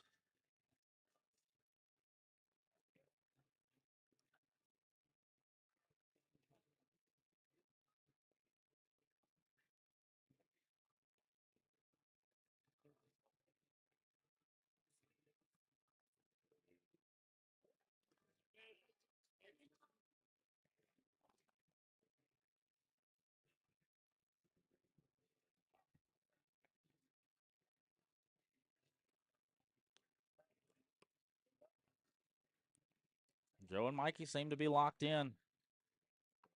We'll see if the break has affected Joseph or Hunter at all. They've been sitting for a while.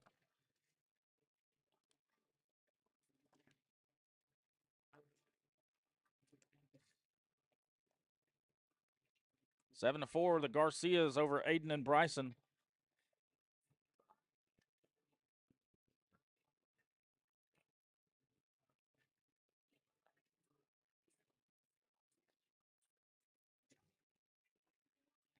And again, the winner of this will get Chase Lester and Gary Bearpaw. They're sitting in the king seat for Elite Doubles.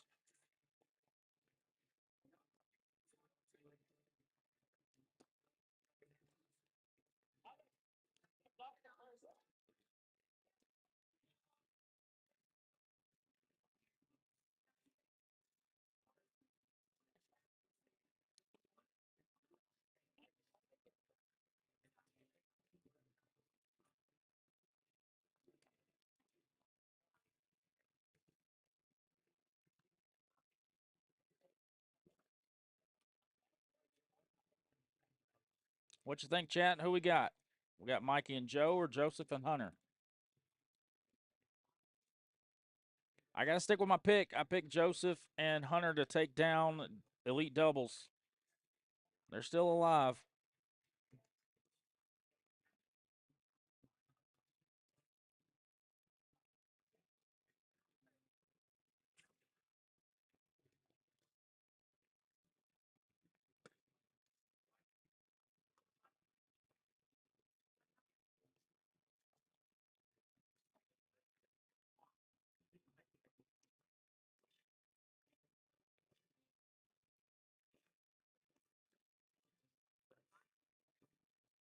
Joseph Factor. Come on, Scott.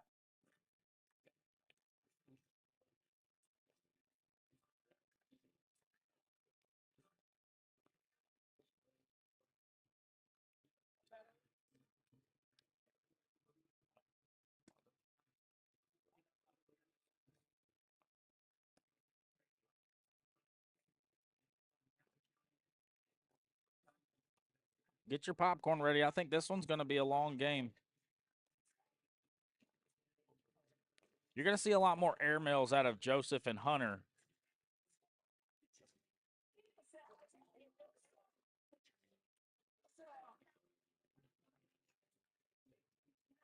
But congratulations to Caitlin and Q for a good run in Elite Doubles. They're going to grab fourth.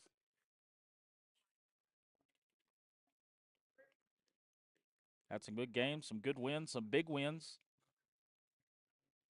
Threw some good bags. And I really feel like Q taking down Elite Singles yesterday took a lot out of him. And again, I don't know the difference in his, like the bags that he threw yesterday in singles and the bags he threw today. That could have played into it a little bit. But fourth place in Elite Doubles here at OCA number 4. It's a pretty good finish.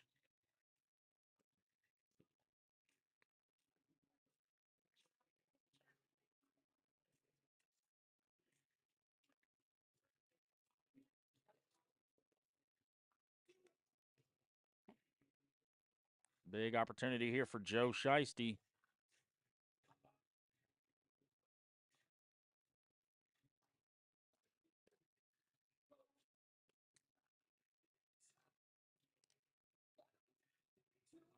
Eight four. Big Bow cornhole lead change. Come on.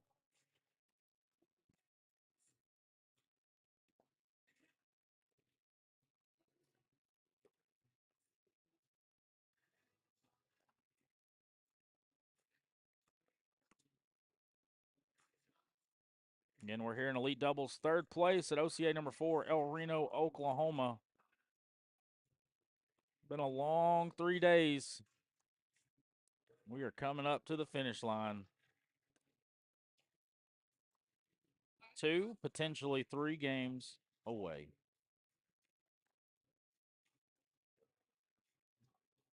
Add to it, 2 more for Mikey Melton.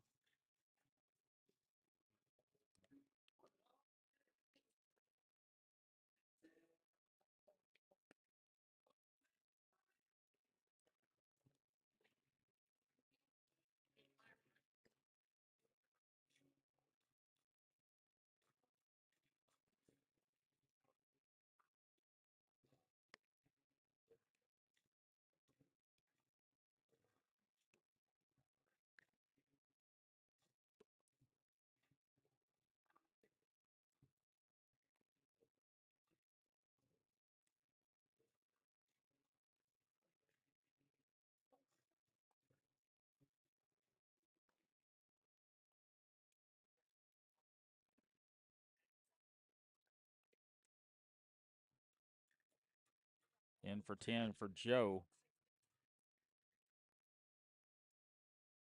Same for Hunter. Bang. 10-10 wash.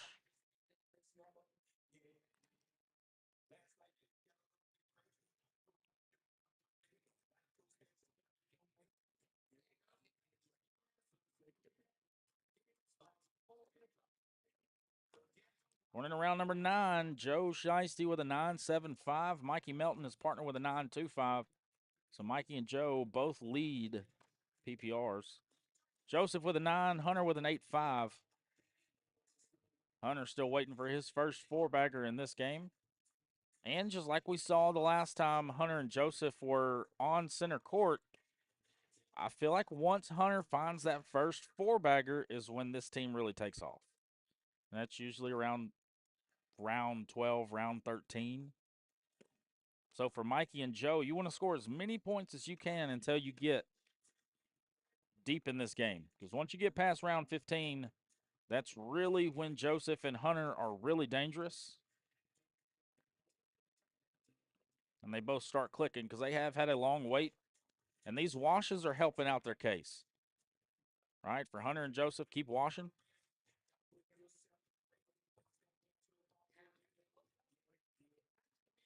If you're Mikey and Joe, I really feel like you start utilizing the block bag here. Really forcing them to make difficult shots. Hunter's going to flip the script. He said, I'm going to throw a blocker. What are you talking about?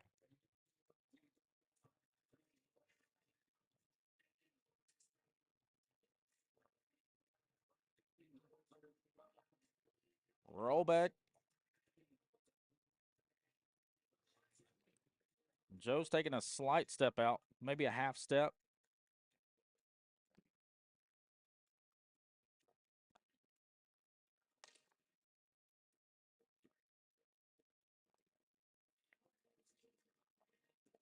What a bag from Hunter. He corrected it. That's what he was trying to do on bag 2. He corrected it for bag 3. Fast side for Joe. Let's see how sneaky Hunter Holmes can get here. He goes hard at it. He doesn't care. 10-10 wash. And again, the washes are favoring Joseph and Hunter here because it's allowing them to get more throws in, get more warm as we move deep into this game. And the deeper we get into it, the more dangerous Joseph and Hunter become. Looks like advanced doubles is moving into game number 2.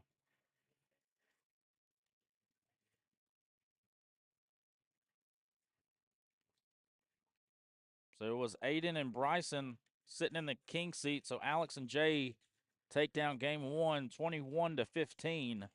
So they are getting ready to start game number 2, an advanced doubles championship. Joseph 4-bagger for 2 here.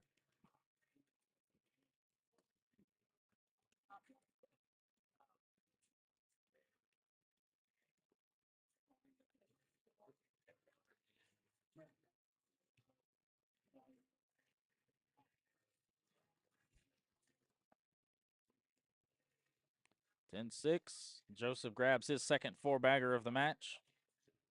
Hunter starts his first bag off in the right direction, right down Broadway.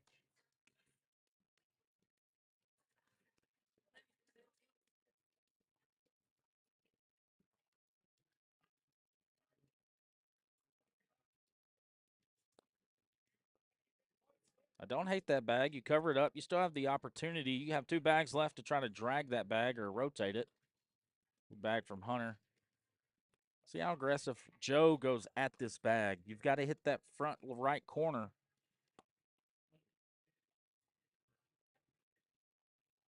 He moved it over just a little bit, covering a little bit more of that hole.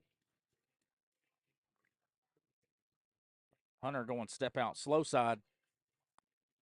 Oh, that's just nasty.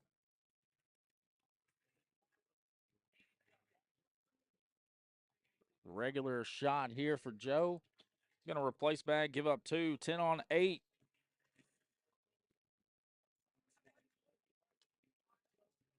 That first 4-bagger still eluding Hunter Holmes here. But he still manages to walk away with 2 points. And all 4 throwers here in the 9s in the PPR going into round 13. And first bag for Joseph, not a good one.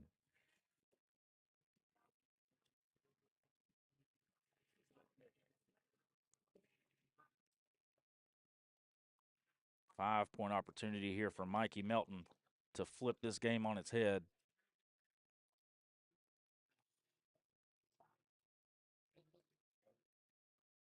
In for 5. Yes, sir. Give them 15-8 for Mikey and Joe.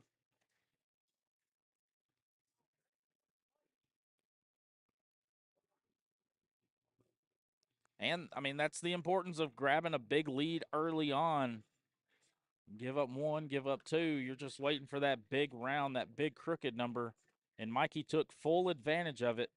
15-8 here in third place game for Elite Doubles.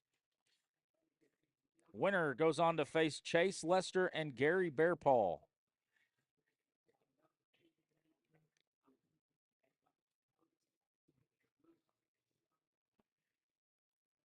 Nice shot from Hunter to fill the void. It's almost a replace bag. His first bag did not fall through. Count them as good as in. Both of them fall. Like to see a block or a little roll back here. He's going roll. No, he tried to go straight through it. The way it came out, it had a little cut action to it. That's probably why it ended up on that left side of the hole. Joe's stepping out. He's going hard at this bag. I feel like it's normal bag, slight cut, fast side. Tony Hawk Pro Skater side rail.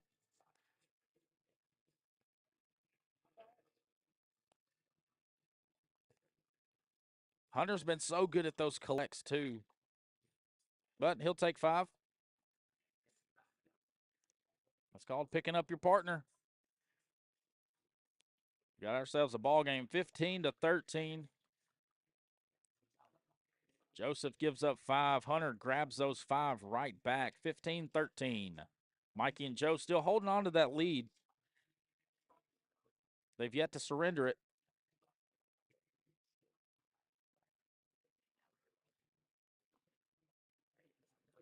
Little toe in the water for Joseph. Mikey says, okay, I'll do the same. Replace bag.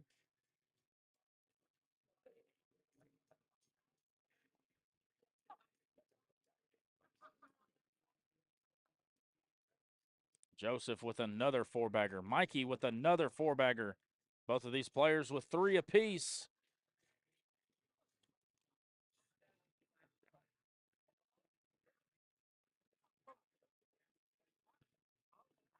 Score remains 15-13. Hunter still looking for his first 4-bagger in this game.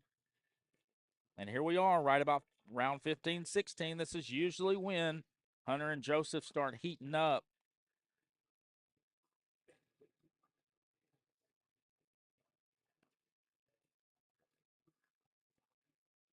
But Mikey and Joe have been so consistent the last 2 or 3 games that we've watched.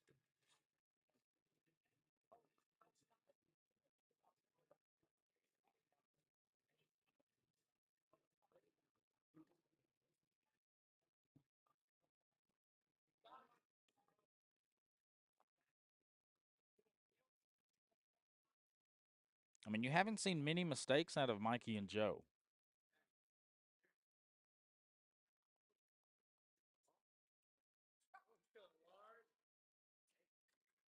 Which, I mean, that's usually a good recipe for having deep runs and winning a lot of games when it comes to doubles, right? Trusting your partner, having good chemistry with your partner.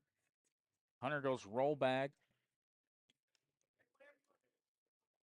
Mikey, right now it sits 6-on-3. Hunter with the advantage.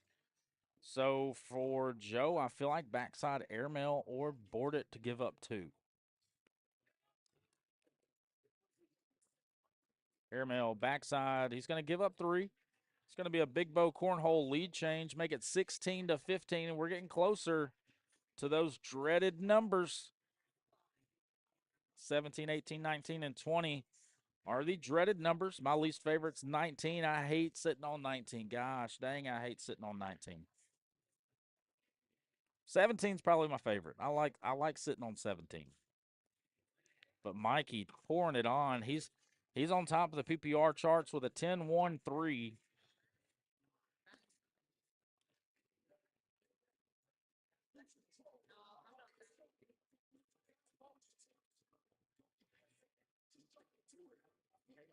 Thank you guys for tuning in to the VKM Entertainment broadcast. We're here live in El Reno, Oklahoma for the OCA #4 Regional. If you can, click on that link, go to the YouTube and Facebook page, like and subscribe, follow so you don't miss any of your content, miss any of your shots, and you'll never miss your moment here with VKM Live Sports. I'm your host, Chris Seaton. I've been here all weekend, been hanging out with you guys. Thank y'all so much. This game's getting interesting, man. Round 18. Advanced doubles championships getting intense. Double four-bagger for Jay and Bryson. 9-6 is the score on court 2.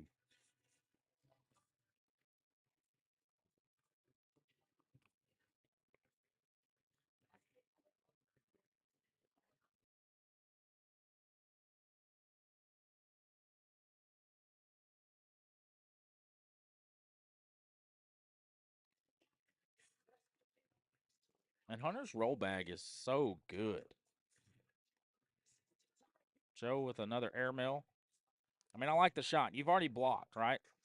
Hunter rolled in the hole, so now you had to do something on the offensive side. You either had to roll or you had to airmail or push through all of it. So I like the airmail shot there from Joe. He's going to do it again. Backside 8-on-4, put him on 20. We are officially into the dreaded numbers. And see, that's my battle. Whenever I go, I'm not a roll bag thrower. I am cut shot, airmail, fast bags. I rely heavily on the airmail. So anytime I go up against like a Hunter Holmes that has an elite roll bag,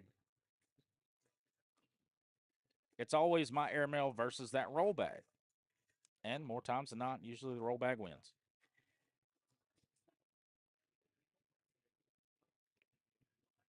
That's the battle that Joe is having on his end. It's his airmail versus Hunter's rollback.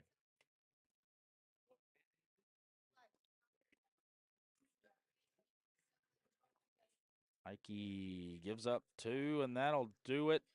Maybe. Yep, that'll do it. Joseph Factor, Hunter Holmes in comeback fashion. Airmail or die, man. That's what I'm saying. You live and die by it. 100%. That is 100% my game. If I'm hitting my airmails, I'm usually winning. If I'm not, I'm usually not. All right.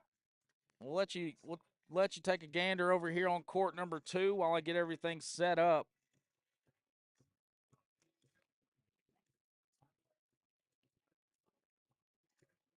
We're getting ready for the championship. It'll be Joseph Factor, Hunter Holmes, Chase Lester, and Gary Bearpaw.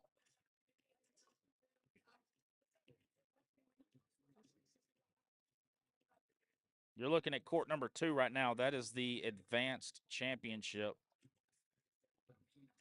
Alex and Jay Garcia.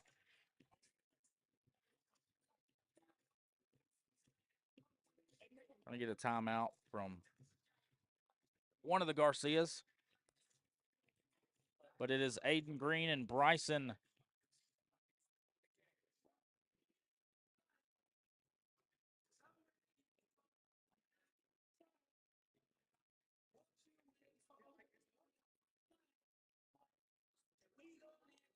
That score right now is 9-6. So they're still pretty early on, but they are on game number 2. So that is game number 2. Aiden and Bryson Van Sickle are in the lead. It's a big shot right there.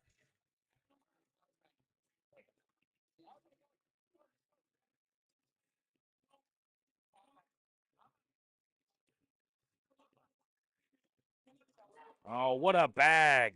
Oh, my gosh, what a bag.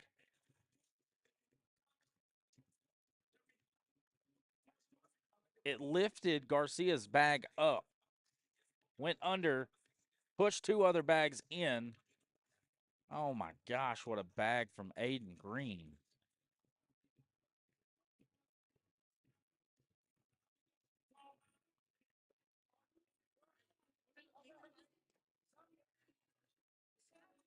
Makes the score 15-6. So that was a huge round. 6-point round for Aiden and Bryson.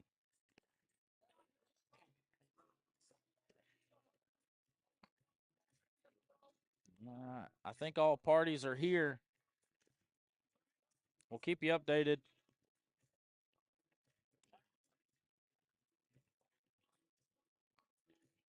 What a shot, man. That was a nasty shot. Just in time. I moved the cameras just in time to get that shot.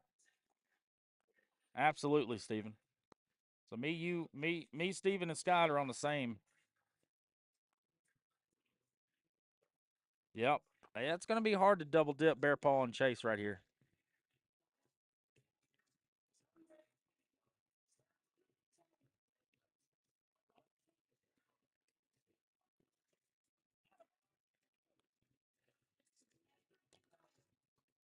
It's going to be hard to go against Bear Paw and Chase here. But I'm sticking to my guns. I picked Joseph and Hunter. I got to stick with Joseph and Hunter. And it's strictly because of the bags. It's going to come down to Chase's ability to throw Bear Paw's bags, right? And it's not open board stuff. It's the dirty board round stuff. You know, the bags, the rounds where Chase would normally roll, is he going to be able to effectively roll or push or collect? That's what it's going to come down to. I'm excited. I definitely want a game too. But we've all seen Bear Paw go on these runs where he just never misses. And if we get that kind of Bear Paw, we're not going to see a game two. We're just not.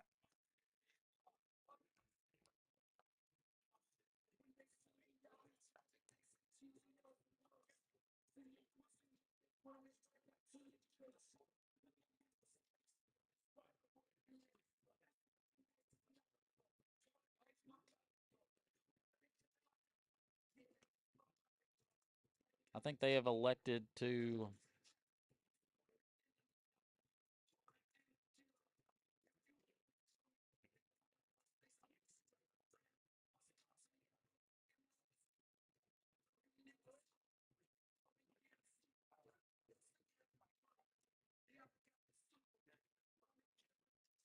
But here we are, the culmination of all weekend, Elite Doubles Championship.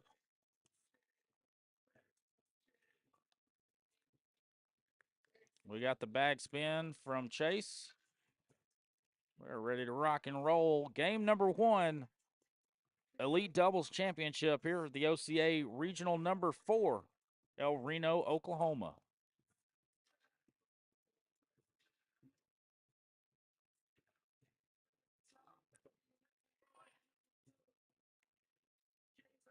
(17-15). The Garcias have taken the lead against Aiden and Bryson. That is game 2, winner take all.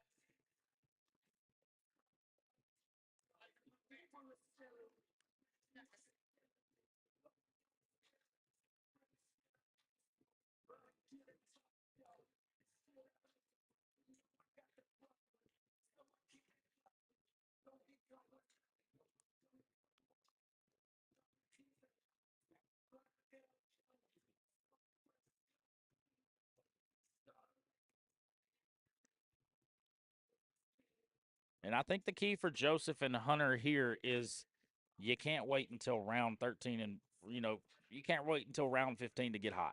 You're going to have to start hot, finish hot. Because Bear Paw and Chase are coming.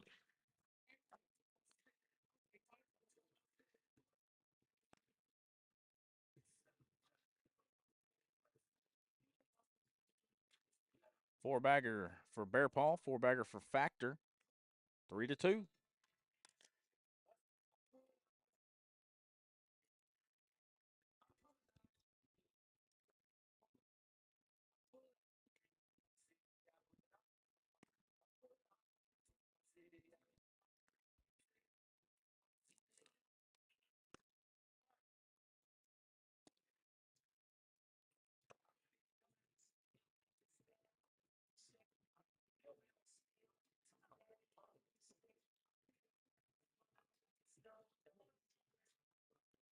Airmail from Joseph Factor. That boy is locked. Joseph is locked in. He got a game under his belt.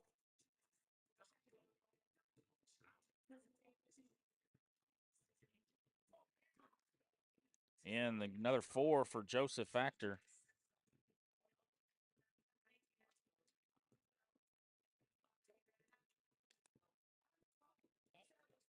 Seven 2. Hunter with lead bag here.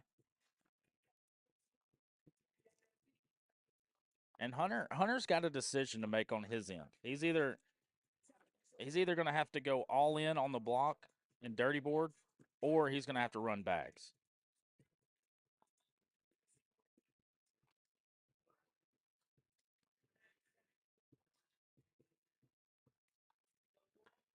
You out?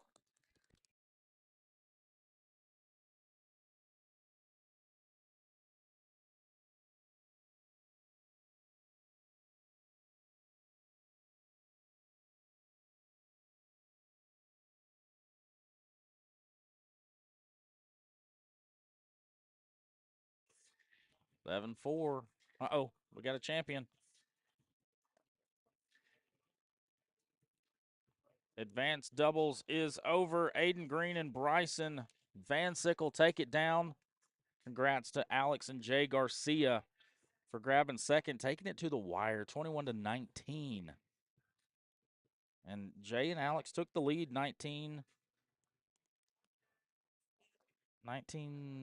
I think. So good job for Aiden and Bryson to bounce back. So congratulations to those guys. Long day of bags.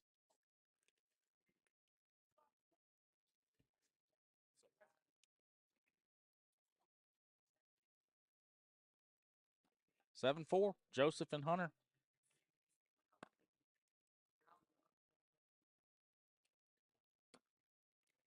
Bang. Just like clockwork.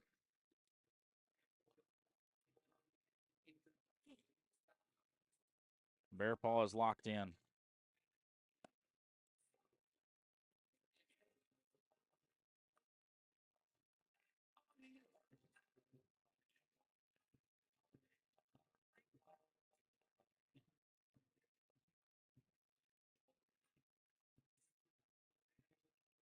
Not going to say it. Not going to say it. 7-4. 7-4.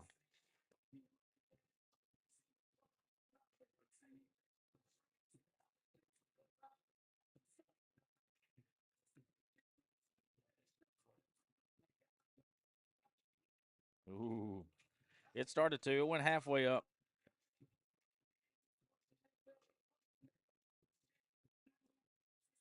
Ooh. He went hard at it. It started to sit on the back. Good push right there from Joseph Factor. And for another 12.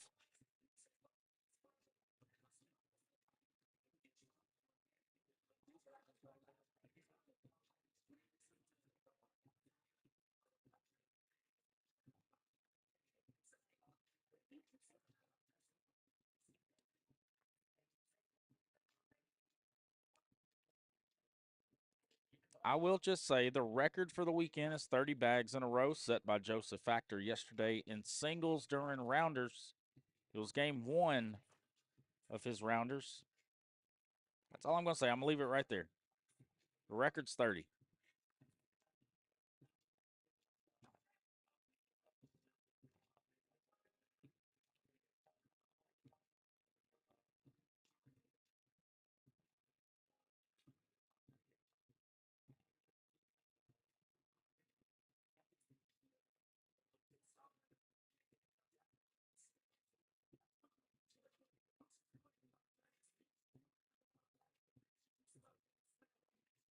Great bag right there from Chase to push that bag even further out.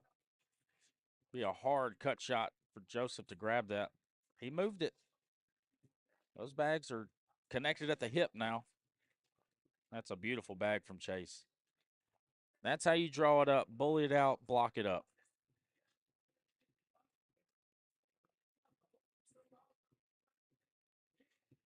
Big opportunity here for Chase. He's going to finish with a 12, and that's a game-changing round right there.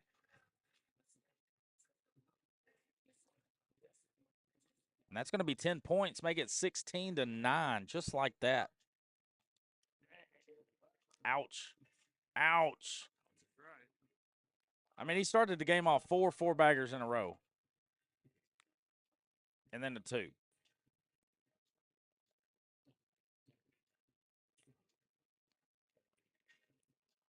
I mean, Joseph's still pitching a 10. He just threw a 2, and he's still pitching a 10. Everybody in this championship game's at a 10 or higher. That's why they're an elite.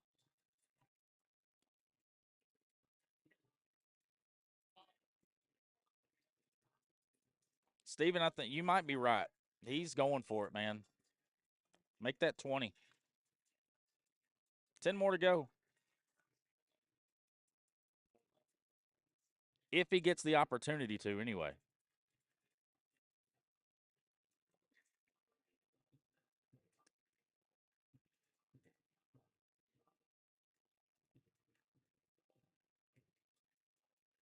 $18-9. Yes. 10-2 for Chase, a 12 for Bear Paw. He's pitching a perfect game. 5 4-baggers to start this one off. A 10 for Joseph Factor, and a 10.4 for Hunter Holmes.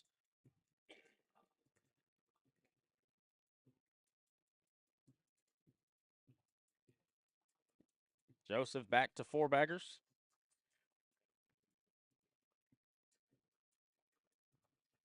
$18-13. Don't count them out. Now it's on the shoulders of Hunter Holmes.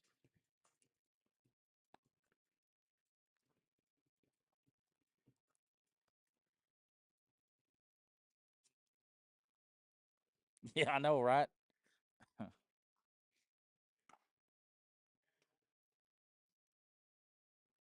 That's what I'm saying. I was, Hunter's got to make a decision whether he's going to run bags or he's going to dirty it up. It looks like he's elected to go.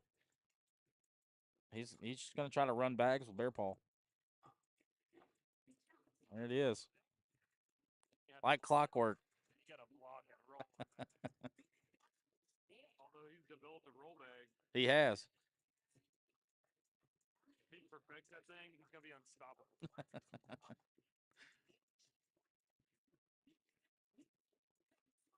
Absolutely crazy. 18-13. Going into round 13.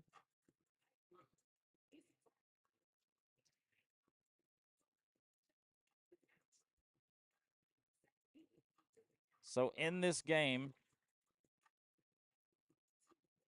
we have 15 4-baggers. 13 rounds and 15 4-baggers total.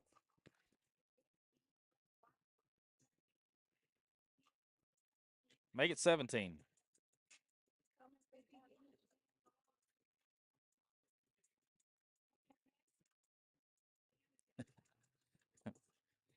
Nolan with the statement. Come on.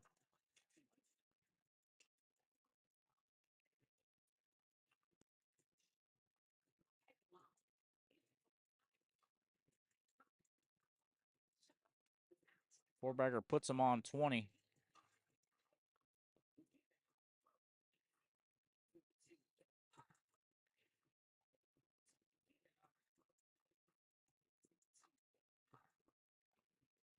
This could be ball game in the hole. He surrenders the record. No. 27. Bear Paw had 27 in a row. 27 in a row. 27 in a row. He finally blinked. He finally blinked.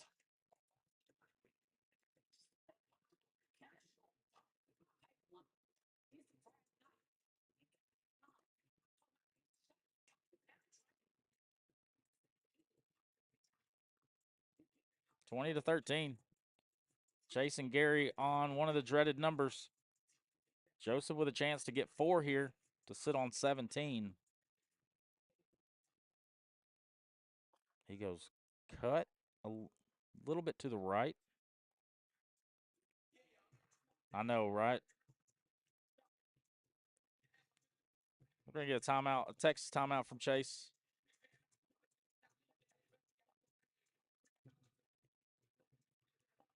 Yep, 27 in a row for Bear Paw. Opened the game up with 6 4-baggers. That is how you start a championship off.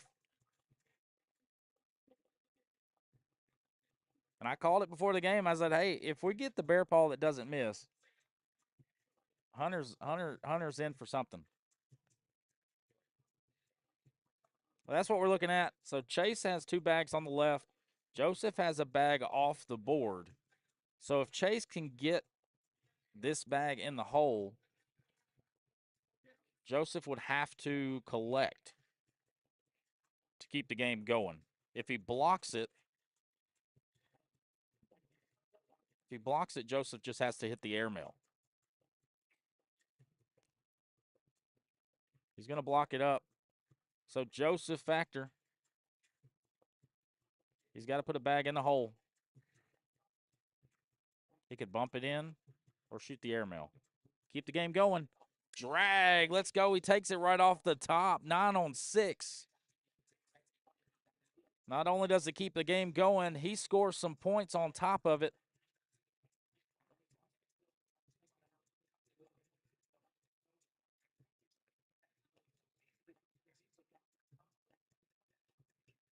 All right, yep. After you miss that first one, the misses start coming in heaps. The question is, how long does it take for Bear Paw to get back into the quote-unquote? Yeah. Correction, board it for -3. Thanks to Joseph Factor's rodeo airmail. Just grabs it right off the top. In to give up 2. Make it 2018. We've got ourselves a game.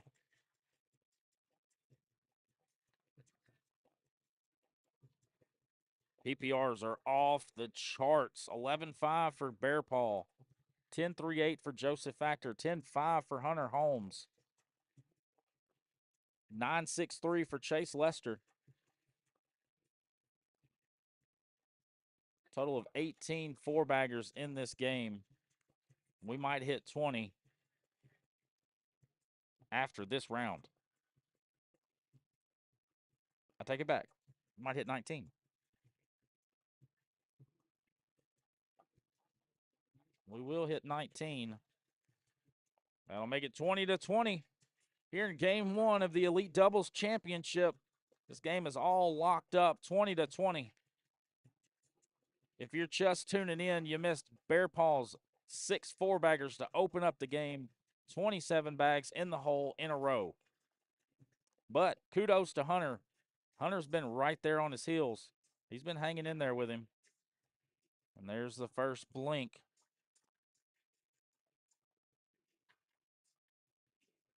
Two bags in the hole will win it for Gary and Chase. That one's in there. Hunter finishes with a 10. Bear Paw for the win. Yes, sir. He's going to do it. Chase Lester, Gary Bear Paw, your Elite Doubles champions here at OCA number 4 in El Reno, Oklahoma. Congratulations to Joseph Factor and Hunter Holmes for a great run. They're going to grab second. They came up through the loser's bracket, took care of business. Met Chase Lester and Gary Bear Paw. But Bear Paw's robot throwing, too much to handle here in El Reno, Oklahoma. Thank you guys so much for tuning in. I've been your host all weekend, Chris Seaton with VKM Entertainment. Please go to the Facebook and YouTube channel, like, follow, subscribe, do all the good things for me. And I appreciate your guys' support. We'll see y'all again in McAllister, Oklahoma for regional number 5 for Oklahoma Cornhole. Until then, check out the YouTube channel. I will have some more content posted this week. We'll get some of the action from this weekend. I know there was a ton of airmails. I might do an airmail video. If you guys have any comments, concerns, holler at your boy. Until then, thank you guys. Y'all keep throwing 4-baggers now. Come on.